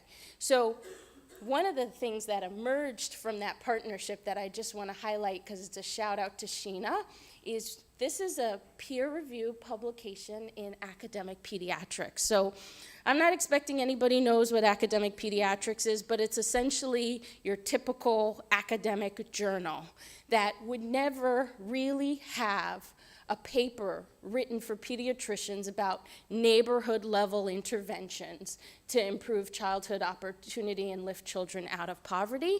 It would focus much more heavily on clinical-based interventions. Sheena's a co-author on this paper. It highlights the work of DSNI. It highlights the work we've done together. And it's a huge step to say that pediatricians need to understand how to collaborate with community-based organizations and take their work and themselves outside of hospitals and clinical spaces to really learn how to work with families. And I'm really very proud of this because I think it speaks to invisible work that's been going on for a long time, but also beginning to change the way people think and really pushing other professionals to think differently about what serving families means and what that looks like. Another thing that I came to was we had done a digital storytelling workshop some time ago that was all around social isolation, and we really wanted to empower families to just tell their stories about strategies that they had used to address social isolation. And this began with really just reaching out to our partners to recommend individuals in their networks that wanted to participate. And then individuals participate in a 3-day workshop to actually do every step of designing their stories and then opportunities to share it in the future. And the process was very meaningful, but I'm going to pull out 3 of the stories. I'm not going to show the digital stories, but I can send you the links if you're interested in seeing them. 2 of the partners were from Boston Promise and from DSNI, and one of the partners was from Project Hope. And I just want to pull out some of what they said that was, again, capturing some of the invisible work that was happening here.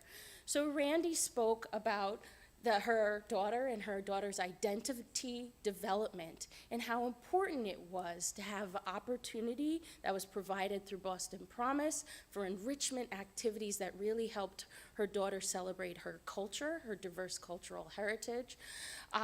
LaToya talked about the real challenges and how overwhelming it was to begin the kindergarten registration process, how specifically DSNI and Countdown to Kindergarten were helpful with really empowering her to go through that process and to know what it was that she wanted for her son and to really reach that goal.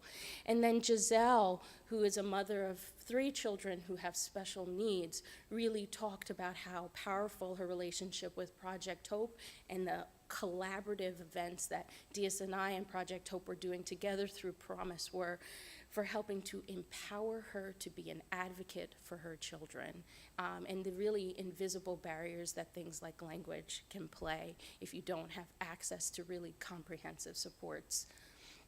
And another thing we've done together over several years was around the Peer Advocate Action Roundtable, and Emma's sitting over there, and she's been a big part of, can you wave your hand, Emma? Has been a big part of this work this year, and this is not easy, and we've had lots of bumps over the road, but we really wanted residents to design and develop a forum and a space to address legal problem solving in their communities and to build a space for peers to develop that. DSNI has been the central partner in this work with Medical Legal Partnership. The residents who have come to the table, 80% of them have been involved over 2 years and have really wrestled with this, and we've gotten some good feedback about what worked and what hasn't worked, but things are finally progressing. So after 2 years of developing and iterating and improving on it, we're now working on to launch our Train the Trainer workshop where community members are actually going to be trained to lead these forums in the future, and we're partnering with Urban College to develop a course that's going to launch in the fall so that people can get credit for this type of work. And this would never have been possible without the Roundtable as a place to really go through these ideas, to vet them, to come to them with challenges as things were working or not working. And then we have worked with 3 schools in the Promise neighborhood around trauma-informed and trauma-sensitive classrooms over the years. This has been a long process, but it is not random that 3 of the schools that we've successfully worked with over the years are located in the Promise neighborhood. It's not random that the School Readiness Roundtable was a critical part of strategizing, connecting, problem solving that has led to a lot of success with that work. These are just not things we have shared because we've not been in a position to really address and to recognize the tremendous benefit of DSNI and Promise holding the space of a roundtable. So a lot of times when we talk about community change, it's much easier to think about it and measure it in terms of what's happening with individuals and individual families. And that's not anyone's fault. It's just a strategy around measurement that works better. What I'm trying to articulate is that the School Readiness Roundtable has helped multiple organizations, we're just one example, actually do more community capacity building, which is multiplying connections, multiplying impact. Much harder to measure that, but so important.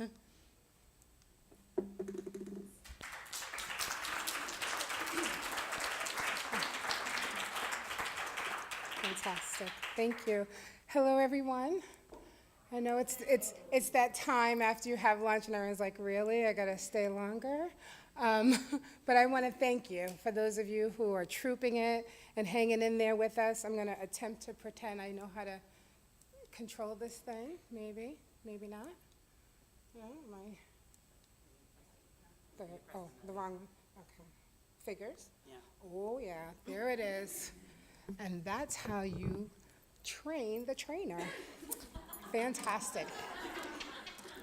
Hello, everyone. Again, I'm Josette Williams, and I tell you, I am forever challenged. I do have to start this off by saying that, typically I don't start with this word, but I really, truly feel blessed.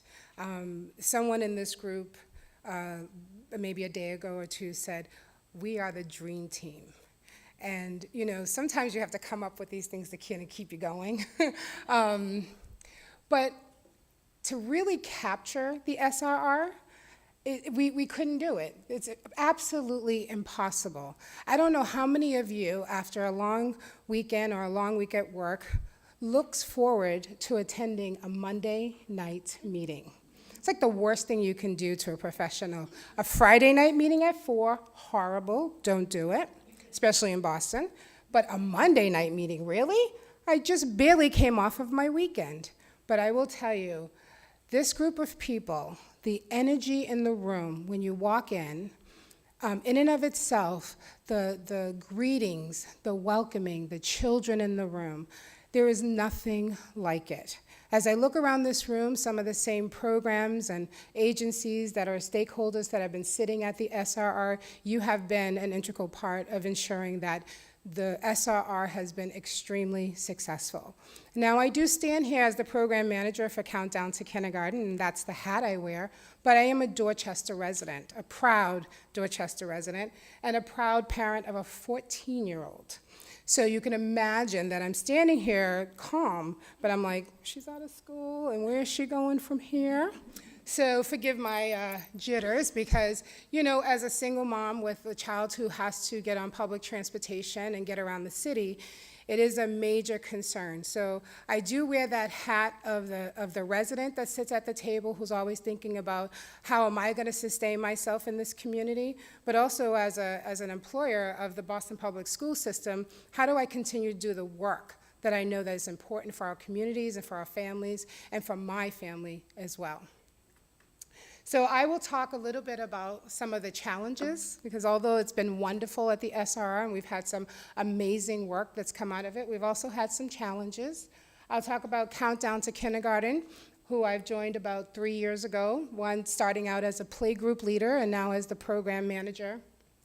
And you know, what would this look like in terms of scaling and sustaining the work that we've already committed ourselves to? Now let's see if I can, oh yeah. Look at that. So it's interesting, I chose this picture because there's been a lot of reiteration of the same language today, and I want to share it. And I want you to kind of stare at the picture, and for a moment to yourself, say, what is it that you think you see while I go over these words? Residents leading, strategies for change, resident development, active agents, collective capacity, shared beliefs, asset base, aligning or aligned partnership with shared vision and resources, comprehensive, equitable schools, school readiness work, cradle to career, quality programs, job training, campaigns, movements, initiatives, family and community, population change, not displacement, advocates for policy change.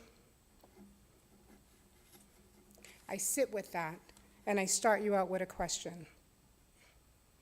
What is our global picture in resolving the disparities in which families live with every day?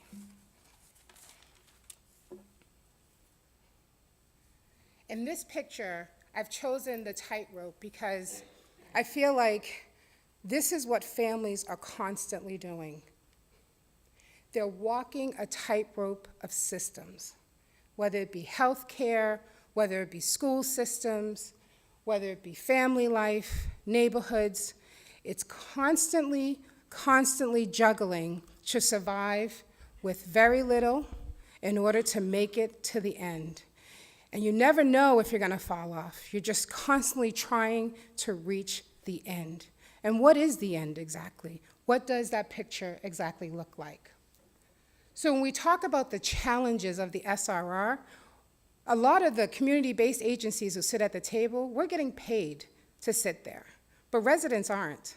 We're asking residents to come to the table, volunteer their time, invest, be committed, engage. That's a lot. And we never stop to ask, what do those residents need to do that? Are they stable themselves in order to come out to provide for their neighbor?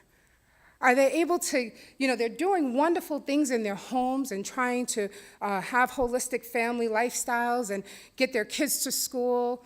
But what we're not asking is, What are we doing to ensure that those families who come to our table can stay? We often see a lot of turnover.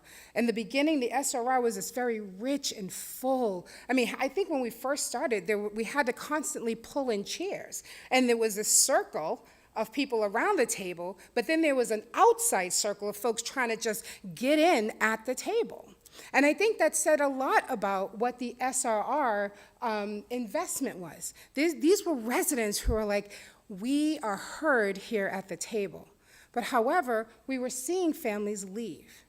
And no one was really asking the question, why? Is it that we heard a lot of it today, families can be displaced in a matter of one day. And where are they going? Are we tracking them? When they come to the table, are we asking, what is their situation currently? Are they on the tightrope? Are they a $50 eviction notice away from being displaced from their homes? These are the challenges we face when we ask families to come to the table and invest their time, but how are we investing back in them to ensure that they stay in their communities, especially after putting so much work into it? At the table, this is one of my favorite conversations, not really, but I'm going to talk about it. Data was one of those things that we hadn't actually put in place at the SRR. It really wasn't part of our mission necessarily. We knew we were a group of folks who wanted to do great work. However, we hadn't built in the measurements to determine what were those outcomes? What were they going to look like? What were our expectations around them? So with the data piece, as we started to really dive into the conversation, we started to lose people. We lost a lot of the residents. We lost a lot of the folks from community-based organizations who didn't necessarily have the skill set around how to talk about data. So one of the conversations is, how do you even start that conversation with folks who don't have the capacity to really dive into it, to really get the kind of results we were looking for? So we started to lose folks, and that was a real concern for us. And we'll talk a little bit more about that after. Another major challenge here is we have come to the table with DS&I to do this work, and DS&I has been the lead agency to kind of support the work. But is that the investment we really want? Is the investment only to have DS&I lead this, or is this the investment of the community? When we pull all of our resources together, as Renee has described in her previous slides, we all now have an investment to ensure that we all get where? To the end of the tightrope. It's not DS&I's responsibility. They're great at organizing and pulling us together, but what are we doing to make sure that we envision what this work looks like after Thrive, after BPI, after we've invested so much time with families? What are we ensuring for them after the fact? So, countdown to kindergarten. Who are we and what do we do? We are a school readiness transition program out of the Boston Public Schools. We do our 0 to 5 work with play groups. We have a campaign called Talk, Replay, and a lot of you in the room are a part of that. We also do the registration process and preparing families for how to get into a very complicated school system. So some of the folks today were talking about the old zoning process of BPS. Now it has moved to a home-based plan. Well, Countdown to Kindergarten has the task of going around the city and training folks around what this looks like. That's a lot of information. How to choose schools. You know, and then we've got to know the schools. Is there surround care, before care, after care? How do families make these decisions? If you live in Dorchester and you get a school, Mattapan, how does that work? That means your kid is on a school bus for how many hours a day traveling from one part of the city to another. So with Countdown, we really try to work with families to understand the process way before you have to go in to register. In our playgroups, as Dominique described, playgroups happen from September to June, allowing families to network and connect with each other so that they become their own social network and build their own social capital. Dominique has been an amazing ambassador to our community. And she probably would never tell you that, but I'm so proud to have said that I was her daughter's teacher. But I don't think she realized she's actually done more for us than we've done for her. The connections we've made with families, I was just saying this to our table earlier, I live in Dorchester, Dominique lives in Roxbury. I don't live in the same neighborhood, but I definitely see her as a vital part of my village. My neighborhood actually extends beyond the name of my city. So when I reach out to someone in JP, or if I reach out to someone in Mattapan, I know those are networks that were built in and around the SRR.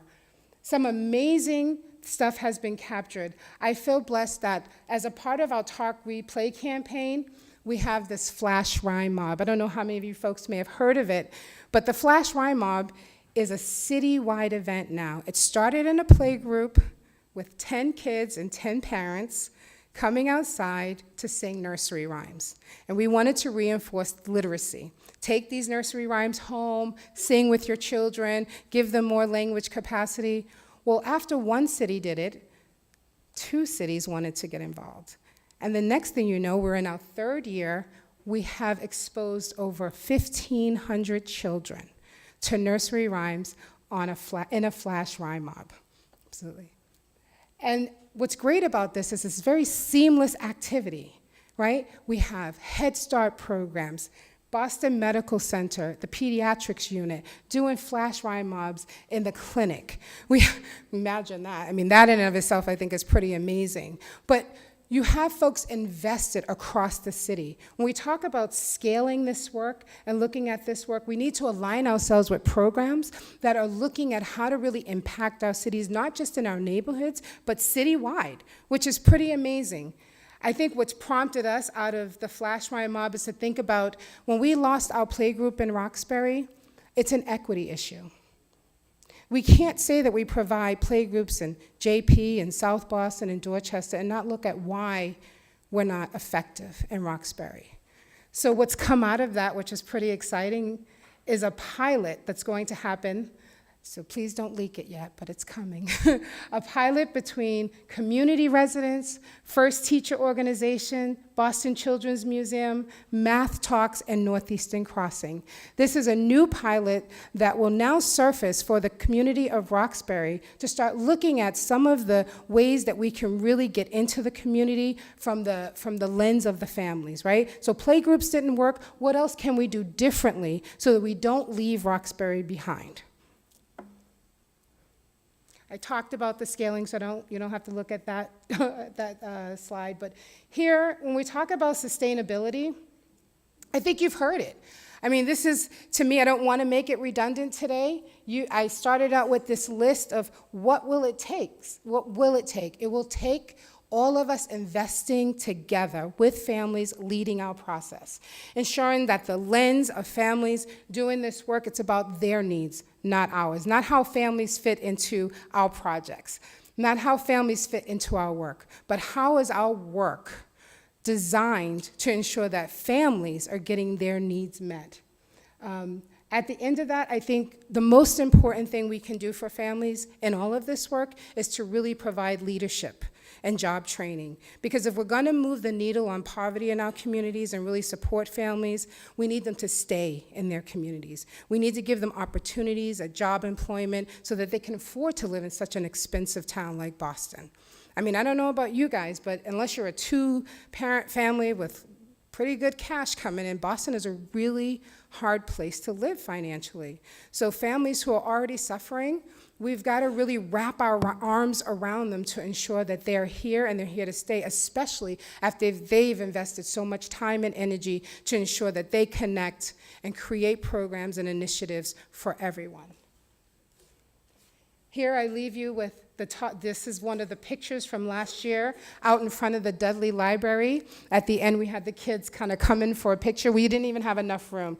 We had over 300 kids in front of the Dudley Library singing nursery rhymes. Jerry leaves us with this quote, as well as Tara. I'm going to leave it there for you. Thank you.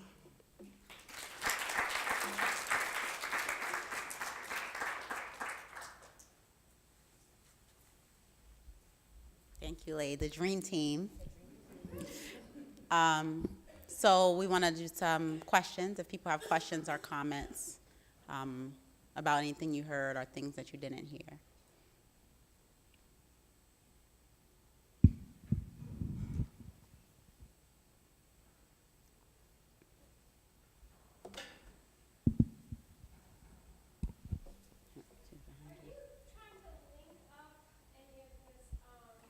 parent engagement and parent advocacy work with the more sort of formal institutions, with the Boston pre-K system, or other early childhood education systems? Hello? I'm sorry. Let me make sure I understand your question. Are we trying to link families that come into our play groups, for instance, or just generally into the Boston Public School to register? Right, the families that come into your play groups and into your programs, are you trying to link them with other educational opportunities before they get to kindergarten? Absolutely. So BPS, if most of you don't know the system, you have to be 3 by September 1st of the incoming school year. So we clearly can't, when we have, it's a limited system, so it's by lottery. So we know we cannot provide a seat for everyone. And BPS is not in the, I think, in the field of ensuring right now that we have a seat for every single kid. I mean, unfortunately, the cost of providing kindergarten is really high. However, what we want to do is ensure that kids are linked to quality programs. So yes, we do link them, but we're really careful about that warm handoff. When we're sort of suggesting to families to look into programs, we know that we have relationships, for instance, with Head Start, ABCD, the Family Nurturing Center. We look for programs to ensure that, one, families don't have to go far out of their communities. Hopefully it's in walking distance. And also we want programs that are not going to gouge our families financially. So we want to make sure that there are programs that families are accessible to, but that it won't kill their pocketbook. Before the age of 3, if you have to get child daycare, I mean, it's just astronomical of what these places are asking for. So we link our families, especially if they're in a low-income scenario, so that they can get a voucher and those kinds of things, but we want to make sure that programs are really prepared to take those children, and they can actually make them school ready by the time they enter school as well. On that note too, I learned that before children even are ready for school, they learn so much. They learn how to walk, they learn how to use English correctly. And First Teacher is an organization over there that she started, and it helped parents realize that like they're their first teachers already. So I just feel like we naturally have a lot of resources, but when a child just gets like plopped on your lap, sometimes you don't really realize it, but you're able to utilize, so there's all these organizations that have all this money, but you're also able to utilize things like libraries, which have so many books, and then they have like a reading story time. So there's all these just natural resources in the community already, in addition to extra organization. I think it's an important question, and I don't want to speak out of turn, but I know we've had the opportunity recently to partner with DSNI and with Boston Public Schools with Brian over there, and there's a real vision around longitudinal information about how kids are doing, but really tying it back to this early childhood period. And I know at the SRR we talked on many occasions about how could we kind of capture the impact of a family getting connected and engaged in multiple, not just one, but multiple enrichment opportunities, and what would that mean around readiness at time of kindergarten. So there's a true desire around that. I do think we have the people in the room that could actually help that become actualized. It's the process that we really have to work out, but. Any other questions?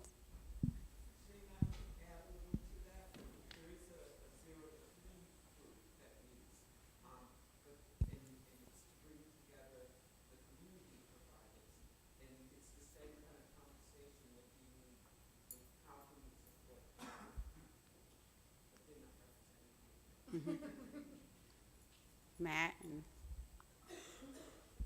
she's behind you, right? Oh. I know.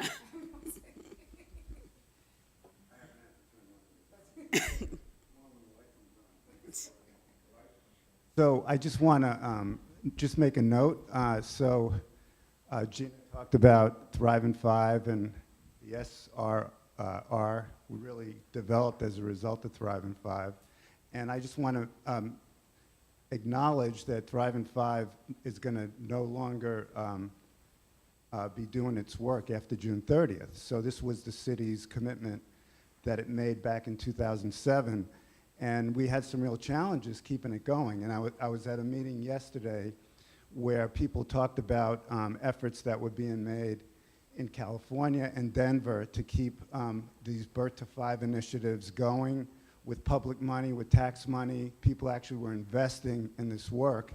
And in Boston, we weren't able to keep it going. So I think it's very commendable that you guys, without significant resources, are coming together with a plan to really consider and think about how to move things forward in a community where it's really imperative that we help families to understand what they can be doing to support their kids' early development, because nobody's working with their children prior to them getting into school. And I think what you're doing is you're making it really possible for people to, if they don't have that, to really get access to it, so that everyone has access to it. And the fact that you're talking about the more serious issues around equity, income equity, et cetera, and we've heard a lot about that today in different ways.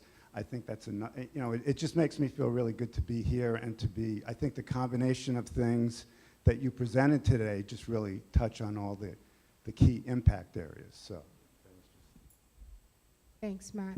I mean, I have to say with the SRR, one of the things I feel great about is that residents are a part of a discussion that traditionally they wouldn't be. So when we talk about data and we talk about the achievement gap and we talk about what systems are doing to address those things, residents are right there at the forefront about what we should be doing and offering suggestions and thoughts about what directions we really should be going. And in the past, that traditionally wouldn't have happened. It would be systems deciding, in isolation of what they think is the answer. And I think we're moving farther and farther away from that as we start to really align our work and partner in a way that says that we are authentic about what we are doing and about what we're providing to families. Families are not a product of our work. And I think that's what's really important, that residents have a voice, they're informed, they're educated, they're doing great things. There is no reason why we don't have them at the table from day one of a conversation to implementation. And I think we have to talk about long-term, how do we ensure that those things don't go away from our communities, especially when we've started to heighten the awareness and families are now much more involved. I think it would be an injustice to kind of let it go and not continue it. I really appreciate your comments, Matt. And I think, unfortunately, we look at outcomes and attribute credit downstream without kind of looking at the enabling conditions and factors more upstream. We think about Thrive in 5 and what it mobilized around the communities in terms of ready systems, ready schools, ready families, everyone involved really taking responsibility for that process, and then the ability for an organization like DSNI to embrace that and use it as a capacity generating strategy for the community, the families, and the vision that they want to carry out. It's hard to tie the outcomes back to those enabling conditions. But at the end of the day, those enabling conditions are really, really essential to achieving a larger impact. And so I do think that that's an important point.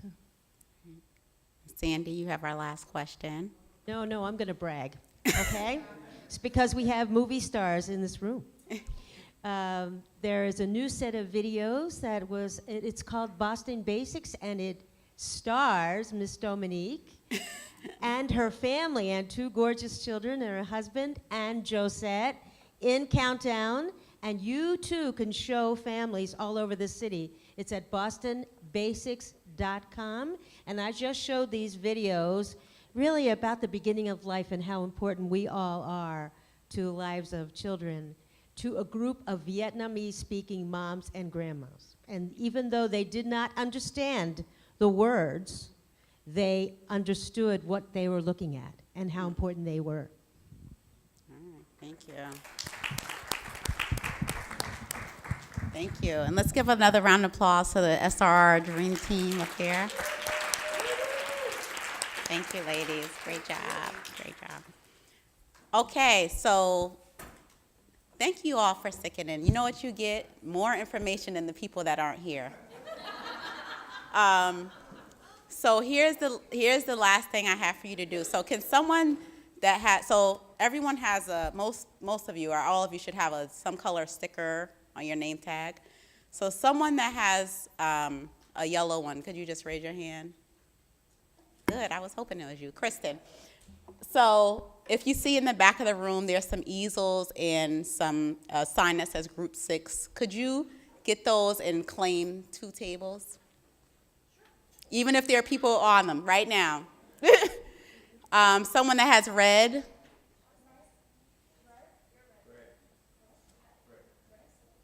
Who's? You have, yeah, Josette, could you do the same thing? See, she wasn't even listening to me. So grab an easel and claim 2 tables. Blue? Just claiming a space. Someone has blue? Oh, yeah, I don't want to tell me you have blue on it. What group is this? Group 2. Katrina. Katrina has blue. Could you grab an easel and claim some tables? Orange? Is that Letitia back there? Yep. Could you do the same? And then green? Elson? Good. Thank you. And then I think there's one more. There's like a purplish color. Who has purple? Andrew. All right. So for the rest of you, look at the color that you have and find your people that have claimed their space. You may need 2 tables. It depends on how many people in your group are still here.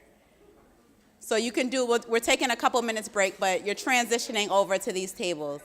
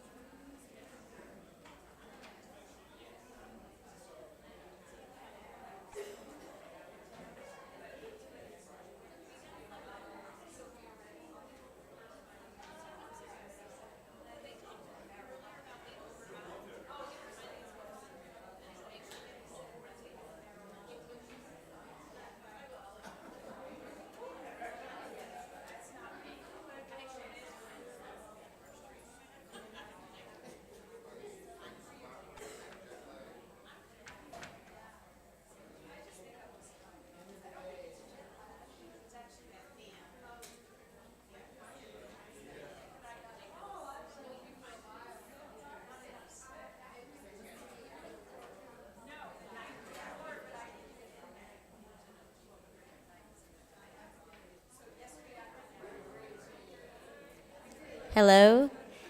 If you don't have a colored dot on your name badge, please feel free to join any group and just join in on the discussion.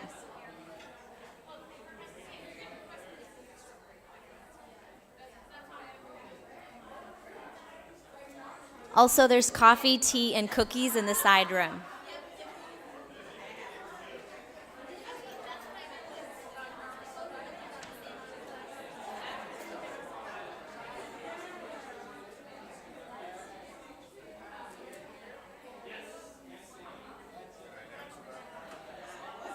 Huh?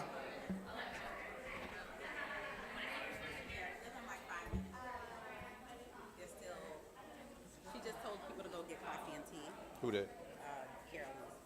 Oh. Call them back in about 3 minutes. No, I'm not back, but I don't know if everybody knows they can go get coffee and tea. Oh. She just announced it.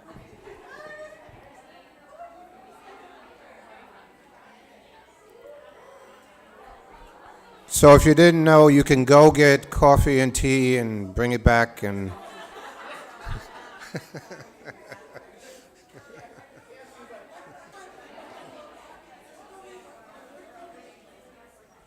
But make sure you come back and work now.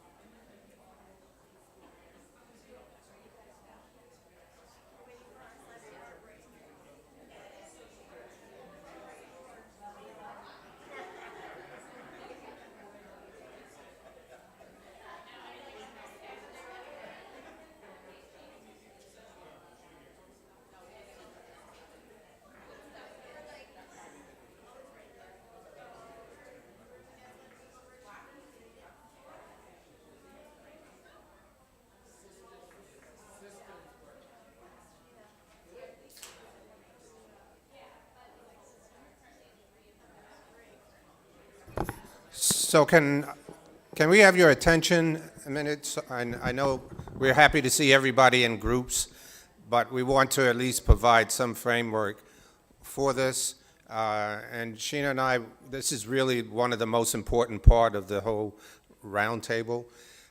Your activity this next 20 or 30 minutes or whatever it is, is really important and is consistent with what has been presented up to this point. We have heard from a variety of organizations presenting to us what they do specifically, but in keeping with the goal of the roundtable this year here, the Nelson Chair Roundtable, of representing your collective impact in whatever way possible, you have heard from the different organizations the way in which services are being provided, information is being collected, and some sense of understanding of what it is that is happening as a result of the interventions that you are providing. Nationwide, we talk about catchwords here, is collective impact. And what you will have, and Sheena will give you the explicit assignments, each of you are in groups that represent a particular element of collective impact.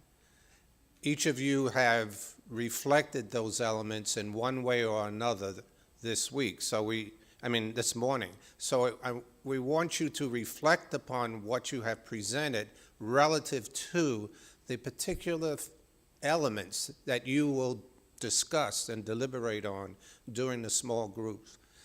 This will be continued tomorrow, and it becomes extremely vital that you reflect on this not only in terms of your current group, and we tried to mix you up a bit, but also in terms of how it serves the larger mission and the shared vision. And we are projecting that by the end of tomorrow, we will have a set of key insights from you about how we can move forward towards this collective work, collective vision. Because I think the message that came across this morning is, look how much more we could do if we continue to work together. To be, as I like to say, that spider webs that ties down the line and all the disparities and inequities that we know exist. So Sheena's going to give us a charge, give you the charge. She and I will be floating around to make sure that you live up to our expectations this afternoon. Thank you for your effort. All right, so I won't go, everyone has sheets at their table, so I won't, I'm just gonna kind of summarize just so that people have a sense of what we're doing. So like Dr. Franklin mentioned, everyone's in a group representing, there are 5 key conditions or elements of collective impact. And then we also added a 6th group, because as I mentioned in the beginning, there are some things that collective impact doesn't explicitly address. So there's a 6th group around kind of policy, advocacy, and sustainability. And not that it doesn't mention it, but it's not one of the 5 key elements. So you're gonna elect, it looks like some people have already done it, but a note taker and a facilitator. For groups that have DS&I staff in them, you don't necessarily have to play one of those roles, but we want to make sure that this information is coming back. So just, make sure that you're paying attention and helping moving the conversation along, and really adding what you know from DS&I's perspective.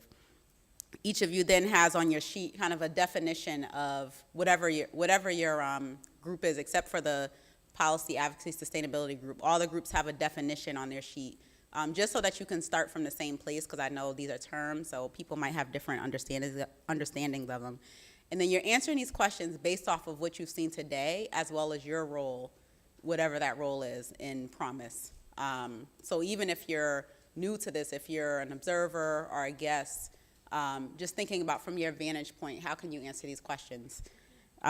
It's really important. Today is really reflective, so the questions will kind of be reflective. What do you think? Did you see this? Did you not see this? If you want to peek, don't get distracted by it, but on the back is tomorrow's assignment, which is more about the action steps. So you'll hear some more stuff tomorrow. You'll come back and say, okay, do I still feel the same way about the stuff, about what we wrote yesterday, and then come up with a recommended set of actions related to whatever element that you have with a timeline. We're getting very action-oriented tomorrow. So that's the charge. We'll come around, and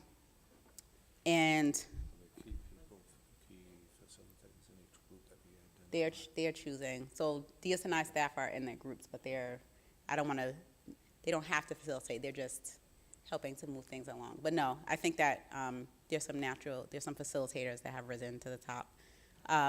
So we'll come around and just float around and help answer any questions and help to keep us on time. And then what we'll do to wrap up is you're not going to share everything, but just some highlights. And then we'll end the day with talking about what you can expect tomorrow. Also, I'd like to introduce Kathleen Wong, who's the Director of Urban Initiatives for the Lynch School of Education. And she will be helping us in the whole process of floating around. And she has done this at almost every roundtable over the last 9 years. So she's quite skilled at doing that.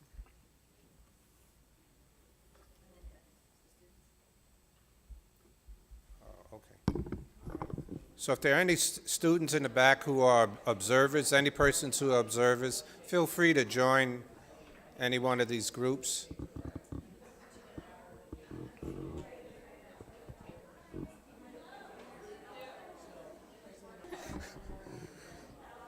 So we're going to wrap up in 5 minutes. So please begin to summarize your final points that you want to put down. And we will then report out, share with everybody. So start wrapping up. 5 minutes. Think about what you can share with the rest of us. Thank you.